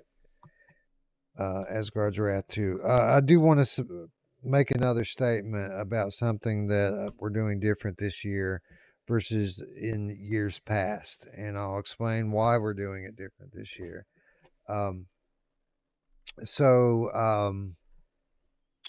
Awesome Tatum said, why no genotype for unique weapons? Genotype launched on Quest last year. It made its debut last year and released this year on PSVR 2. Now, in years past, that would have been fine. That would have been okay that game was only launching on one of the platforms. In years past, we allowed, for the lesser categories, we allowed games that had only come to one platform, ports, so to speak. We allowed ports to get nominated for these smaller awards. They just couldn't be nominated for the overall game of the year. But this year, and I got to imagine in years going forward, it's becoming way more frequent now, where Quest is getting a game that's been out on PC for years, and PSVR is getting a game that's been out on Quest for years, and it's becoming such a frequent thing this year that I thought it would just be the best thing to do is disallow those games from being nominated. Like, for example, Windlands 2 came out on PSVR 2 this year, and let's say that we decided to do an award for best grappling locomotion, and Windlands 2 won this game last year, or won this award last year. Are we going to have it be a repeat winner in 2023 and 2024 for the same game just because it got ported into PlayStation? No, that makes no sense.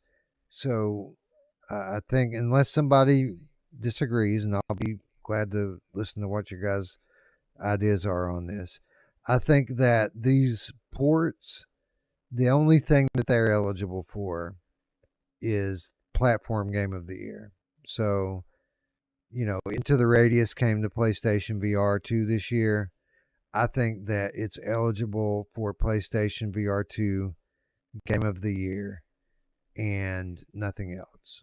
I think if we reward that game for the shooter categories or the adventure categories or the challenge awards, these are all awards that it's likely to have won in years past, and it's the same game. I don't think we should be awarding it twice in multiple years for the same game. Now, there are, of course, exceptions to every rule. But I think in general, that these guidelines make the most sense to me. Well, especially with what you were saying, is the reason why we do the award show. It's hard to showcase new games if you're going back and giving it the same award that they won last year. The only way you could argue it would be like, well, if get good, son. Like if the grapple is better in all that game than all the other ones, it's better. But it's that if you were just strictly going by best, like this is the best of the best, then yeah, that would be a valid argument. But going by what Wes was saying earlier about how we're trying to showcase new games, and there, it definitely would make things kind of weird. So, Eric, any thoughts on this? Yeah, I think I'm with Roots on this one. I think that's about right. I'm down.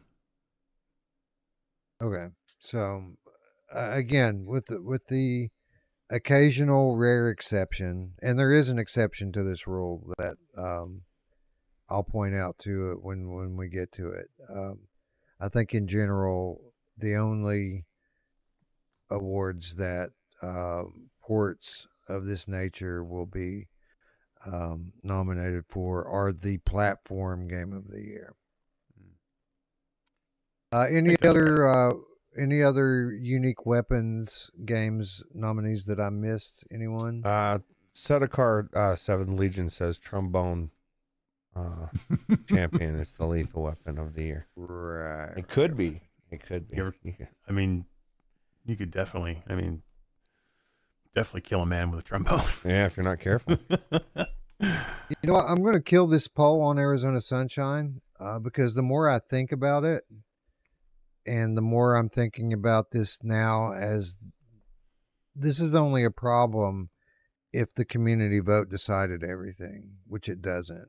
So Right. it's not a problem splitting them off for the community voting. It's actually probably preferable to have them split off, because when we vote with the Patreons, like, we'll be able to see, like, if we all agree that Arizona Sunshine, one of the Arizona Sunshine games should win one of the awards, it would be useful information to know which game out of the two that the community preferred more, right?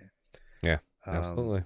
And a few people were saying that your poll there was skewed to your way of thinking, Wes. Because you gave the three choices you gave were the three that you said either separate them or bundle them together. And oh, I guess I didn't leave the option to have them both. Yeah, I didn't even think about that. It wasn't intentional. no, it's all right. Either way, But for what it's worth, we're going with that way, the way that the naysayers wanted. Eric's getting his way. Sweet. I knew if I fought hard enough. Just so you all know, he threatened to fire me over text message if I didn't do it. He's like, dude, I got some sway here. Your camera just went out, Wes. I mean, Eric, I don't know if that's oh shit, it did. It went intentional. oh my god, we've been on this long that my camera went to sleep. It just went to. Looper says, what about metal? Screw shit up. Sorry. So what about Metal Health? No, it doesn't screw everything up on mine. Like, remember when? Oh, GT, right. It's like, Metal oh my god. Hellsinger, Yeah, Metal Hellsinger's skull as a weapon is unique, is what he's saying. yep. I think that's an excellent nominee. That's a game that I felt like didn't get enough nominations from me, so it's a good one to fit in here. I'm voting it down every time. No, I'm just kidding. I do see that's a good game. I just don't like the music. I wish they had. Now I feel how you feel, Wes, and almost every other rhythm game where you're like, dude, I wish they had some hardcore metal. So the year that they give us Metal Hellsinger VR is the year that they finally give us Metallica and Beat Saber. Go figure. Yeah, that's true. Eric's favorite. Anyway, mixed reality game of the year. These are all of the best games that either focus on mixed reality exclusively or have a mixed reality mode that you can enable. Lego Bricktales VR, one of the more prominent releases. Racket Club. Now, I'm not super familiar with Racket Club, Eric, but I think mixed reality was a central feature for that game. Am I wrong? It was awesome in that game. They did such a good job with it. But I mean, Resolution Games knows how to do mixed reality. I mean, they do it so well. But yeah, it was perfect because what was great about it is you could actually have somebody like. You could have the other person could be in VR and you could be in mixed reality, and like it would be perfect in your living room. They did a really good job with it. I love that game. Sweet. Demeter, the Asclepios Chronicles. Asclepios Chronicles. This is a very highly rated platformer that can be played in mixed reality. It is in our catalog as well. If you gentlemen want to check it out, I know I will be. If I talk about a name easy to forget, like I was just pronouncing it, and people give Max Mustard a hard time. that one's definitely a different name. Skyrunner, the aforementioned drone game that has the holiday charity event going on right now. I abstain from this vote. The only reason I put it in here is because the game itself got some pretty high marks from reviewers. Even before we picked it up, like it was very, very well received. So yeah, I mean, Uploads covered it several times. Really, and the first couple times they covered it, they didn't even know that we were working on it. Inferno 9, I'm pretty sure Shattered was a December release and therefore outside of our nomination window. Infinite Inside, the Infinite Puzzle briefcase tower thing. that we covered this past year. Starship Home, another very well-known, well-received mixed reality title on MetaQuest. Spatial Ops, probably the one title out of all of these that have had the most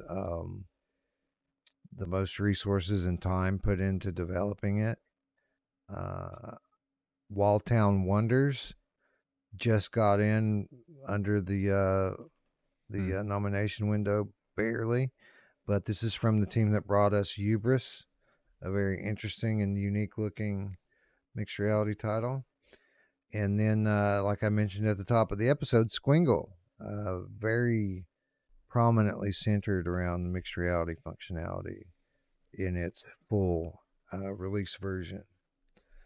So the floor is open quickly for anyone who wants to nominate anything else for this category. Well, there's several in there. Astra, Stilts, Grandpa's Barbecue Gamer Cat says, assuming Demio Battles missed the cutoff for mixed reality. Yeah, I think Battles came out in 2023, but I will check it to be sure.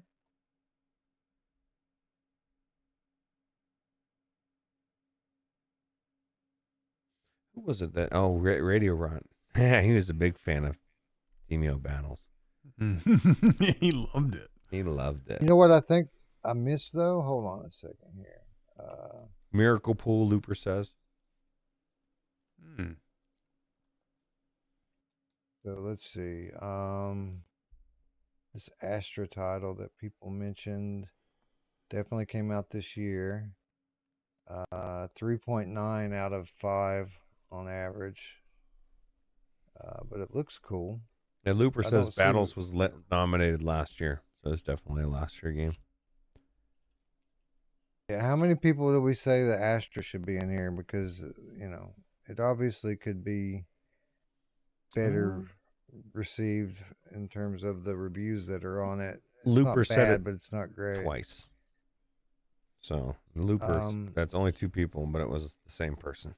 And I'll point out that just because a title supports mixed reality doesn't necessarily mean that it should be nominated for the mixed reality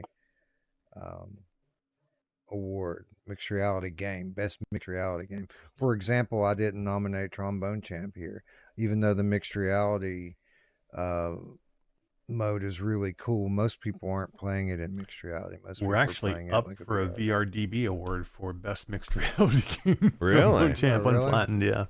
The nominations for VRDB award just came out. I'm certainly open to being convinced otherwise, but I didn't think it belonged with these other titles here. I have to abstain again. So Chris Richardson says definitely Miracle Pool. Miracle Pool is excellent. Astra. It is excellent. Miracle Pool. Now, what I wanted to check on was Trackcraft. Did Trackcraft do its official launch this year? That's a good question. It could have been earlier this year.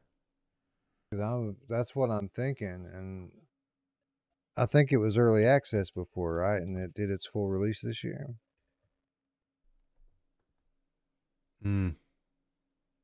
I think I nominated it for something else. So I thought, didn't we talk about that in the last award show? I guess maybe not. I know we've talked about it, but this one was up for something last year. Yeah, August 28, 2024 is listed as the release date for Trackcraft. So we may have voted for this last year just because the landscape was different last year. Last year, these titles, instead of being designated as early access per se, they were in App Lab. Mm-hmm. And I think we were just treating App Lab games like any other game. And Looper says we probably shouldn't have. Yeah, it was definitely nominated last year, despite being early access. Well, I think it's a good enough, polished enough experience that it should be nominated this year. I mean, it got its official launch this year, so it has to be nominated. Yeah, I'm fine with that. I mean, sink or swim. If it's not good enough, it won't win, or it won't win against those other ones. All right. So that we've added Astra, we've added Miracle Pool, we've added Trackcraft. Walltown Wonders is already on here. Are there any here that people feel like are a weak link that probably shouldn't belong here? And I can tell you right off the top, now that we've added on a few more, There's too many. I don't think that Infinite Inside stands up to these other titles. So I'm going to strike it from the record here. Never happened. I haven't played a lot of these. I can tell you the ones that I'm legitimately interested in playing. Lego Brick Tales. Although I suspect that that game might be better in VR than in mixed reality mode, but we'll see. Demeter that we talked about before. I think that looks really cool. And then Walltown Wonders and Starship Home, I think, are all both very unique looking. And I think that those two titles, probably more than any other, really hinge on the mixed reality functionality. I don't think that those games are what they are without mixed reality. Right. That's really who should win this category. Right. It's like somebody, a game that you couldn't really do without mixed reality. I agree. And I think that we need to have that conversation when we vote. Like these games that are, you know, just having mixed reality in your game, tacking it on, that makes it a gimmick, right? That quite literally makes it a gimmick. That's what I don't like about mixed reality, you know, is those ones. It's like, no, this is not, you know, like you said, Lego Brick Tales the argument could be made that it's better not mixed reality. And at that point, how does it win? But I guess we'll have that conversation. You know? Indeed we will. Best VR port adaptation of a flat game. So, like I said, we're kind of keeping the modding categories to ourselves this year, but not the case for best VR port adaptation of a flat game. Now, I struggled with this one a little bit, because for a moment there, I was thinking that maybe we didn't even need to include the games that have a quote unquote VR mode that was co-developed with the game itself, and instead just focusing this category on games that were a flat game that were specifically then picked up and a new title developed for VR. So, like, for example, like Resident Evil 4 Remake, under that stipulation wouldn't be nominated because it was a game that had VR mode co-developed, whereas instead a game like Triangle Strategy, it was a game, and now here's the VR version of that game. This is a straight up port adaptation of the game, like the category title says. And if you go buy Triangle Strategy, they're not going to give you the VR version, or you're not going to just go into the menu and toggle on the VR. Essentially, at the end of it, in order to keep from having to argue with a bunch of people, I just went ahead and added in even the ones that have a VR mode. But I'm open to the conversation if we want to be purist about this and make this award only for those games that the studio picked up a flat game and ported it to VR literally. I'm certainly open to that point of view, and I'm open to hearing what you guys think about it.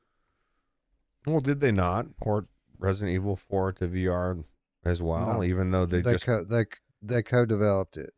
It's not the same. Well, then, I mean, you guys know a little bit more about the business as far as that goes. If it's not the same, then it shouldn't be in that category.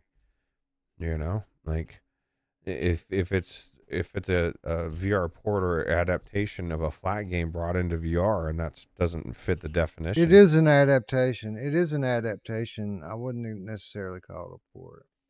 Not in the sense that I just described it. Well, so if it's either VR port or adaptation, and it is an adaptation, then it should at least be in the conversation. Doesn't mean it's going to win, but you know, they did a pretty damn good job from what I've heard. I still have not been into it. Looper, it didn't come simultaneously, but they were developed simultaneously. Like the VR version had a different date. It wasn't ready on launch, but it was developed simultaneously. It's a small nitpick. Like, it doesn't really matter. It's just a transparency on my part and letting you all into my thought process. So which ones would we eliminate then if we didn't do those? We would eliminate Resident Evil 4 Remake. We would eliminate Riven. I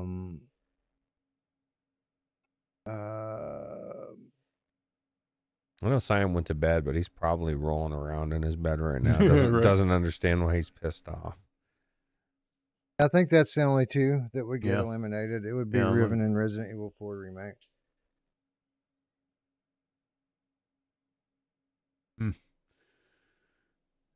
Yeah, I mean, Resident Evil. I don't think we need to give it any more thought. Like, it's not that important. I just was mentioning it in case someone wanted to be a purist and argue for the category to be held to the strictest standard. And I don't think anybody is. So yeah. At the same time, we've got 11, 12 nominees here. Let's shrink this down a little bit. I think we can get rid of the Exit 8 VR. As cool as it was, it is not in the caliber of game as these others.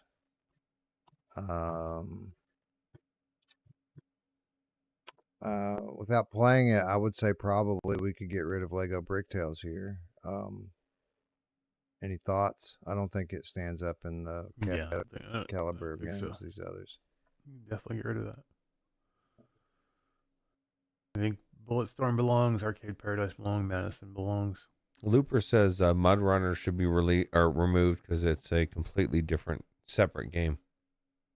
Is it? Yeah. Fair enough.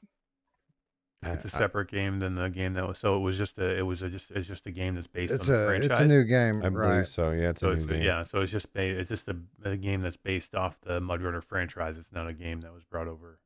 Right, it's not a port or an adaptation. Yeah. I didn't play the flat one, so I have no idea if it was or not. Riven, yeah, I didn't either. Okay, I think I'm happy with the category as it is now. Best platformer. We had 4 nominees. We had Demeter, the aforementioned mixed reality title. We had Stilt, which was an awesome pogo stick platforming game.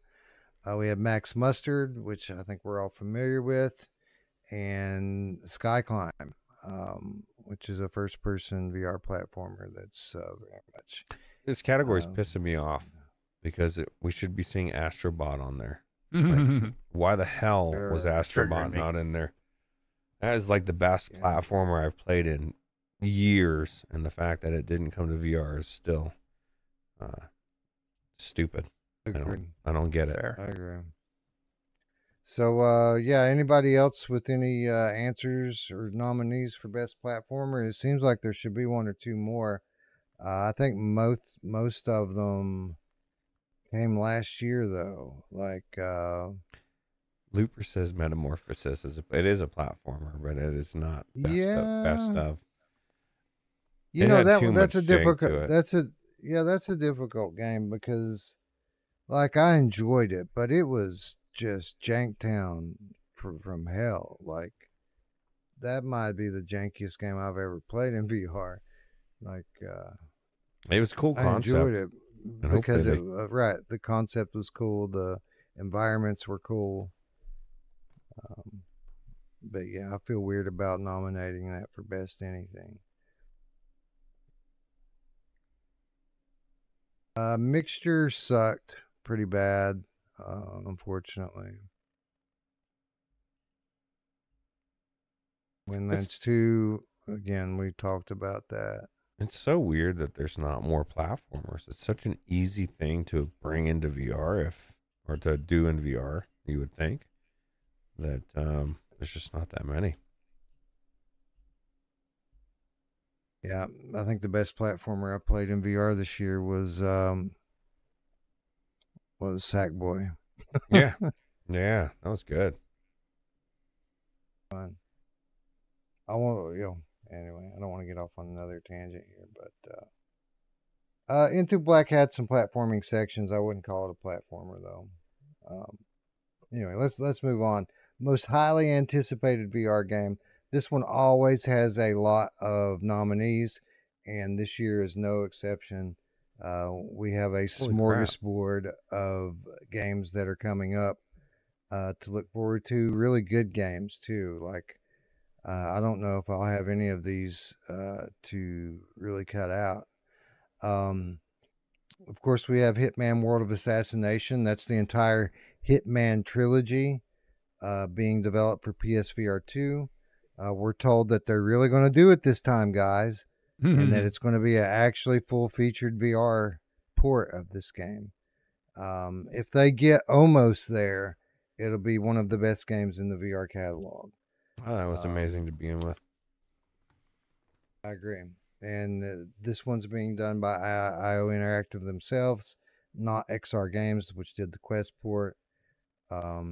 So many people are hopeful that this game is going to deliver on its promises, and we're finally going to get the Hitman game that we've all been waiting for all of these years. If we don't, I'd be shocked. Like this is what Strike 3. Like, you know what I mean? People have told what they want. I mean, what's bad is, if we go by what we were saying earlier, they'll get it, and then people will bitch about it. So Strike 4, PSVR 1, oh yeah, PCVR, Quest, PSVR 2, Strike 4. That's crazy. Arcane Age comes out in just a few weeks' time. I've heard so many good things about this from people who are beta testing it. So, of course, they trusted me with their confidence, and I'm not going to repeat who they are or what they said, but the hype is real for this one, people have said. A 15-hour single-player campaign, a world that gets increasingly deep as you continue on and interact with it, and an interesting little tidbit for you fellas. Tag me up. We might have a fun Christmas ahead of us. Nice. Let's talk about it offline. But Arcane Age, one of my personal most anticipated games of 2025. Wanderer, The Fragments of Fate. This is an interesting one for me, fellas, because I believe that this is going to be a great game. This was our game of the year that it came out, and it deserved it. It was one of the best games that I've ever played in VR. It wasn't perfect. There was room for improvement in a few areas, and that's what they've been working well over a year on now, is improving the game in those areas. My thing with this game is while I'm sure it's going to be great, it's going to be a game of the year contender. It's going to be one of the best games we've ever played. This isn't best game. This is most highly anticipated VR game, and it's hard for me to get as hyped for a game that I've already played through in recent years and already know the story and what's going to happen. I guess this is a discussion for us to have when we vote. But I've said this a lot in recent weeks, and I mean it. Like, I'm sure it's going to be great. It's going to be one of the best titles on this list. I'm not excited for it like I should be. Yeah, what Well, it about needs to be people? something better. Like not better, but it just needs to be different. Like they got to just do more than just improve on it, which I think they are. But yeah, I mean, it's going to be still the same. Like we've already done it. Like I don't know if I'm Right. looking forward to playing it at all. There's a Man. lot of No, it's people gonna that be have good. never played it. They're adding Yeah. content to it. They're adding content to it and new game mechanics, and I mean, it's a remake. It's Yeah, a no, legit it better be. remake. But like a lot of these puzzles, I don't want to do again. Like I've been there. Like Right. just getting to those points where the new stuff is. I'm like, I have to rehash all the shit I did before.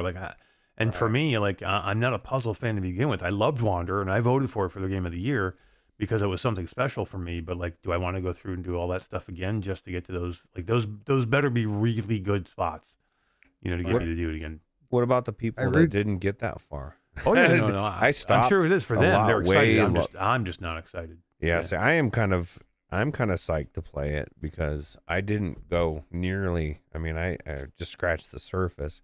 I personally, I was waiting for the best version to come out, so now I'm set up for it. There's a lot of people that have never even heard of it, never played it, and a lot of new people coming into VR.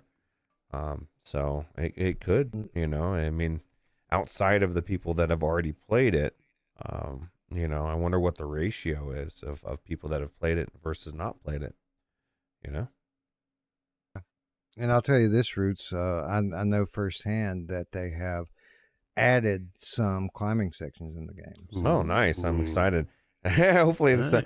that's not the highlight. I'll just be glad if I can get on the skiff in the beginning and not get glitched out or whatever. Not fall through it. Like, Yeah, not fall through. So I'm excited for all the people who haven't played it yet. Like, I mean, it's going to be like, it was a great experience the first time. Can you imagine like doing this for the first time again now, though? Like playing through all those puzzles again and being better.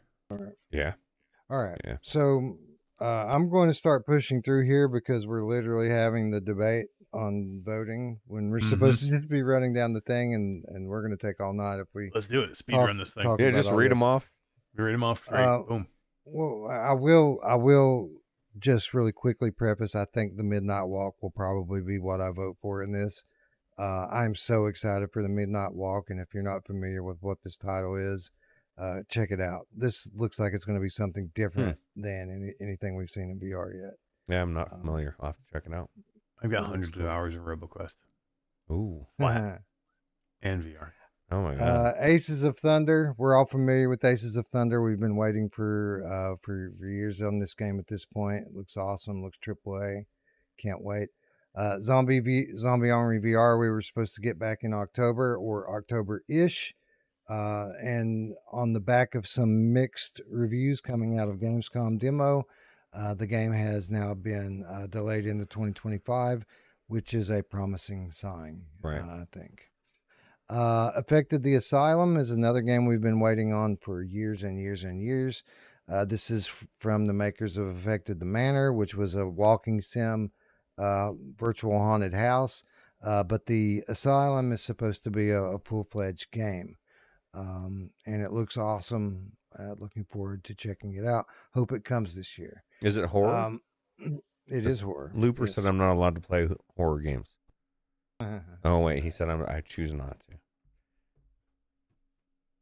Got a couple of flat to VR titles on the anticipated list. Of course, RoboQuest VR seems to be where all the momentum for the studio is focused at the moment, and rightfully so. An excellent flat game. I'm sure it will be excellent in VR as well. But I think the undisputed champion of flat to VR hype right now is and has been from day one Flat Out VR. This is the game that people are excited for, and it's easy to see why. Like currently there's a definite gap in the catalog for that type of game, and hopefully by the time that we get it to market, that gap is still there to be filled. Super Nintendo Chalmers with the $5 US said, "Can you add Ghost of Tabor and Jolly Roger? Remove Lo-Fi and Ghost Town VR." Well, I'm not going to remove Lo-Fi or Ghost Town. We can talk about adding these other two when we get to the end. So Gunman Contracts was a full-fledged title that was inspired by the Half-Life Alyx mod of the same name. One of people's favorite Half-Life Alyx mods. The developer set out on their own in their own engine to make their own game, and a lot of people are excited for that. Alien Rogue Incursion Part 2, just tying into the Part 1 we spoke on earlier today. Vertigo 2 Into the Ether DLC that was just announced a week or two ago. Looks really cool. Ghost Town VR, for those of you who don't know what it is, this is the next puzzle adventure from the team that brought us the Room VR. It looks to be super high quality, and if the Room VR is anything to judge by, I'm sure that it will be. So I'm looking forward to that, and I think a lot of people are. Boxing Underdog is the title that was previously known as the Bare Knuckle Fighting Championship. This is the game from the developer that brought us Ven VR Adventure. They were working on a bare knuckle boxing game. They decided to make it into a full-fledged legitimate boxing game. Coming early 2025. Five Nights at Freddy's Secret of the Mimic. I don't know if we've got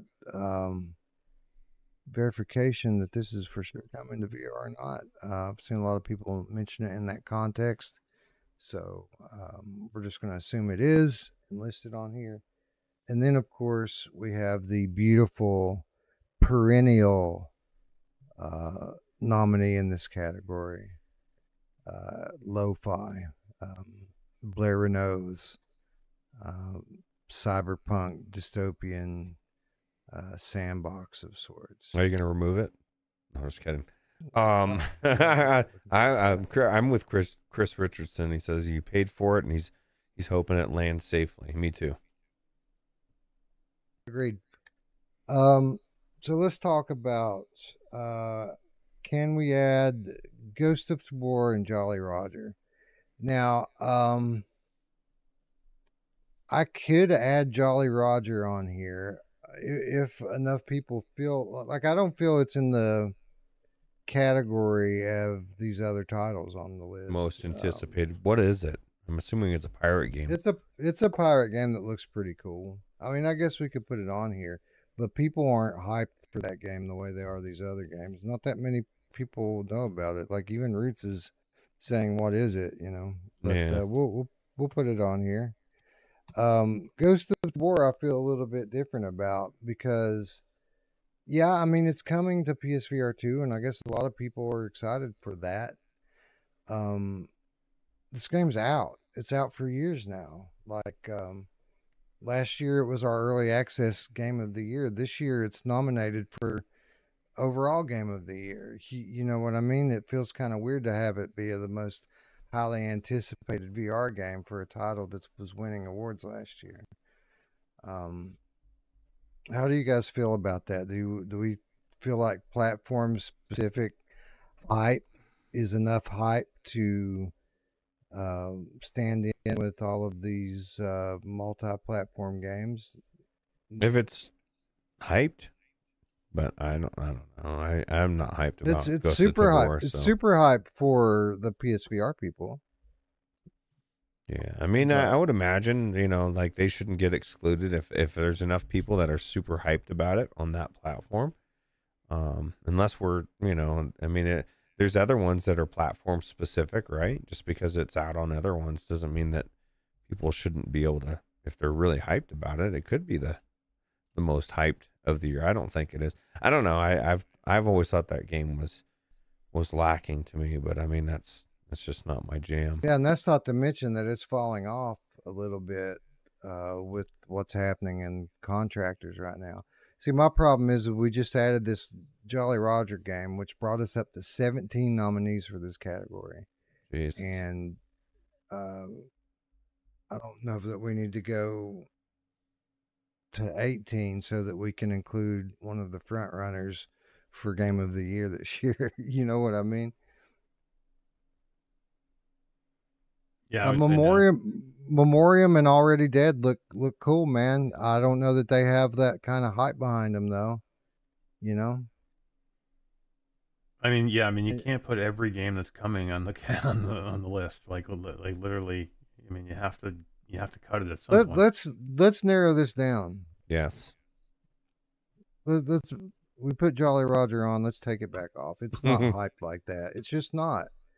Let's be serious. Like I think it looks cool, and I think that some people are excited for it. But you know, put that next to Hitman, and where is it at?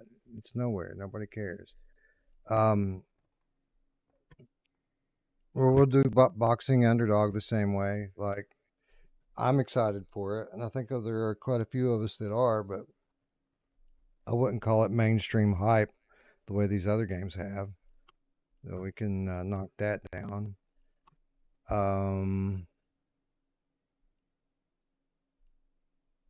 Affected the Asylum. I mean, again, that's another one that I have hype for, but would you guys consider that as a big, super hype game for VR right now? Like a zombie army? I wouldn't put it on Affected the Asylum, just because even though it's said to be better than the first one was a walking sim. So I mean, if you're not really a horror fan, how excited are people? Maybe I'm wrong, but I mean, it could be turn out to be amazing. But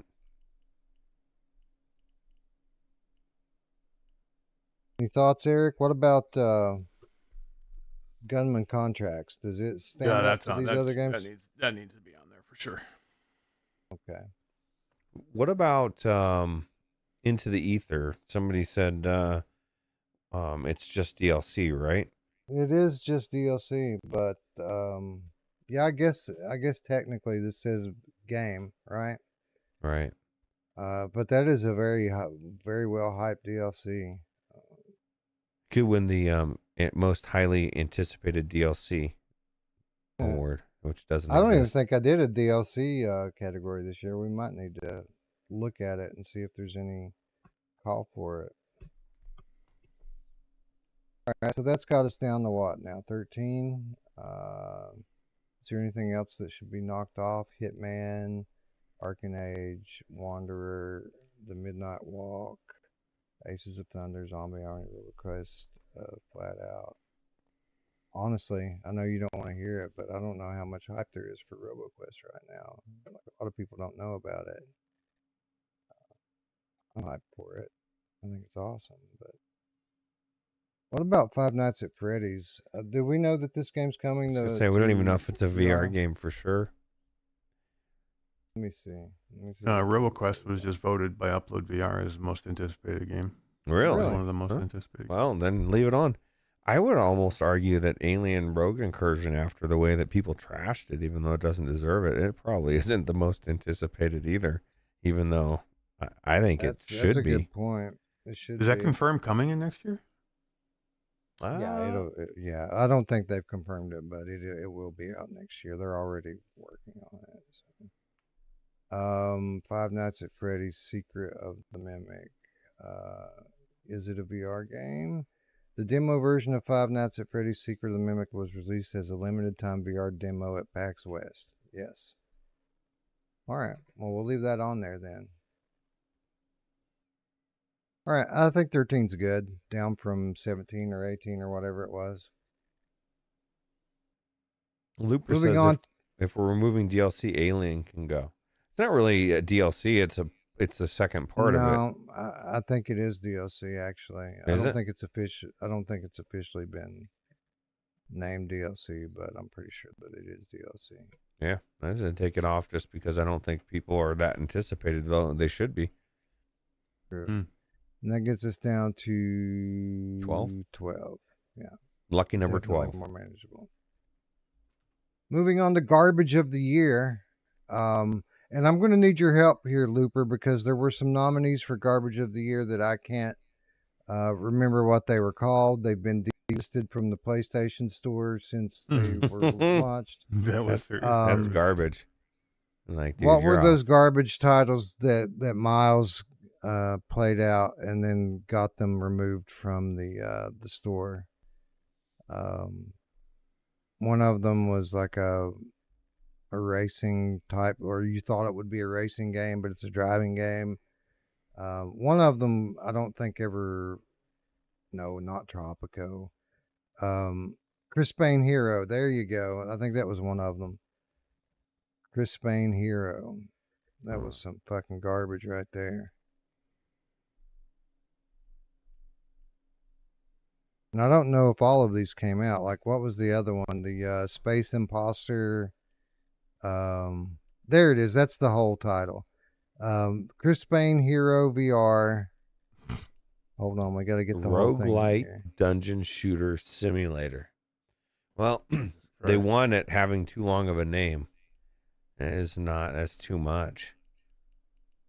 They had three of these they had three of these titles like this. These what are they called?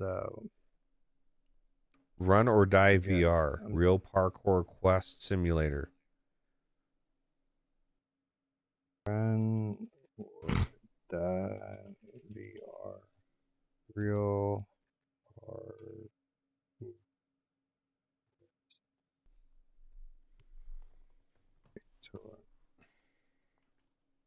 Well, Looper says Tropico is his personal nominee for how ridiculously blurry it is.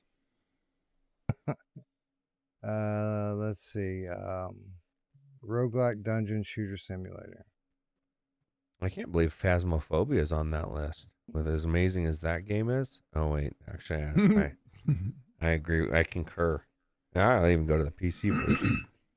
I still think that game, to me, is a product of streamers making it popular, and there's really not much more to it.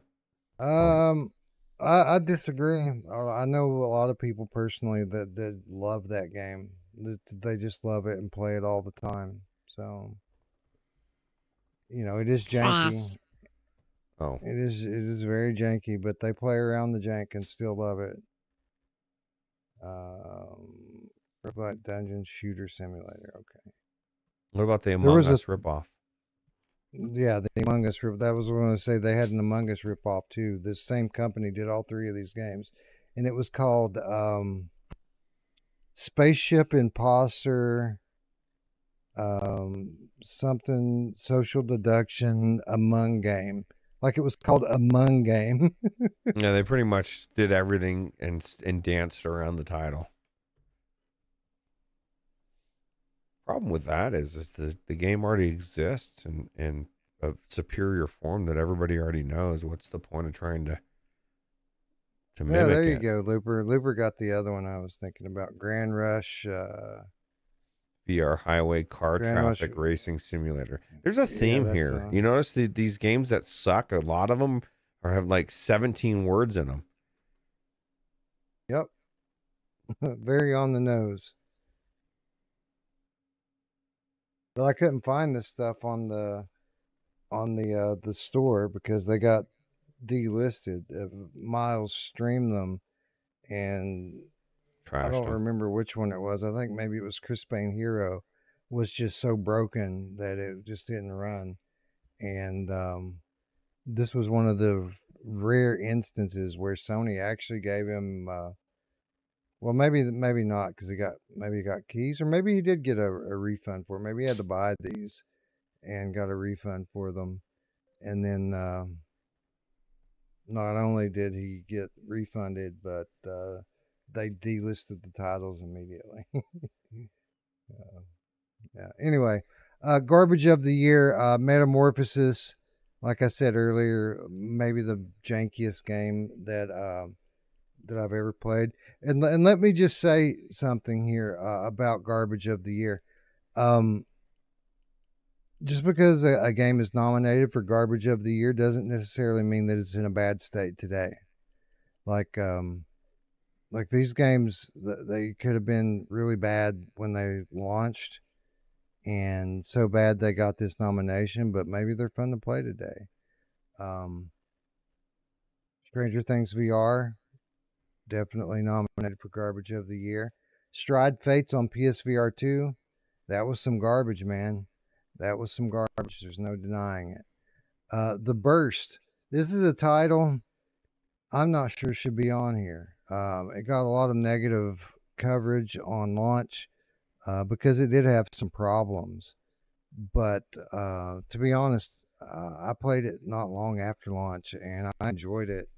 And it has been continually updated even since we played it and covered it. It's Which game? Supposedly even better. The Burst. Oh, The Burst. You know who loves The Burst? My mom! Yeah, she does. Infinite Inside. We already talked about this garbage. It's not broken. It's just boring, I guess. Attack on Titan VR. A game I haven't played, but I've seen enough to know that that's some trash right there. Phasmophobia launched on PSVR 2, super janky. Remains janky, but was super janky on launch. And then Hitman 3 Reloaded on Quest. Again, not as bad a state today as it was on launch, but no denying it was garbage and remains pretty close to garbage. And then the 3 titles that we added on. So I guess the question here is are any of these unfairly listed on here? And to be honest, I'm feeling a little bit bad about the Burst. I put it on here based on other people's reviews. I actually kind of enjoyed it, and I feel kind of bad putting it on here because they just closed their studio last week because they failed with this game and can't keep their doors open anymore. Yeah, it sucks. I feel bad kicking them while they're down, you know. Well, it may not make it. It might not. People might. Well, I guess it would still be on the list to be talked about. Yeah, you know, it's some of these games are nominated for good awards. The Burst being one of them. Stride Fates has got some nominations. I think Phasmophobia might too. So just because they're on Garbage of the Year, Metamorphosis is one of, again, jankiest game I've ever played. Also, a lot of fun I had with that game this year. So we got a 50-pound donation up there, or super chat. wow, okay. Another 50 quid from Sajukar 7th Legion. No disrespect to others, but I'm just saying Western Roots should restart their channels, but stay here too. Be a spiderweb in VR. All do your own thing, but draw them back into the main web. VR is getting big. Pounce on it, please. I guess that was kind of the goal at first. What was it, Roots, when we started this channel back in 2019? Was to kind of use our own channels in that same way, but have this be home base. Yeah, absolutely. Wes was a lot more seasoned at it. You just got so busy. Wes would still be doing it if it wasn't the fact that he got so busy. Me, on the other hand, I just stopped making videos. I don't even have a good excuse, Wes. You know, once I got to a certain point, I just decided that this was my channel. Like, this is my home, and you know, if I've got time and effort to put in the content, I'm going to try to build this channel. So yeah, and you actually live stream here a lot, even when when you've not doing a real time review, you live stream games here. All right, I'm going to remove the Burst from this list for the reasons I identified a moment ago. Bulletstorm wasn't as bad as the reviewers said it was either. I know some people mentioned Bulletstorm in the chat. I disagree, and I think you would also disagree with that, Eric. Am I right? Yeah, I like Bulletstorm, and they fixed it quite a bit. I thought it was but you said we're not judging it on what it is now, but but I thought it was actually a decent game. Same. I guess really my only other question here is Infinite Inside. does it deserve to be on this list? It wasn't janky at all. It was just boring and not fun to play. I didn't play it, so. Well, it depends on what your definition of garbage of the year is. Is it, garbage just because it's, in a less than desirable playable state, or because it's boring and, not fun to play? Like I can imagine that one game, Eric, that you hated about the taxi or whatever, like Oh my God, yeah, the hitchhiker. The hitchhiker, that's what it was. And I could see that being on the garbage of the year list because it was no point in playing it. It was boring and, Yeah, the issue, I don't think anybody liked that hitchhiker game. I think some people liked the Infinite Inside, though. But some people like Phasmophobia, too. And some people like Attack on Titan. Fuck it. Some people like Shred Fates, myself included. So fuck it. They're all trash and they're going to stay on. Garbage of the year. Yeah. Love it. We got to have garbage of the year nominees. We can't get soft in our old age. Moving on, biggest disappointment. I'm saving those nominees to be a surprise. Those are going to be internal nominees this year. You guys can tune in on January 18th to find out what things disappointed us the most. You certainly are welcome to tag me in Discord and put forth your own nominees. Maybe I'll add them on the list. Maybe I won't. Somebody in the chat says, Ezekiel says, I liked Infinite Insight. So now you're trashing him. Some people liked it. That's what I said. I didn't hate it. I didn't really like it. I thought it was the definition of average. Some people like bland. It had no color palette. It was all grays and it just was not. It's like Panda Express. It's very bland, but some people like it. Most challenging VR game. Ooh. I had some challenging games this year. Legendary Tales, not easy. Aka Ara, again, not easy. Thrasher could downright make you pull your hair out at times. Big Shots, the mech roguelike, challenging from right off the top. Vendetta Forever, arcade style shooter, whose t-shirt I don at the moment. Very challenging. Trombone Champ Unflattened. Quite a bit of challenge involved with that one as well. Swarm 2. Swarm 2 could be hard, Roots. Downright. It is actually. Swarm 1 was simple. Swarm 2 has actually got some skill levels to it. Mud Runner. Not an easy time driving that fucking thing through those muddy roads. Debatable whether or not you consider that fun, but it's certainly challenging. And then Riven, classic Cyan puzzle game, story adventure, puzzle adventure. I think Scion would say that one wins.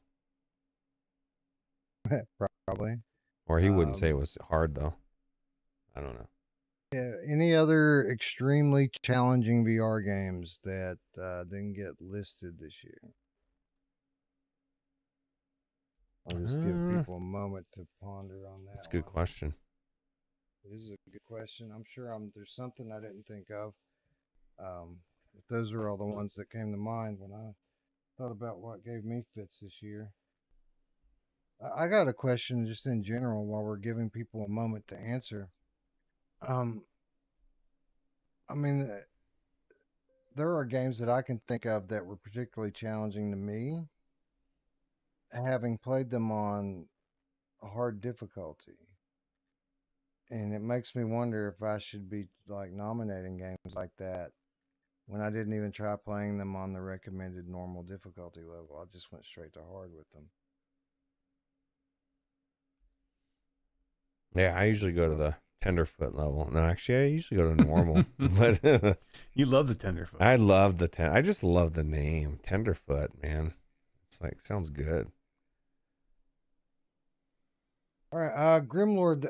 Grimlord launched in December, so therefore is just outside the nomination window.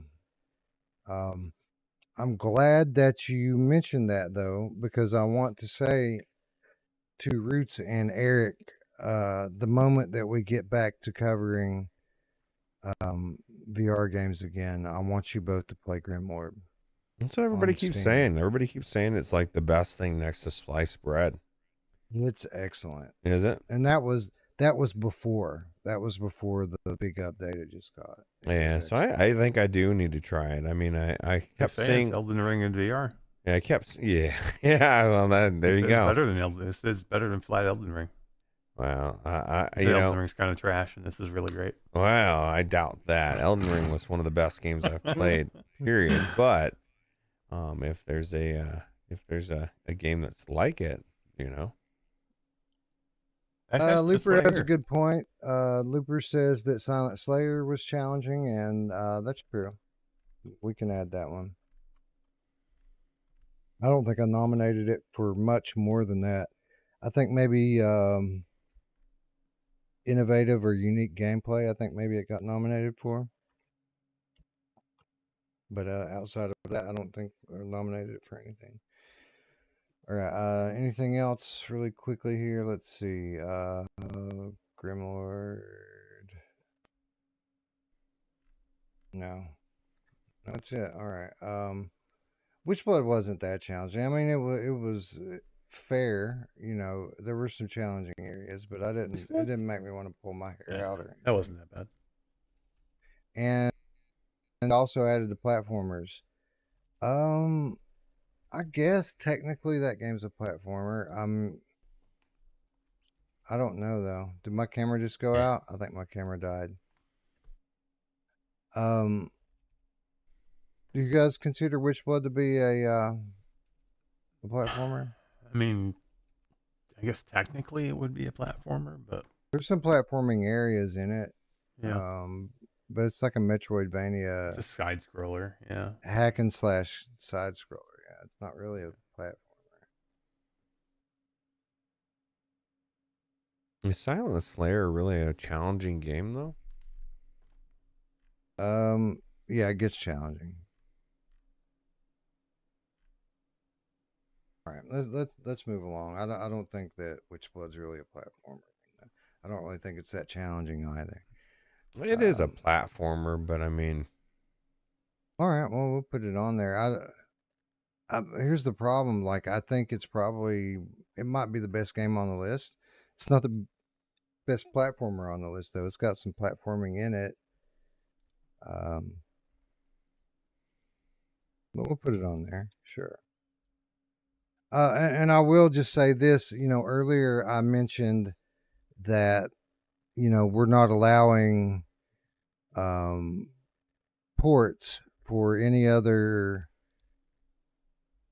nomination except for that platform's Game of the Year. But I did say that there was one exception that I made, and Witchblood was that exception. Witchblood was a game that was out on Oculus Rift many years ago. I still have it, and it came out for Quest this year, and I'm allowing it basically because it was so off the radar before, and like I didn't even know about it when it was on Rift. I don't think most people did know about it. So it's been again a number of years since its initial launch. And again, it didn't have very much profile before this year, so I decided to allow it to be the exception to the rule. Anyways, garbage of the year, biggest disappointment, most challenging VR game, most addictive VR game. So one of the titles on my short list for games I need to play this week is the first nomination in this category. Underdogs is a game that I nominated for a number of awards this year based on other people's opinions solely, because I've never played this game. The time that it came out, I had a lot going on in my personal life and didn't have time to get around to playing it. but it is in our catalog, and I don't think I've ever heard a bad word about this game. Everyone says that this game is fucking awesome. There are people saying that this should be game of the year. Wow. Is that boxing game? It's a beat 'em up game, but you're like in a mech. So it's like it's kind of like a like Rigs maybe, or I don't know. It's like imagine Big Shots with no guns, and you're just like smashing people with your fists. Okay. And just the concept. I don't mean in the execution. But people say it's great, and I nominated it for a number of games based on what people have said about it. So,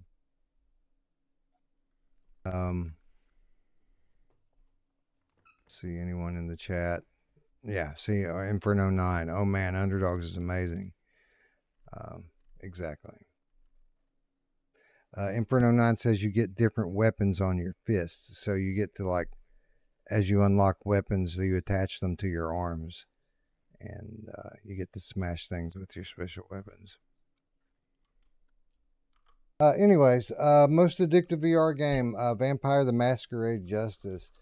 I put this in here because I think that this is an exceptional title that I can't find a good spot for it, to where I know that it's going to be a front runner to win. I think it is an addictive game to play. I think it's an innovative game in the way that they give you the special vampire abilities. I think it has a lot going for it, but I can see already that this is going to be a title that could end up being one of those that gets left behind because we can't find a good spot in the good category where it's going to win. Right. I don't know if it would win against Into Black. You know, that's one game that you just kept, at least we kept wanting to keep going. Yeah. But there's so many games on there like that. Yeah. Anyway, let's pick it up here a little bit. Again, we're getting bogged down on these lists. Stilt. We talked about Paint the Town Red VR, very addictive, fast-paced game. Same can be said for Swarm 2. Sky Climb, Dead Second, very addictive. Thrasher and Aka Ara, Metal Hellsinger VR, Vendetta Forever, Into Black, Batman Arkham Shadow, and Trombone Champ Unflattened. All very addictive games. With that said, I do think that we can narrow this down a little bit. Some of these games are not like the others, let's say. I would say we could probably ditch the two platformers. Yeah, Stilt and Sky Climb I would take off. Yeah, that's what I'm thinking. Maybe Paint the Town Red. Yeah, same. And Vampire Masquerade Justice maybe also. You think? I wouldn't say it's addictive. I mean, I think it's a good game to play, but it's not something I'm like jonesing to go back into all the time. That's true. I mean, I guess to a point that is true. Yeah, I think a lot of the others deserve, Dead Second's definitely addictive. Thrasher's cool, addictive. Akara. Yeah, Vendetta Forever definitely is. Underdog, Swarm 2, Dead Second, Thrasher, Akara, Metal Hellsinger, Vendetta Forever, Into Black, Arkham Shadow, Trombone Champ Unflattened. I think those are all fair and very addictive. Anybody anything in the chat? Phasmophobia? No, not really. Looper said Vampire couldn't have been qualified anyway. It's a November 2023 title. Oh, really? Probably Quest true? And I think he was saying maybe. Yeah, Vampire was out on PSVR 2 and Quest November 2023. And that being said, I'm gonna take a West break in the bathroom real quick. We'll be right back. Okay. That seems wrong. It seems like something I would have caught. Vampire the Masquerade Justice. I guess I can make mistakes, but that's a pretty glaring one if that's true. Yeah, let me look Maybe it up. Maybe it's because it came out on Steam later. I bet. I was gonna that's say, what did it was. launch? Did it launch everywhere at the same time? I can look at the. Let me look at. No, it didn't. It came out on Steam later. Let me look at. Wow, this game's only got like 3 stars on Steam. Really? Yeah. That's crazy. This is a good game. February 6, 2024 on Steam. So I guess by my definition then, the only category that this would be eligible to be nominated for would be Steam VR Game of the Year. Mm-hmm. Let me just go really quickly and make sure that that is the case. Yeah, November 2nd, 2023 for. We'll take it Twas. off. All right. Yep. So we're gonna lose it from the best VR adventure category. Well, I guess that defeats the problem that I had about trying to figure out where to fit it in. ensure it gets a win. Yeah. You never know. Who never has trouble fitting it in? No. Yes, you don't. Most innovative gameplay. We can take it off of that one as well. It's been that long. I guess it's the end of November, right? Or the end of the year last year. Yeah, it would have been right. It would have been right up against the deadline for the initial launch. And again, I must have just checked it on Steam and then moved on. And Looper says Dead Second was out on Steam in 2022, not early access. Yeah, but it came out of early access on Quest this summer before the App Store. Yeah, and I think we're gonna make an exception here because the updates that it got that when it came out of early access were universal across the 3 platforms. So while it may have technically came out of early access on Steam at whatever date, it didn't really get its full launch until this year. Am I wrong? Like that's the way I. No, I agree for sure. All right, so we've given Vampire the Masquerade Justice a PCVR Game of the Year nomination because that's the only place where it belongs on this list. Let's get back to where we were. I saw your message, Eric. I didn't read it, but I'm sure it says I'm going to have to check out at 4 a.m. I have to be up in 2 hours. We're supposed to go to breakfast. Maybe we can get it wrapped up. I think we might be able to get it wrapped up by then. Well, I just happened to look at how many categories were left, and I'm like, oh my god, there's no way we're getting done by 4 a.m. Well, we don't have to sit on these and talk about them like we have been. We just need to move through them because I need to go too.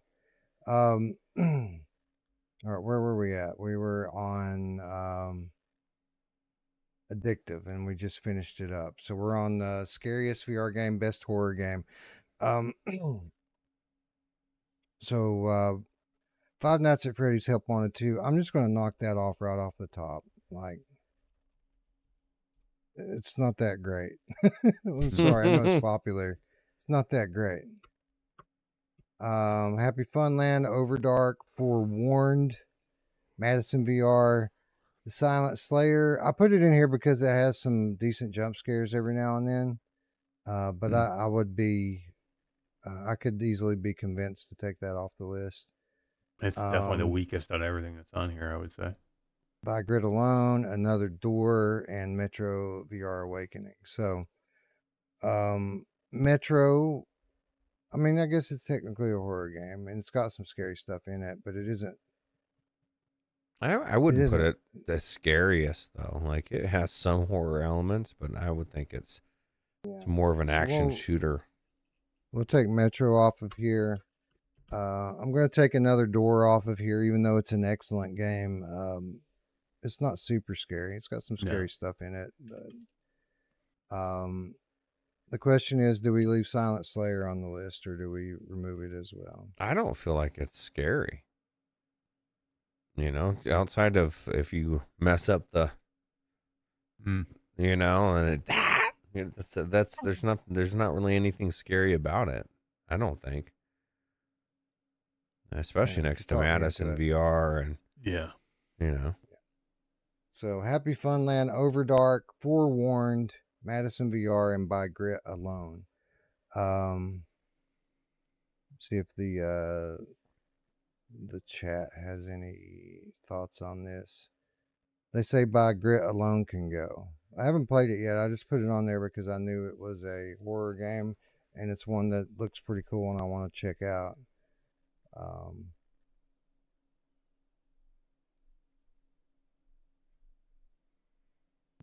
So Looper's pretty adamant that By Grit Alone can be knocked off the list. So get it off. I'm Looper. All right. I know what I'm talking about. There. I agree with you. We'll take it off of there, and then I will have perhaps maybe have played it by the time we vote, and if I feel like it needs to go back on, we'll just talk about it. By the way, Looper, maybe you're one of these people I was talking about earlier that can give us your thoughts on these games for Game of the Month when we do turn it into the month in review. Maybe you can come on and give us an idea every now and then about one of these titles that you're playing that we don't have time for.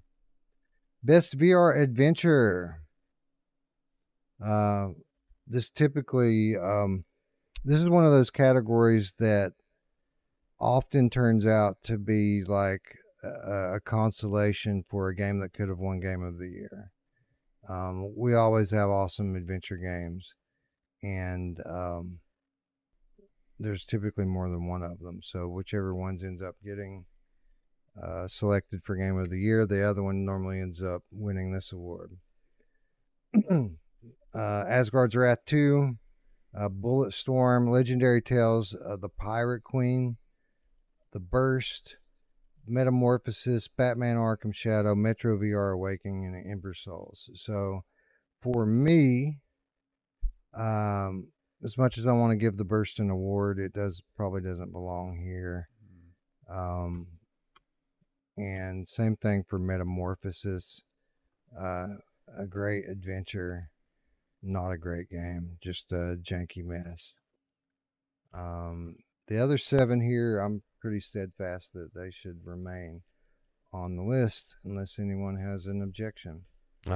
Not me. No, in the interest of getting Eric out of here in 18 minutes, I say leave it. And if somebody has a problem with it, we can always go back. Yeah, I didn't play Pirate Queen. That's the only one I don't know about on there, but I was like, your guys. It was pretty cool. It wasn't the best game. Like the gameplay elements were kind of basic in it, but the storytelling was pretty top notch, and like some of the set pieces were really cool. So yeah, it's a game that I'm hopeful we can get it out of here with an award this year because I think it deserves one. Yeah. And it was a game technically. Yeah. Arcade style game or gameplay. So this is a very loose definition. A lot of things can be considered arcade style. Swarm 2, Soul Covenant, Bulletstorm VR, Big Shots, Black Trail, Masters of Light, Stride Fates, Dead Second, Metal Hellsinger VR, Vendetta Forever, and Exo Cars. All fast-paced, kind of shallow arcade-style gameplay. What, if anything, should we knock off of this list? Swarm 2 belongs, so does Soul Covenant, so does Bulletstorm. Black Trail might be able to come off. I liked Black Trail. It's all right. I don't know if I would consider it like arcadey though, like complete arcadey. It was very arcadey. I like that was the Indian one, like the cowboy and Indian. Yeah, one? the cowboys and Indians. Yeah, where you were throwing tomahawks and shit. Like, And I mean, it was like almost button mashy type of Mhm. arcadiness to that game. I mean, we can take it off here just because it's not in the caliber of these other games, but Yeah, I don't know. it is definitely arcading. Stride Fate's arcadey too. Yes, definitely. It's not a. I wouldn't call it like a Consider that like a simulation. parkour, like a more of a parkour game than an arcade. It game. is. It is parkour. It's got parkour movement, but the think about the boss fights in it, like the the bullet hell type of stuff you got to deal with at times in it. Like it's pretty arcadey. Mm. I'll take Black Trail off of here just based on general quality level versus the other titles. Same, I think I'm going to say for Masters of Light. As cool as it is, pretty basic compared to these other games. Looper says Stride Fates was on Quest last November. Is it November? Yeah, that's a fair point.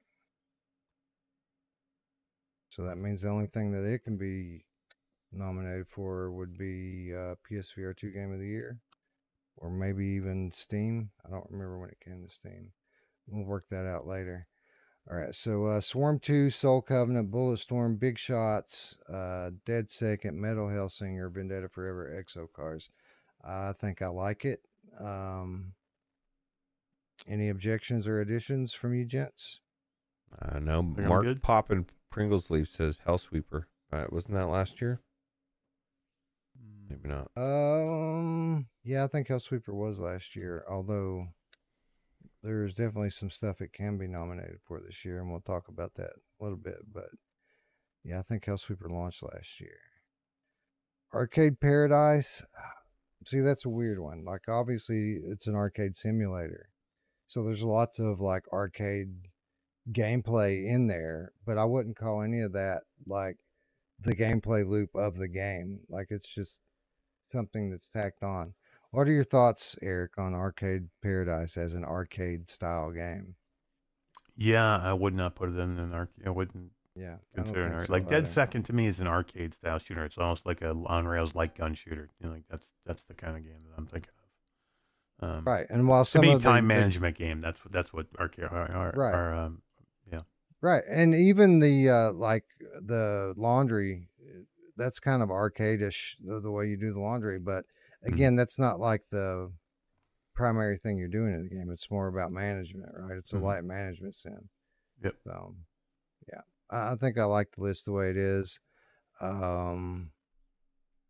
No, not even Hellsweeper. Like, even though Hellsweeper's kind of fast paced, there's an argument for it, but I think it's a little too substantial to call that arcade. Compound only launched on PlayStation VR2 this year. It came out on PC years ago. All right, let's move along. Best co-op multiplayer VR game. This is going to be a competitive category, even though there's not going to be a lot of nominees. Arizona Sunshine, both. And I'll go ahead and set it up now so that they have their own.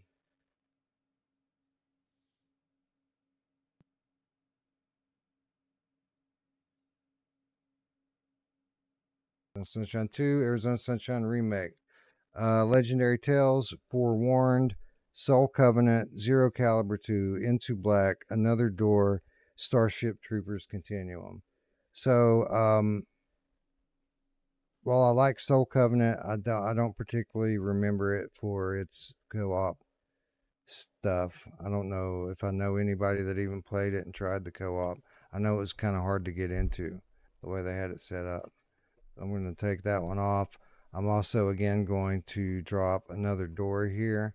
While it is a good co-op escape room game, I don't think it is on the level of quality of these other titles.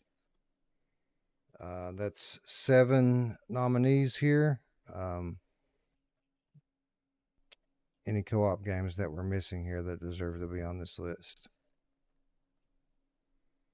Looks like it's a pretty good list. Pretty strong games there. Yeah. Hellsweeper. Did Hellsweeper get co-op added into it? I think it did, didn't it? On the Quest version, right? I think just in general it got added in. I'm going to go ahead and add it on here. And if it turns out that I'm wrong about that, then we can just disqualify it later. I think Green Hell came in December, the Green Hell co-op. Yeah, that just came. You know who else just came? Yes, you did. Is my camera black, by the way, guys? Did it go out earlier when I thought it did? It did. Yeah, I don't see it. It just shows the NVIDIA symbol, the camera slash line through it. I can fix this. Let me have a second. Just got occupied and forgot that that happened.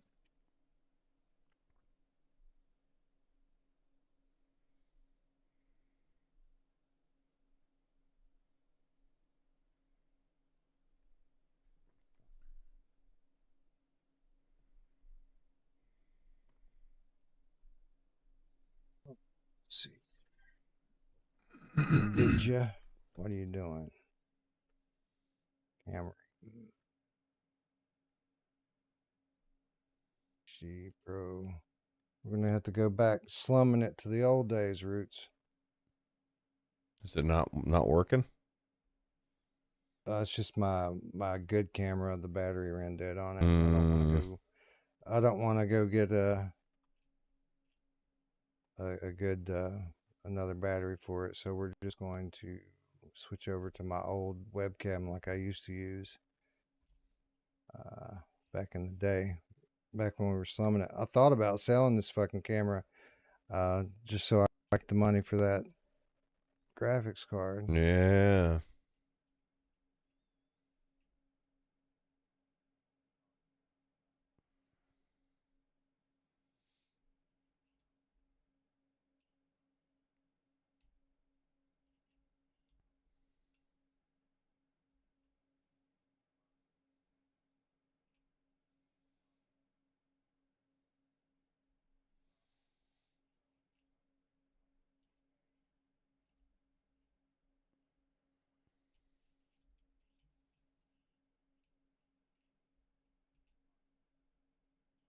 I know you could definitely get a 2K camera. I think this one does 4K as well, but I stream it in 2K. It was only a couple $100. Yeah, we should have my face back again now. Oh yeah, you're back. My beautiful, beautiful face.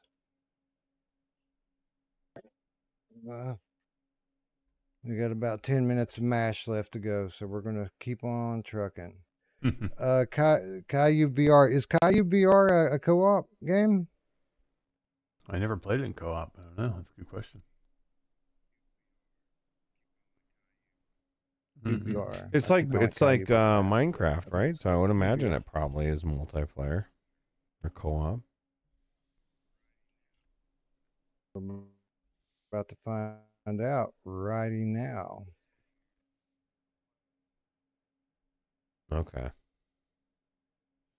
I'll leave it off and we'll jump to the next category. Let's see here. There we go.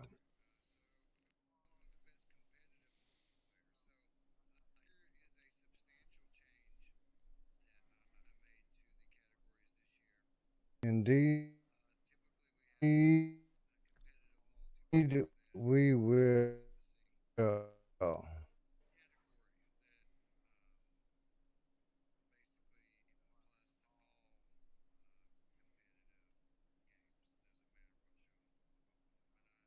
All right, so we move along to best competitive multiplayers. So here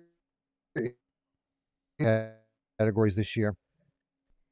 Typically, we have a Stilt, a competitive platformer. Skyclimb, another competitive platformer. V-Rider SBK, Superbike Racing. Brazen Blaze, arcade beat 'em up game, underrated by the way. Mannequin, I guess that's see, this one I struggled with a little bit because it's technically a shooter, but it's not. that's more of a social deduction game that uses shooting. So, and I'm open to various differences of opinions on this, but I think Mannequin deserves to be in the non-shooter competitive because it's more of a game like Among Us, where it's all about determining who the imposter is, more so than shooting. Exploding Kids VR, adaptation of a tabletop card game.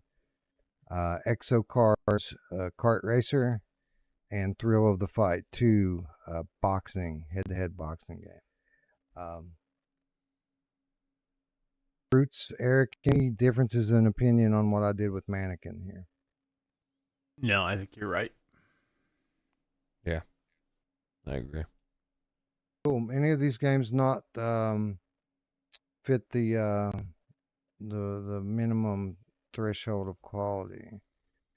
I think these all belong. I think they're good as they are. Nine nominees. Very different types of competitive game, but all pretty solid, polished games. Yeah, for sure. I like them. Anybody? Galaxy Kart came out on PlayStation VR last year. Chrome Colossus says 5 minutes. Everybody knows my countdown now. Yeah. Okay. We move along. Best competitive shooter.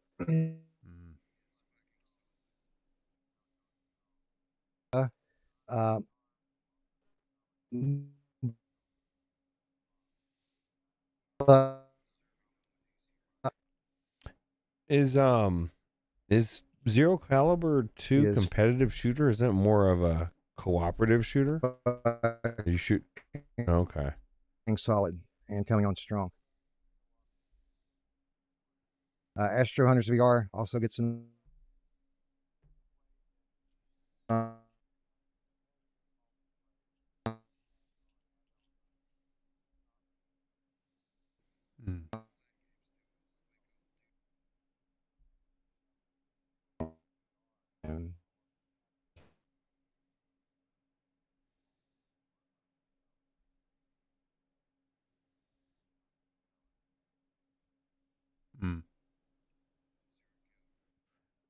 I guess that something's wrong with the sound. Looper says sound is bad again. I know that Wes's mic has been kind of snapping and popping. all but night. yeah, but I don't know if they're saying it sounds weird. Oh, you can't hear You Wes can't at all Wes now? at all now. How come we can hear you? Oh, is he frozen? Oh, no. No. Both. Yeah, because his camera it's is a frozen single player too, cam- yeah. Yeah, I was going to say, I thought he was frozen for a minute. Way that it should be done. Like the competitive multiplayer is attack something. It says you're speaking some strange Ninja weird alien thing. language. All right, I'll be It's right back. 4 a.m. You can speak all kinds of different languages. Yeah, I'm starting to hear different languages. I'm so tired. Oh. 2 minutes. Sleep well, Eric. It's already Christmas over here. Nice. That's funny. I can't believe we're going on 6 hours. I can because we took over an hour in the beginning, and then yeah, we do what we do. We do.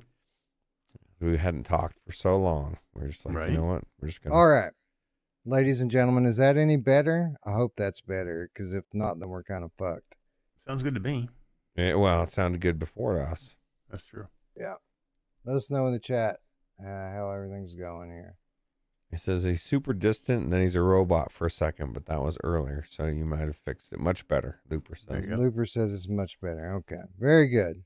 So I think what happened was when I switched over to my webcam, maybe for whatever reason, Ninja, without telling me, decided it was going to take the audio from my webcam. Now, I never said that at all, but that doesn't mean it wasn't what it was doing. Yeah, that's true. anyways, any other competitive shooters that I failed to mention on the list here? Not that I can think of. All right. We move along then to Best VR Puzzler. These are puzzle games that came out this year. Lego Brick Tales, The Pirate Queen, Madison VR, Retropolis 2, Riven, Infinite Inside, Hello Crew World, Chernobyl again, Escaping Wonderland, Another Door, and Squingle. I'm going to drop Squingle because it's not really I mean, I guess it's technically a puzzle game, but it's not the type of puzzle game that we're Thinking of. thinking of. Probably drop Another Door as well, off of similar reasons we've dropped it before. Brick Tales, Pirate Queen, Madison VR, Retropolis, Riven. We're going to drop Infinite Inside. I think we keep Chernobyl again. I think the question is, do we keep Hello Crew World? Is it of the caliber of these other games? I didn't play it. It's definitely a puzzler. It's a circuitry puzzler, but it doesn't change up the type of puzzles. It does the same type of puzzle from the beginning to the end. They just get more complex.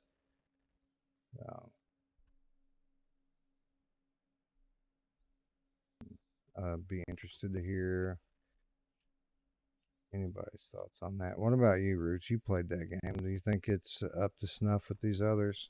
I don't even remember what it was like. I know I played it. It's been so long. It's the one that you had these stands that would take electricity. So like there would be an electrical source on the wall, and when you would take these stand-up poles close enough to them, it would shoot electricity through the air to the pole. And then we had to keep lining up these poles to be able to get the electricity across the room and open the door. Yeah, I would say Looper solidified it. He says it's like a poor man's Talus principle. And maybe not. I mean, if we had to eliminate something. We don't have to. I'm just trying to streamline things for later. I think adding Overdark, as has been suggested, is a good idea because that was an excellent puzzle game. Is Lego Brick Tales a puzzler? I never played it. It is. I don't know. It is. Yeah, I think I'm going to put Overdark in place of the Hello Crew World. And they forgot to put an E in there. Yeah. That's a better looking list right there. And we're going to leave it at that. Eric, do you need the bell? It is 4 a.m. I did, because how many categories? I think we got quite a bit left, right? We've got 1, 2, 3, 4, 5, 6, 7, 8, 9, 10, 11, 12, 13. Yeah, no, I'll never make it. We have 14. Yeah, I'll never make it. Yeah, I hate to do it, but I'm gonna go. I'll never make right. 14. But I'll be at breakfast by the time we get done. All right. I hope not. Will it screw anything up if I bail out? No, it'll just be an empty window. All right. Can you put a static image of me up smiling or something? I don't have one. If I had a static image of you, I could. Actually, we could try to make it pause. You know. Yeah. Right. No, I'm just kidding. All right. I will bail out. All right, man. Take it easy. Have a good night. Thanks, guys. See everybody later. Happy holidays. Merry Christmas. Yeah. Everybody. Absolutely. Happy Festivus for the rest of us. This is how long it's taken us. Grandpa's barbecuer Game Cat says he's double smoked and glazed a ham during the stream.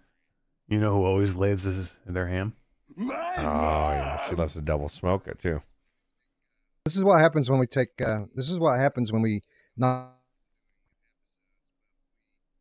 I know, right? Like we all of us played a ton of Alien and Behemoth. Only take a month off from doing we actually play Yeah. Well, this is what happens. We're better off when we only play 3 hours of the game. Wes is frozen. Oh, again? Yeah. Oh, damn it. Well, now I feel bad about leaving if he's frozen. Okay. All right. Good night, guys. Good night, everybody. Yeah, good night. Merry Christmas. All right, take it easy, man. Oh, wait. It's moving again. Gone. Maybe it's just a bandwidth. Shouldn't be. I mean, the bandwidth would be on my end, and I've got like 2 gigs. Issue. And I'm like hundreds upload. So.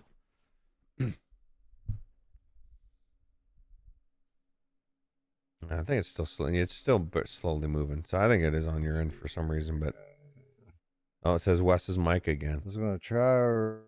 Switch the webcam mic again. Yeah, everybody missed your robotic voice. I'll fix it again. Can't give. Okay.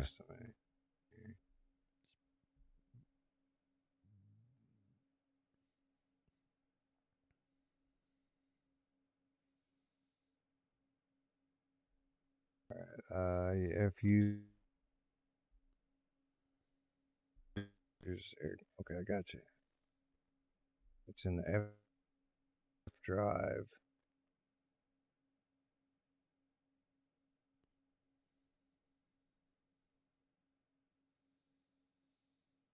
Yeah, my fire's still cozy. It's been running forever.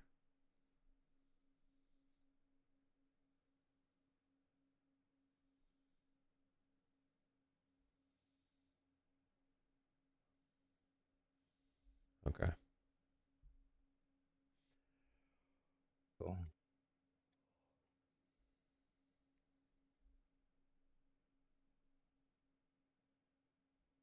Okay, that's a good one. Get this thing. It says I can animate it. I don't know. That would be weird, right? Thought you might like that. Okay. Save image. All right.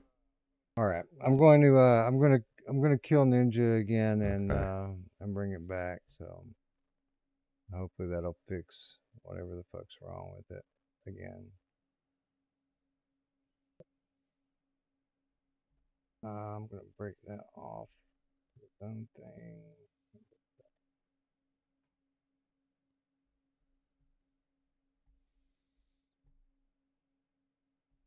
Can't believe Eric would do that.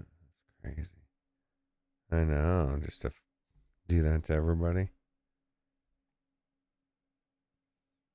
Yeah, this is Christmas. Eric, what are you doing, man?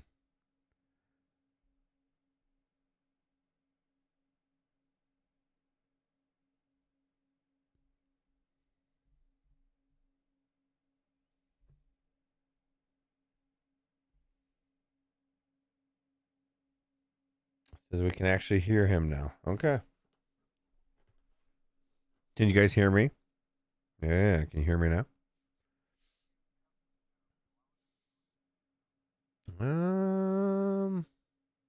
That doesn't make sense.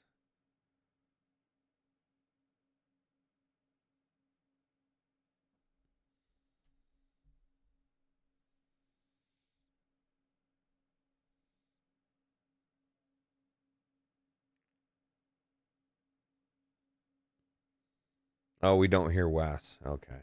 They must have been talking about me.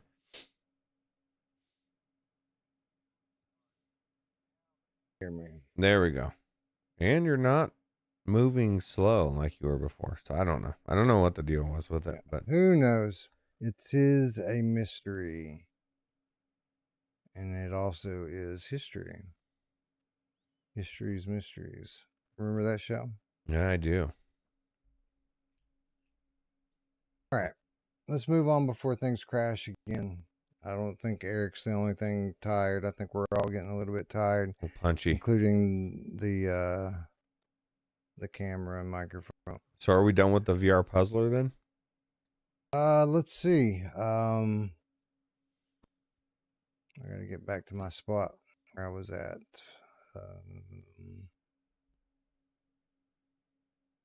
SVR puzzler. Bricktails, Pirate Queen, Madison VR, Retropolis 2, Riven, Overdark, Chernobyl again, and Escaping Wonderland. I think that that's pretty good. I agree. Human Fall Flat, I never played Mark Pringle's Leaf, and that's not exactly, you know, there's lots of games that I haven't played. That isn't the only one. But whenever I look into that game, I see mixed reception for it. Some people think it's cool. Other people think it's kind of weird and janky. I don't know what to think about it. So I guess if enough people say that that's a compelling puzzle game, we can add it to the list. But right now, my inclination is not to do so. That's my explanation for my inclination. Yeah, and you guys can always go into the Discord and make your case for any of these, for anything, whether it gets on the list or not before voting happens. It's a different story, but That is true. Moving along to best first-person shooter campaign. We have the Arizona Sunshines, which I will fix right now.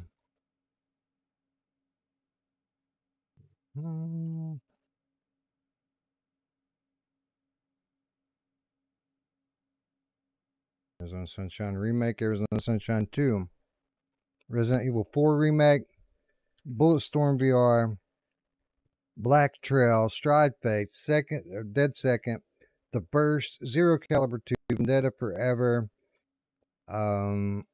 Metro Awakening, Starship Troopers Continuum, and By Grit Alone. I think we can trim this up a little bit. I would say Starship Troopers 2 Continuum doesn't have, I mean, while it's a solid game, I wouldn't consider it to be very campaign driven, right? Right. So we can take that one off. I guess we can lose By Grit Alone based on Looper's general impressions of it earlier. What about Black Trail? Is that because you're not really shooting, you're throwing a tomahawk? Well, you do both, right? Yeah, that's true. You shoot when you're the cowboy. Oh, that's right. You get to be the cowboy, the evil cowboy, or the amazing Native American, the majestic, honorable Native American. Yes. Awakening, Vendetta Forever. Vendetta Forever, I wouldn't call a cohesive campaign either. No, that's more of an arcadey shooter. Let's see. Into Black, Mark Pringle's Leaf says. Technically a shooter. That's much technically a campaign. More than a shooter. Definitely a campaign. It's but it's right. It's more than a shooter, right? It's like a mining,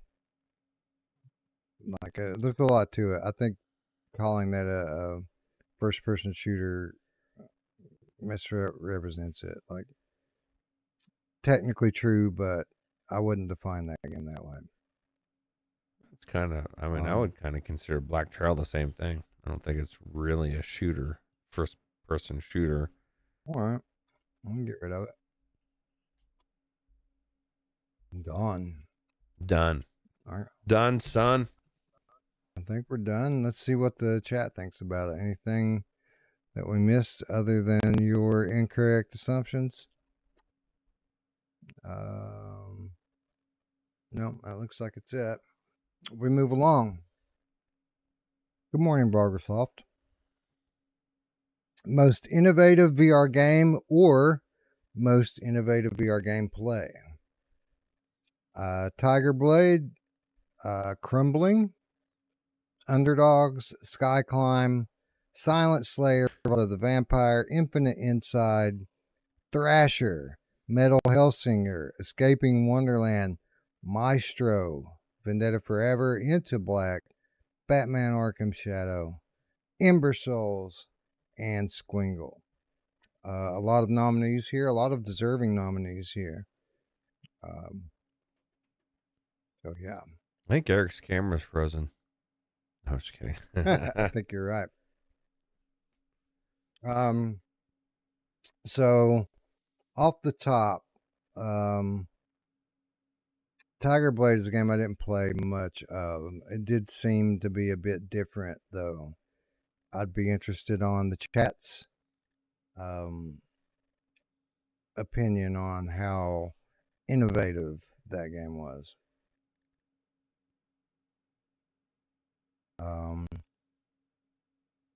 Crumbling definitely deserves to be here. I think Underdogs does as well. Sky Climb, yes. Mount Slayer, yes.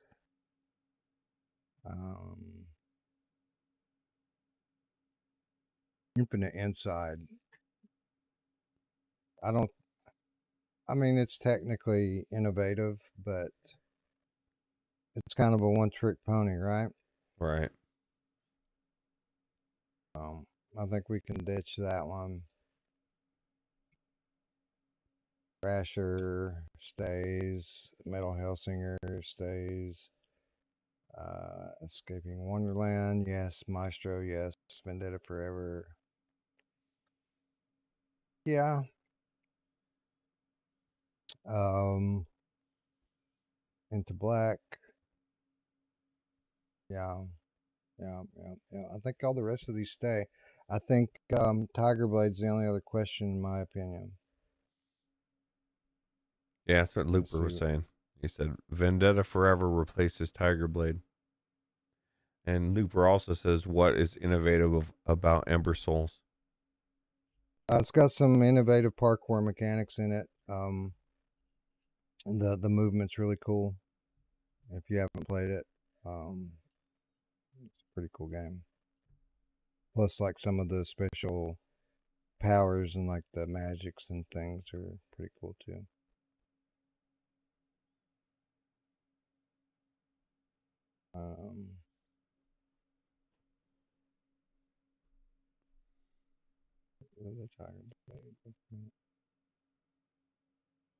Looper says he's beaten it recently. We've all seen it. We've seen that kind of gameplay, I guess he's saying.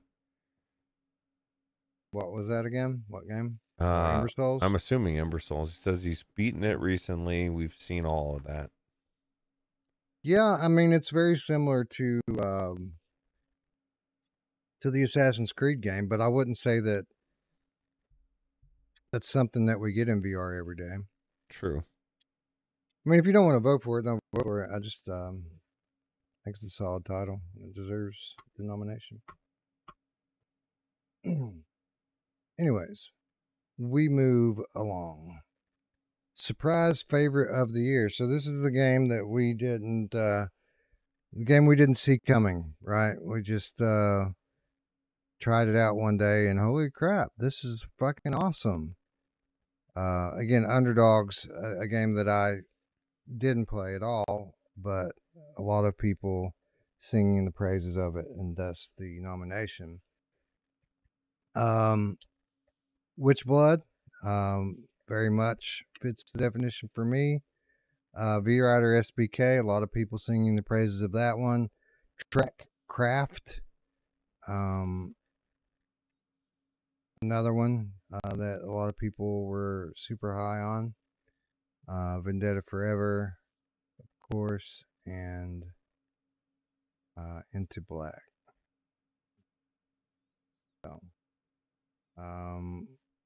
I would say I mean, there's some other games that turned out to be really good, but you know, maybe not unexpected that they were good though. Right. If we knew it was going to be good, type of thing. Right. Legendary Tales, yeah, I think that's fair. Legendary Tales turned out to be fucking amazing. So Chrome Colossus says Subside.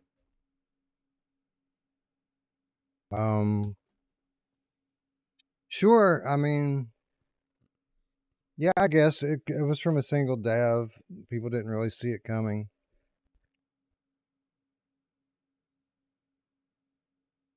Swimming pool, Wes. Yeah, I know. And people like it. Seem to really like it. Yeah, a lot of people really like it. Fucking Brian Paul gave it a 9 out of 10. Oh, He God. gave Subside 9 out of 10 and gave Alien 7 out of 10. Yeah, it just shows you that people's what they like is what they like. You know? Yep, that's true. All right, we move along. We're getting down to it now. Down to the studio awards. These are going to be a little bit more difficult to change up, especially I think we've done a pretty job here of nominating the studios. Rookie VR Studio of the Year. These are studios that have made their debut this year in one way or the other. I like the last one on that list the best. Yeah, I'm fond of them as well. We have Meadow Studios for the early access Steam VR shooter Heart Shot. We've got Nox Noctis for Overdark. We have Wrecked Games for Stilt. We have Alter Eyes for Big Shots. We have Big Brain Studios for Sushi Ben VR. And we have Meat Space Interactive for Vendetta Forever. And then we have Flat VR Studios for Trombone Champ Unflattened. So, a good group of rookie VR studios. Chrome Colossus pointing out Ancient Dungeon. Ancient Dungeon came out on Quest before it came out on PlayStation. And I know Brian Paul is a big fan of Ancient Dungeon, but I'm not. Not that I've played it, but it's a pixel art dungeon crawler, guys. It can only be so good, you know. Even if it's the best pixel art dungeon crawler of all time, it's a pixel art dungeon crawler. It's Ancient Dungeon. Yeah. I had never played it either.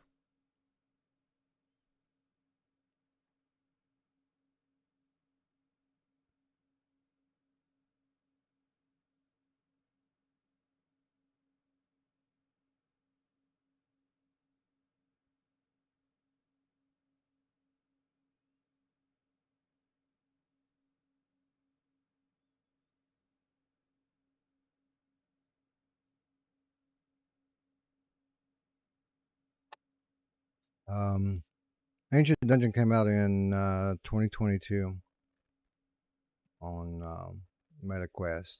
So, It's so much for that theory. Been out for a couple years. Morning, Vargosoft. Merry Christmas.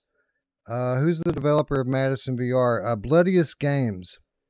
And I kind of rolled this one around in my head as well because technically a rookie VR developer, sure, but not a rookie developer. Like, I don't know. It's kind of that gray area where, since it's their first VR title, I guess we could call them a rookie VR studio. What about developer of Legendary Tales? Looper says. They hit the scene when Legendary Tales launched into early access a couple years ago. I wouldn't call them a rookie anymore. They've been around for a few years at this point. Flat to VR developers aren't rookies either, Looper says. The studio is, though. We're not judging individual developers, Looper. Moving on to Indie VR Studio of the Year. So I guess I should be clear. Pretty much all VR studios are indies. So the way that we use these terms is not the dictionary definition of them. When we talk about indie VR studios here, we're talking about smaller studios. Small in terms of manpower, smaller in terms of funding, smaller studios. And then when we talk about the VR studio or publisher of the year, we're talking about larger VR studios, which most of them are technically independent, right? They're not owned by Meta or Sony or Microsoft or anyone else. They're technically all indie. But when we say Indie VR Studio of the Year, we're talking about small indies. And when we say VR Studio or Publisher of the Year, we're talking about the larger ones. All right. So, Studio of the Year, Indie Studio of the Year, Zalubo Productions for Vertigo 2. Again, Vertigo 2 technically came out last year. So, kind of a gray area here where it came out on PSVR 2 this year. So, I mean, we could technically boot him out for that. But again, it's a gray area. I'm kind of down either way with that. One Hamza, the studio that brought us Underdogs. Urban Wolf Games, to answer your question, Looper, is not the Rookie VR Studio of the Year. They're nominated for Indie VR Studio of the Year. Green Sky Games brought us Swarm 2. They've also announced Anomaly and Chrono Strike coming soon. Toast Interactive brought us Max Mustard this year. Caveman Studio brought us the ever-expanding Contractor Showdown this year. X-Real Games, Zero Caliber 2, The Binary Mill Into Black. Quartopia Studio brought us Escaping Wonderland and Virtual Age with Ember Souls. So hopefully that that makes you all feel a little better about the ones that didn't get named for Rookie. VR Monkey. Yeah, I'm trying to think, VR Monkey, what did they have their hands on this year? I guess Sky Climb. I mean, I can put them on here if you want. I don't think their body of work really holds up to the other titles, but they're in general a very talented studio, so put them on here for you. I'll let people have the opportunity to vote and defeat my opinion.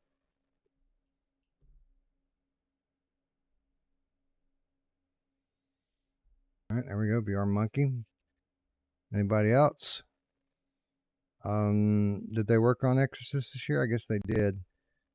Into the Radius, Vendetta Forever. See, you're more aware of what they did behind the scenes than I am. I'll list that on here just so people know it. Although I don't know how relevant like contract work is. It's a different thing, kind of working as a port studio for perp games. Like, who gets the credit, Fun Train or VR Monkey? Fun Train paid VR Monkey to port a game, anyways, I'll list all this stuff on here so people can take it into consideration. There we go. Anyways, anything else? Okay, yeah, they did PSVR 2 ports. That's what they do. They're very good at it. Let's move on to VR Studio and Publisher of the Year. The usual suspects here, Roots. Like most of the time when we get to this category, year over year over year, half of the nominees are the same every year. which should tell you something about these studios, right? Like, these are the prolific Best ones. players in our space. The the studios that keep our industry moving forward, you know. Yeah. Anyways, Resolution Games brought us, among other things, Racket Club and Spatial Ops this year. Sanzaru Games brought Asgard's Wrath 2, which is enough by itself. Fast Travel Games, extremely busy as always as a publisher and a game developer, bringing us Vampire, which I guess that was technically last year on most platforms, but they brought it to Steam this year. They also brought Mannequin, and they published Black Forge, Project Demigod, Band Space, and they brought Into the Radius to PlayStation VR2. So a very busy year, very successful year for Fast Travel Games. Combat Waffle not only launched Ghost of Tabor on Quest and Steam, but they also announced and have been working in the background on Silent North and Grim. Joyway brought Stride Fates to multiple platforms. They also brought Dead Hook, and while they're working on Red Flowers and publishing Exocars. Perp Games. What a year for Perp Games. Madison VR, Happy Funland, and Vertigo 2. That is quite a lineup for any publisher, any year. In Dreams, they brought Fract to Quest, Vendetta Forever to multiple platforms, and they are currently working on Frenzies as it is in its beta stages, and Sushi Ben. They published Sushi Ben as well. And then we have Vertigo Games, which currently, as we speak, holds 3 out of the top 5 selling PSVR 2 games on the market, which is a incredible accomplishment. Crazy. To be that relevant at any given moment in such a small marketplace is crazy, like you said.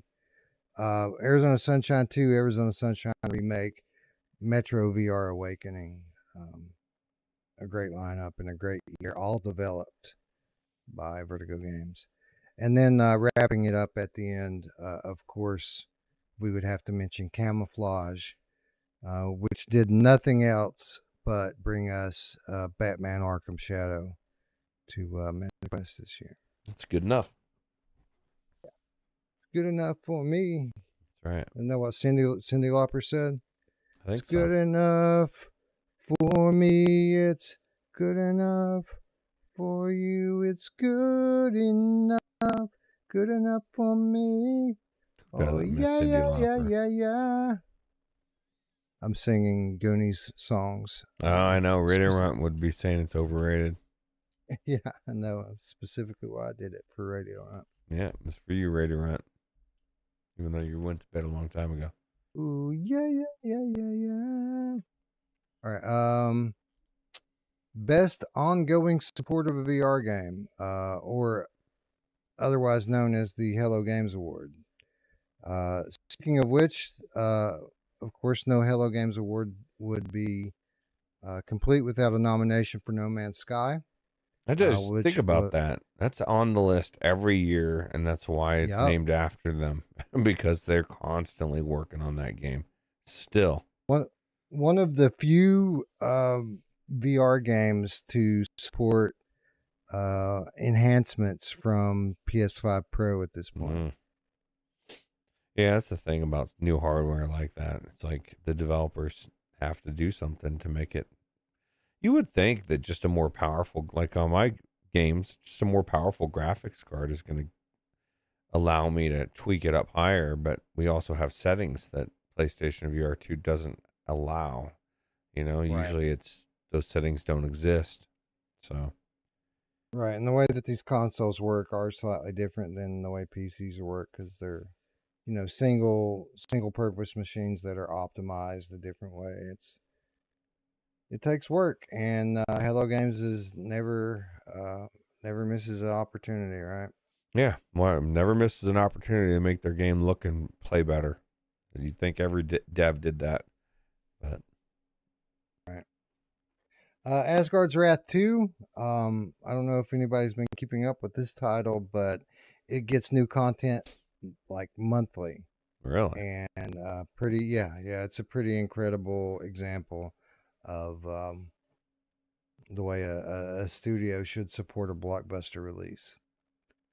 Contractor Showdown, like, not only have they made that battle royale into the premier VR battle royale, but they are now effectively stealing Ghost of Tabor's thunder with their new Exfil Zone update, which makes it into a full-on extraction shooter if you prefer to play those type of games.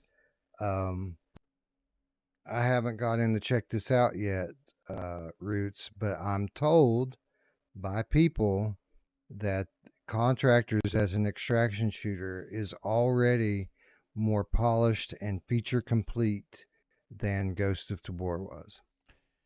doesn't surprise me. They're not trying to follow a blueprint. Ghost of Tabor is trying to recreate Escape from Tarkov in VR, and so they're a lot more pigeonholed in what they're doing, and they're trying to make it as close to it as they can, and that's going to in a lot of ways make it better in some ways, and in other ways it's going to hold you back. So whereas it's exciting. I would say if nothing else, it's exciting just because they did such a great job with Showdown. Right.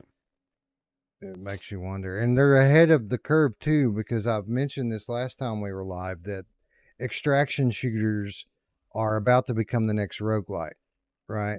Like every now and then a fad catches on in VR, and then all of these games come that try to emulate the success of another game. It very much has been decided that it's going to be extraction shooters this time around, and Contractors fashionably right on time, ahead of the big wave of these games that are about to hit the stores. Well, it's good for a lot of people. I don't know. I'm kind of burnt out on shooting a gun in VR. I mean, not that it can't be fun. It's not like it used to be where it's like, oh man, any shooter is good in VR. Now I'm like, I don't know. I'd rather do other things in virtual reality. But I mean, I would imagine I'm the minority. Indeed, I love shooting things in VR. I'm not at all tired of it yet. I think it's fun. Walkabout Mini Golf keeps the DLC coming on a steady flow. We all know that. Zero Caliber 2. Again, I think they've had 6 or 7 major patches since that game has launched to further enhance it and polish it to make it into what it is today. Green Hell VR, not only did they add the Spirits of Amazonia DLC to the game this year, they also just added the co-op, even though that did technically fall outside the nomination period. Still a prime example of how they're supporting this game in an ongoing fashion. Right. Hellsweeper VR. We talked about it a moment ago. It got co-op added to it. Not only did it get co-op added to it, we covered on a semi-recent episode of our show, just all the work that went into Hellsweeper VR being able to enable and add dynamic foveated rendering to the PlayStation VR version of this game. It was an incredible amount of work that they went through for that, and so much optimization that the other versions of the game benefited from the optimizations that they figured out while they were working on getting the eye tracking up and going. Yeah, Hellsweeper VR, just the model of how to support a new VR release. Dungeons of Eternity, continuing to add new items, new content, and they even added a fourth player this past week or the week before. So now you can play full-on teams of 4 in Dungeons of Eternity. Damn. Drop Dead the Cabin continues to keep the game fresh by adding in new guns, new enemies, new gameplay modes. Just good support in general. And last but not least, Breachers continues to add new content, new maps to the game in an attempt to keep Ryan Brandon and his friends busy. Yeah, I think they mentioned him specifically. The #1 fan. So too. Anyways, so the floor is open to anyone who wants to nominate someone for best ongoing support. What are your thoughts on Puzzling Places? Varkelsoft Puzzle says Puzzling Places missing as always. I'll put it on here, man, just to placate, but I don't think that this is the only time I've ever done this. Like, Puzzling Places brings out regular DLC content. It's paid content, and it's a jigsaw puzzle, man. It's not rocket science. It's hard. It's not hard to put out a new puzzle. To keep the puzzles coming. 4 new puzzles a month, still, and the odd freebie. You know, would it surprise you, Wes, or chat, to learn that I've never played Puzzling Places and I have no interest in it? I guarantee you that they have an algorithm that allows them to take a 3D model, plug it in, and it automatically breaks it up into a jigsaw puzzle. I just don't enjoy puzzles flat or in real life. I don't. I see if you're really into puzzles, it's probably really cool. At least I don't remember playing it. So, how dare you? How dare you? And which button is it? Come on, man. No? How dare you? How dare you? There we go. Okay. How dare you? There you go. It's on the list. Vote away, people. Make it a reality. Yeah. Yeah, you can vote. You can make it the best. It could totally win over No Man's Sky or Asgard's Wrath or Contractor Shogun. No, never mind. Walkabout Mini Golf. Talk about support. Oh, good call, Looper. How could I miss that? The Light Brigade just got a fucking huge update with all kinds of new content and new stuff. And they continue to support that long after they don't need to support that game anymore. They should be working on the sequel right now. They should be adding levels. Adding to it. Not they just, did, dude. Yeah, but not they just did. like the odd one that's peppered in. They need to They did. This last update, they added like legit new biome to the game. Oh, I guess Dee needs to get back in there then, because she was complaining that all they do is add guns, new weapons, and new, different things. That's what they typically do. But even the weapons they added this time were cool. I don't remember exactly what they were, but this last update was the best update they've done to the game since they launched it. Easily. And that's a good call, Looper. Damn good call. I figured out why I haven't played Puzzling Places. Chrome Colossus says it's like puzzles crossed with model making. Yeah, it's like, how the old commercials where you had the how Reese's peanut butter cup came, you had the chocolate and the peanut butter, and they just mixed perfectly together. That's like the perfect mix of two things I don't care about: model making and puzzles to come together into a game that I don't want to play. But it's in VR. In VR, yeah. Not saying it's not. I totally recognize that there's people that love both, and it's amazing Sure. for them.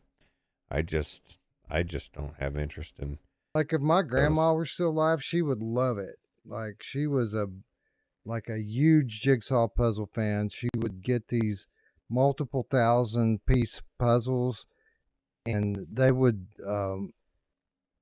she Frame would put 'em? them together on a cardboard backing, and yeah, they would frame them, but not just with like glass over them. Like they would finish them with this like lacquer, this Right. like shiny clear coat. I've seen so many Yeah. customers that do that. Dude, I go into customers' houses where their whole living room is just tables of puzzles that they put together. And what I think about for them that's cool is like their whole family will put it together, and they'll spend time, all the time putting puzzles together. Yeah. That's a good family Yeah. thing. So I wish my grandma could have seen Puzzling Places. She would have loved it. yeah. I don't remember if Population 1 had the Phoenix update this year or last year. Yeah. And Pistol Whip, again, that's another one whose time has come and gone. So I'm not really too bothered by either of those. I think we have 12 deserving nominees here, and we're going to move on. David Run says, you know who else likes to finish them? My mom. Yeah, she does. Yeah, She's good at it too. I hear. Best. She's the best Yeah. around. Nothing's ever get her down. She's the best whore in town. Oh, I guess that's a little bit too much. Best immersive storytelling in a VR game or app. So I had to delete the category for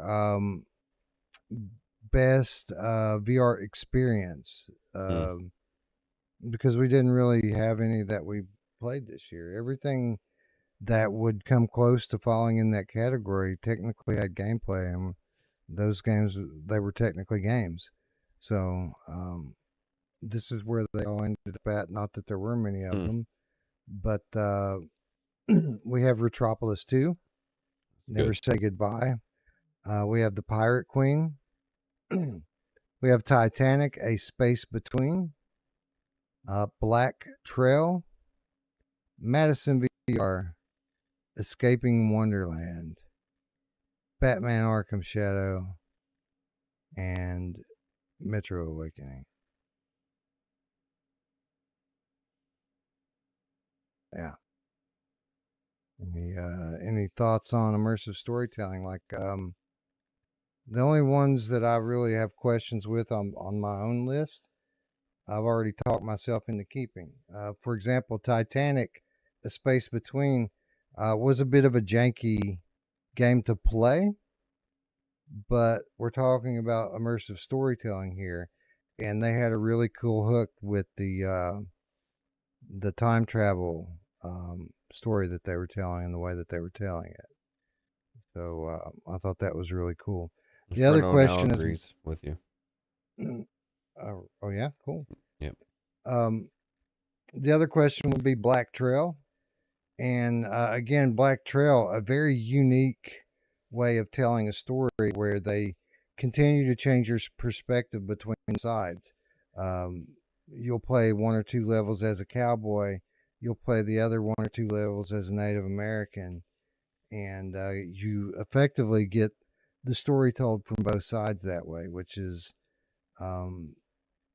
pretty ambitious, and I think they do a pretty good job of pulling it off. If I'm being honest, that's just about the only thing that I really cared about when I played that game. Was I thought that the story was actually kind of intriguing, and I wanted to see where it was going. Right? Agreed. The gameplay was repetitive and arcadey. It's very arcadey, Eric. Oh, he said he didn't like your answer. He's flipping off the yeah, camera. apparently not. Anyways, I would say that obviously games like Retropolis 2 and The Pirate Queen that were heavily story focused, this is the category for them. Right. But at the same time, or Escaping Wonderland also goes into that category. Those three, Retropolis 2, Pirate Queen, and Escaping Wonderland, very heavily story focused. With that said, games like Madison VR and Batman Arkham Shadow were just so great all around. That includes the storytelling, right? Like the Batman game specifically has a all-star cast of Hollywood actors telling the story in it. It's pretty amazing. Do you think anybody picked up Batman? Oh, that's right. It came with the headset. Never mind. Yeah, everybody got it. Man, It definitely, it's a good one. so this is one of the more competitive categories this year, actually. Even though we don't have the immersive experiences that we typically would have, we've got some really good, like heavily story-driven games. Even the Metro game was like the story was kind of the strong point of the game, which is pretty cool. Anyways, let me see if the chat has anything to add here. Escaping Wonderland is a great game. It really was.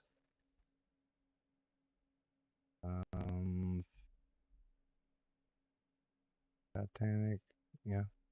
All right, cool. Well, looks like people pretty much agree. And we will move along to best graphics and art in a VR game. So I put graphics and art here every year so that I can explain to people that this isn't just the photorealism award. Right. This isn't just about graphics. That this can also be a very effective art style that someone has chosen to put in. Now, with that said, I think most of our nominees this year it's more about the graphics than the art style. I'd agree with every one of them. They're all good. Yeah. So. RE4 Remake, Riven, Happy Funland, Subside, Madison VR, Escaping Wonderland, Batman Arkham Shadow, Metro Awakening. All beautiful examples. Looper says that really weird spelled cube. Yep, that's a good call. And we will put that right here. That's a beautiful game, even though it is pixel art.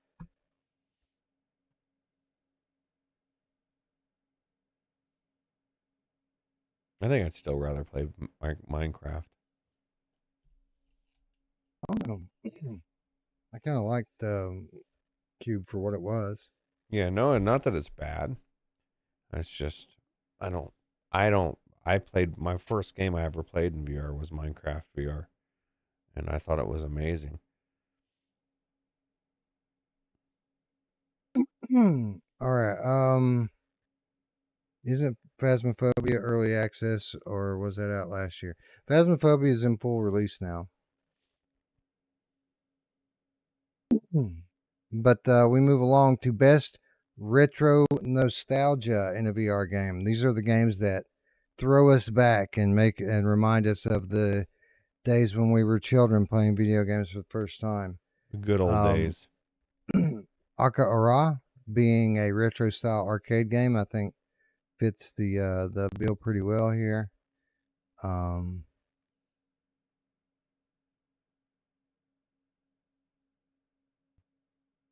So Caillou VR, also nominated for retro nostalgia, just based on the pixel art and the similarities to Minecraft.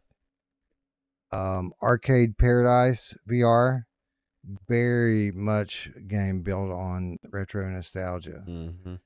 And Triangle Strategy, which is literally an old school style. Literally is nostalgia. Yeah, it's an old school style RPG game. Witchblood, Looper says. Good call. Witchblood is a good one.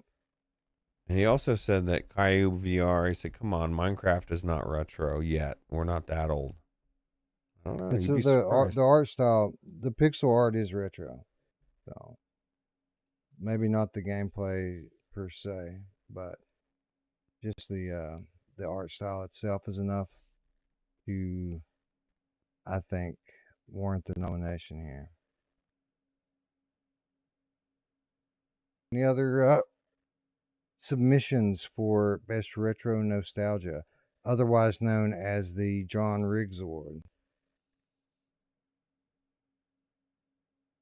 Voxels, I don't even know what that is. Voxels. I think yeah. I do. It's that black and white Tetris game. I know what it is, but no. You know what's crazy is like how long is this is our show today is about half. If you took out all of our pre-edited or pre-segments, we've done a show. We've done an end of the year show. That's crazy. We're at crazy. 7 hours, man. My apologies. My apologies to you, Roots. No, it's all good, man. Hey, I think it's a testament for what's to come, and we owed it to people because we hadn't done a show for so long. Yeah, I agree with that wholeheartedly. All right, RE4 is not retro, but thank you for asking. We move along to a questionable category, and I put this one in red because I can only come up with two games to nominate here. Both of them subsequently deserve to win. Like, both of these games deserve to win an award. They're both exceptional games. I guarantee there's something we're missing. Looper will let us know. Yeah, probably, but all the games that I thought were early access, I thought this was going to be an active category, but all of the games that I thought were early access had actually come out of early access. Looper says Convergence, Into the Radius 2, Zona Origin are all early access. Into the Radius 2, that's the one. I think Convergence came out last year, but we'll make sure about that. Into the Radius 2. I knew I was forgetting one.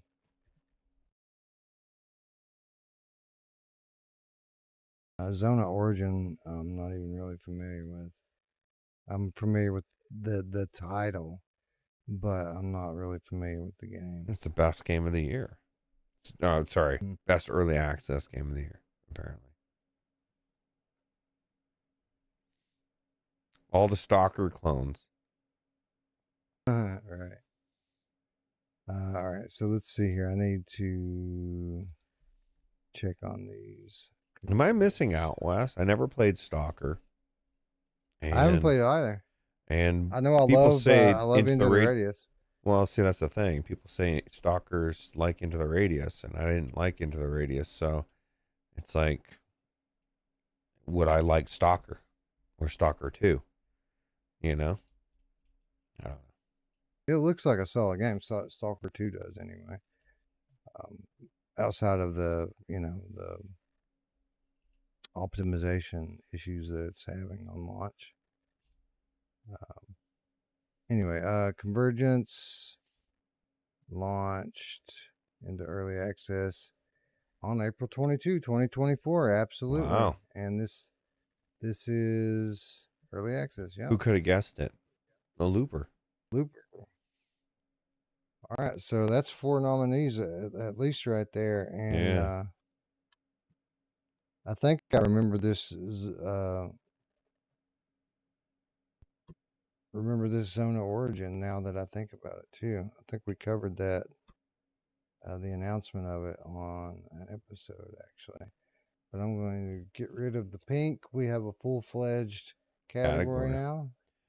Looper says 9 Origin and then Tomb Explorer. I guess 9 Origin was the Zona Origin one. Yeah, Tomb Explorer I didn't forget. I don't know that it's on the level of some of these other titles.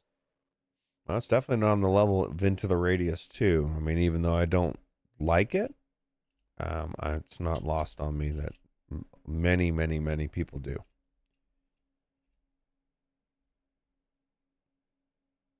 Hell, I like World of Warcraft hardcore. So, like, I'm already excluded from the decision making.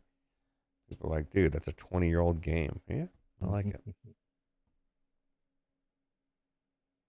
You like what you like.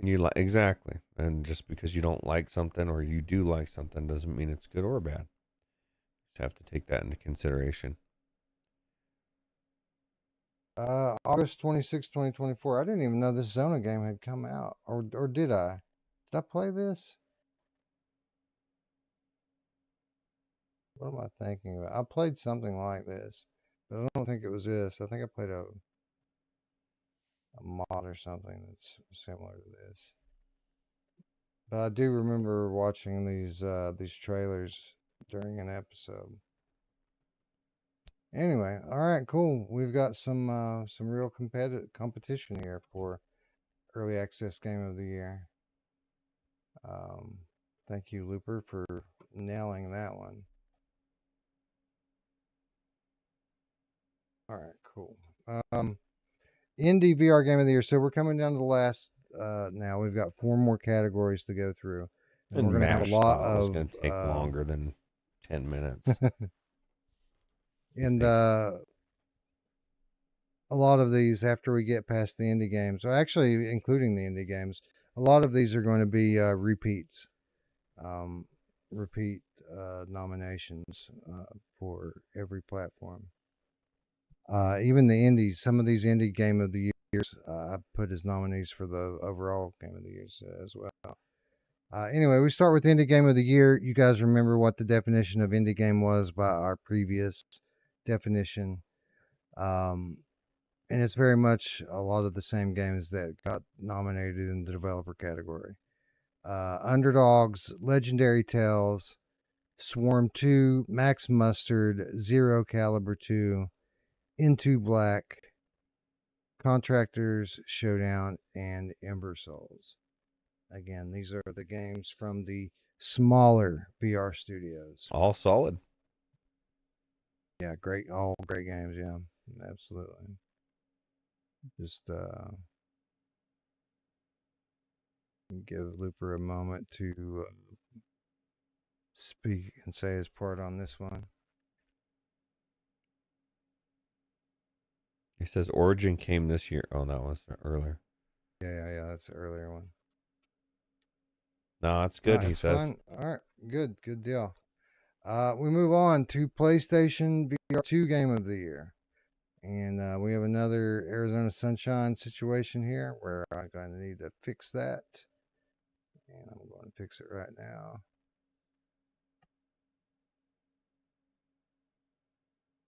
All right. PSVR2 Game of the Year. Arizona Sunshine 2, Arizona Sunshine Remake, Resident Evil 4 Remake, Vertigo 2, Legendary Tales, Max Mustard, Madison VR, Into the Radius, and Metro Awakening. That's a hell of a lineup. Yeah, absolutely. Nothing on that list is bad either. Nope. Nope, it's not. And we had repeat nominees. Vertigo,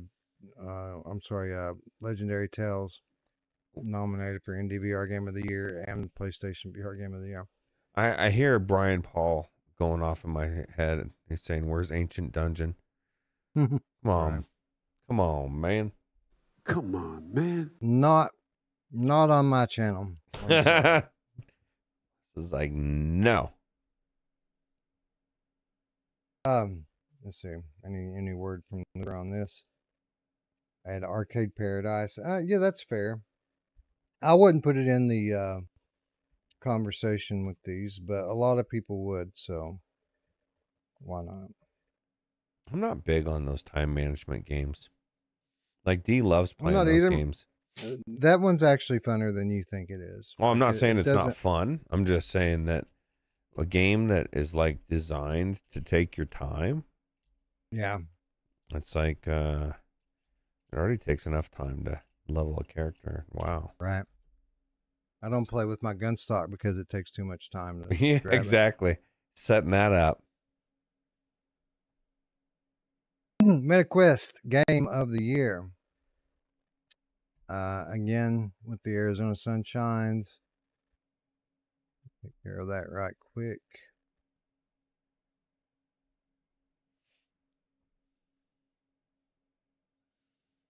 It's a solid list too. For a lot of different reasons. Yeah, okay. Escaping Wonderland, you got that next to Batman, next to Into Black. Like every one of them, Asgard's Wrath too, like they're just different, good on in different ways, you know? Look at this list. as I read down it, keep in mind that this is the list for standalone VR. This has always been the list in years past that represent the weak link for VR enthusiasts. We've got Arizona Sunshine 2 and Arizona Sunshine Remake. We've got Asgard's Wrath 2. We've got Ghost of Tabor. We've got Max Mustard and Riven. We've got Zero Caliber 2 and Fracked. We've got Escaping Wonderland, Into Black, Batman Arkham Shadow, and Metro VR Awakening. It's crazy. It's crazy. Jonathan says, speaking of Brian, was Galaxy Kart in the labor of love, continuous updates of the Wazoo Hello Games Award? Did I miss this? Is that like one of Brian's? No, like, I don't think they've got that many updates this year, dude. Like, I really don't. I mean, they got some updates, I guess, on like Quest platform, but when I got in to play it, it was still in pretty rough shape on Quest platform. Like, it didn't. I mean, it played okay, but it didn't look very good at all. I think he was talking I don't about know. on the Hello Games Award. Yeah, that's what I meant. Oh, The okay. ongoing support. Oh, is that But- the only platform it came out on? I can't remember. No, it No, came out see. on PlayStation VR2 last year, but most of the upgrades that it got them to make it better came last year. I gotcha. Anyway, let's any additional nominations for Quest Game of the Year? I'm not seeing any yet. Don't look like it.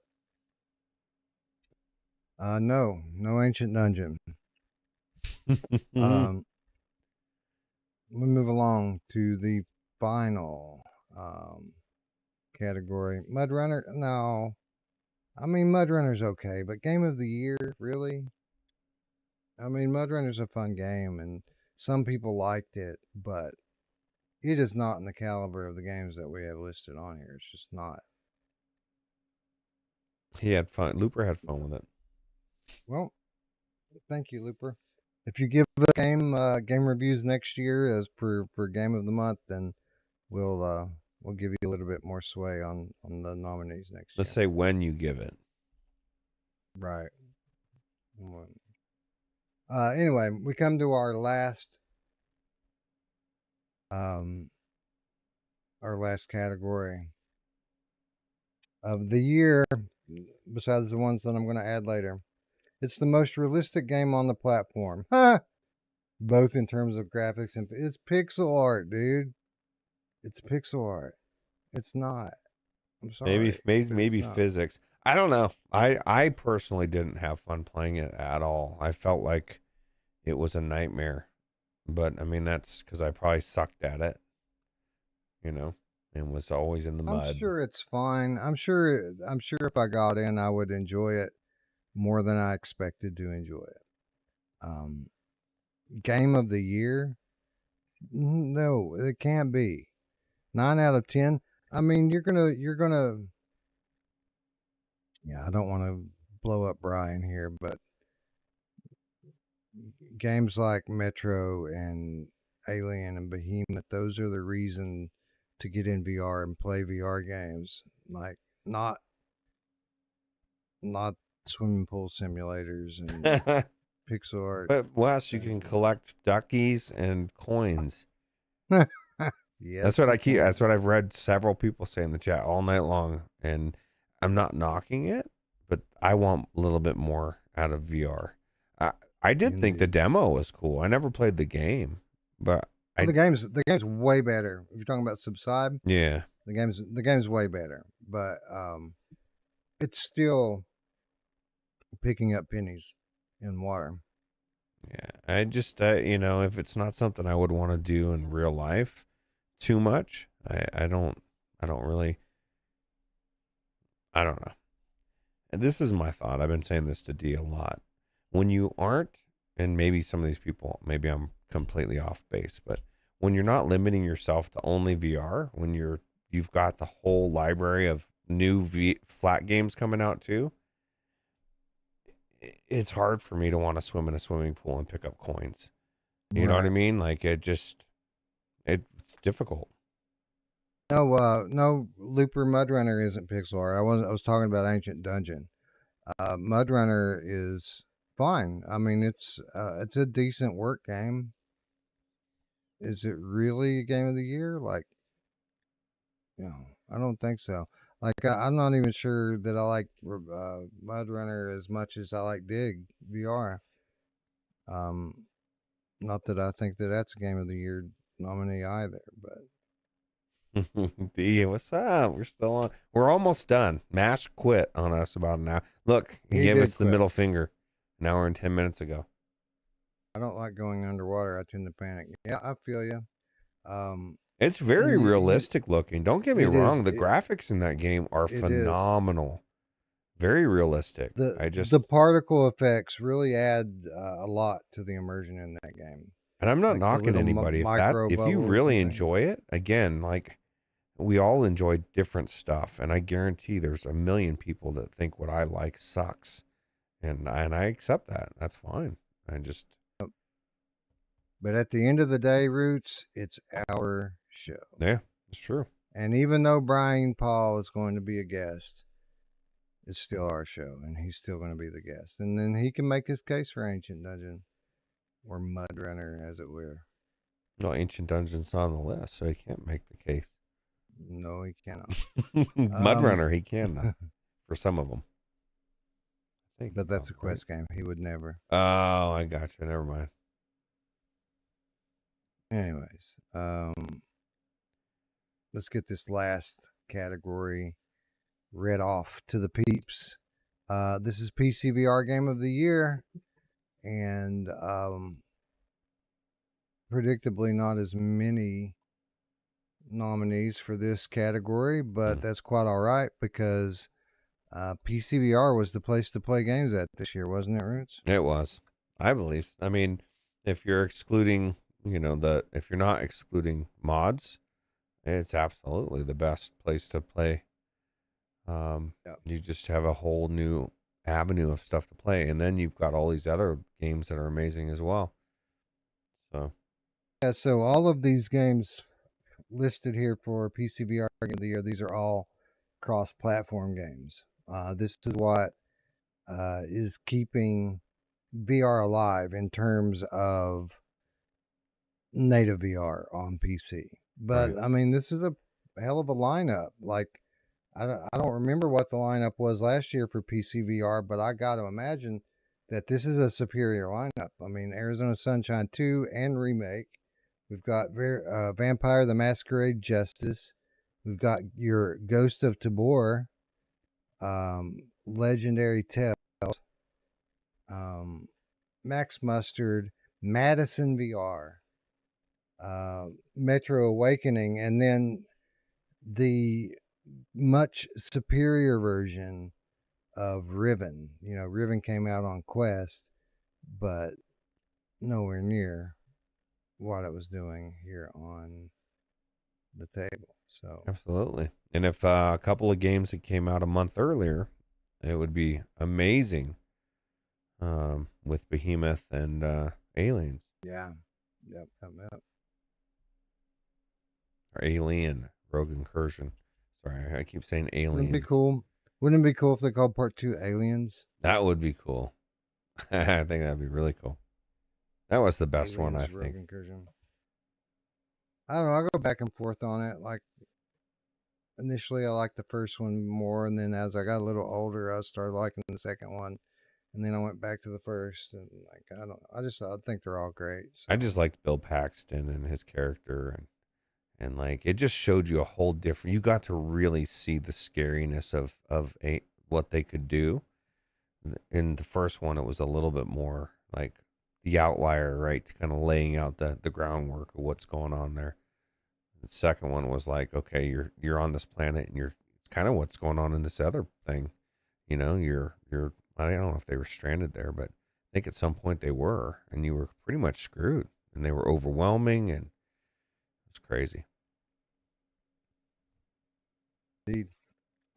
But that is it, ladies and gents. We actually made it through Firmament. I don't think Firmament was this year. That was last year, wasn't it? I think so. Let's see. I'll double check just to make sure because I'm halfway out of my mind right now. But yeah, Eric's showing us how hand tracking works. He got fed up. He's like, I'm out. Firmament on Steam, 3.5 stars out of 5. Came out in May of 2023. And time is flying. Indeed. So yeah, those are our nominees. Patrons, please keep an eye on your feed online. Watch your email. Watch the Patreon. I'll be putting up a poll in the coming days to determine when our get-together is going to be, so that we can determine the winners of the awards. Again, we will open up tomorrow. We'll open up the voting through Discord. I'm not sure exactly what the polling platform will be, but I'll link it all up through the Discord tomorrow and tag everyone. Be sure to get your votes in. We're going to leave voting open for a week, and then after that, that's it. That was your chance. So be sure to vote when you get a chance, and then we'll also provide a forum for people to debate in case they want to talk about any of these categories and give their opinions. You'll be able to do so in your own channel without kind of queuing up the poll questions. It's been one hell of an epic live show, Inferno 9 says. Oh, hell yeah. Dude. It has absolutely been an epic live show, but you had it coming. Well, that's what I meant. When I was saying, you know, I'm sure somebody why you keep this coming, right? Now you see, this is the episode we've been working toward, is getting all of this stuff sorted out and getting these games played, you know, enough to where we feel content about talking about it. Now I'm in this position, Roots, where any of these games I could get in and probably finish within a few hours. But should I, given the fact that there are so many games that we named off on these nominee lists today that I need to get some substantial more time in. I feel like you should. Like a and week. Here's why. If you wait, you know you're going to wait till probably next year, then you're going to have to start all the way back over. Yep. And why not just finish it? You know, you're here and they're worth playing, you know? Yeah, that's true. Yeah, I don't know. I definitely want to get some more time in. Who the fuck am I joking? All of them. I probably will.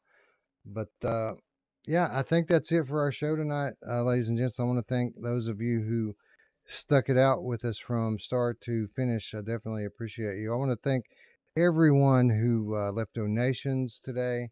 When we start talking about building computers, man, and people pull out the pocketbook, that's pretty incredible, awesome. And I very much appreciate it. Well, Grandpa's Barbecue or Game Cat just threw another Australian $10 out. It says, just because. Just because. Well, because to you as well, Grandpa. Yes, absolutely. We appreciate you. And while we're not back to our regularly scheduled intervals yet, the long wait is effectively over at this point. We'll be back soon. Patrons will see us within a week, week to 10 days, whatever. And after that, we'll have another little break, 1 or 2 weeks. We'll come back with the 2024 show, and then we'll be off to the races with a brand new year. I mean, it gets going pretty quick this year, Roots, with Arcanage coming out, I think, like on the 3rd week of January. Wow. Like pretty much right when we'll probably be reviewing that game during the 2024 show. Let me throw a kink into your schedule as well, but I think it's easy for me to say, but it might be time for a new intro, and that takes a lot of time of Wes recording. I've been thinking about that anyway. Like when I was watching it today, when the show was coming on, it occurred to me, even though in the grand picture of things, these are relatively new games, when you're watching it, it's all old news, right? It is. There's so many new games out since that time. That was very much last year. So well, it's like when you watch the intro for the first time, or even the first half a year, you're like, man, this is like all the new, like you said, this is it. This is VR right now. And I didn't feel that today when I was watching it. I felt like this is how VR was. Started some of the games. I was like, what game is this? You know what I mean? Like I wasn't feeling that for like half a year. So yeah. Well, we are back now. We're back. We are back. So with that said, friends, we'd like to thank you all once again for watching. For Eric and Roots, I'm Wes. We will see you all next week, most likely, at least some of you. Who knows? I may even stream something in the interim, but I say that a lot, and it doesn't happen. Anyways, thanks again for watching, everyone. We love you all. We'll talk to you soon. Merry Christmas. yeah, Merry Christmas. Take it easy.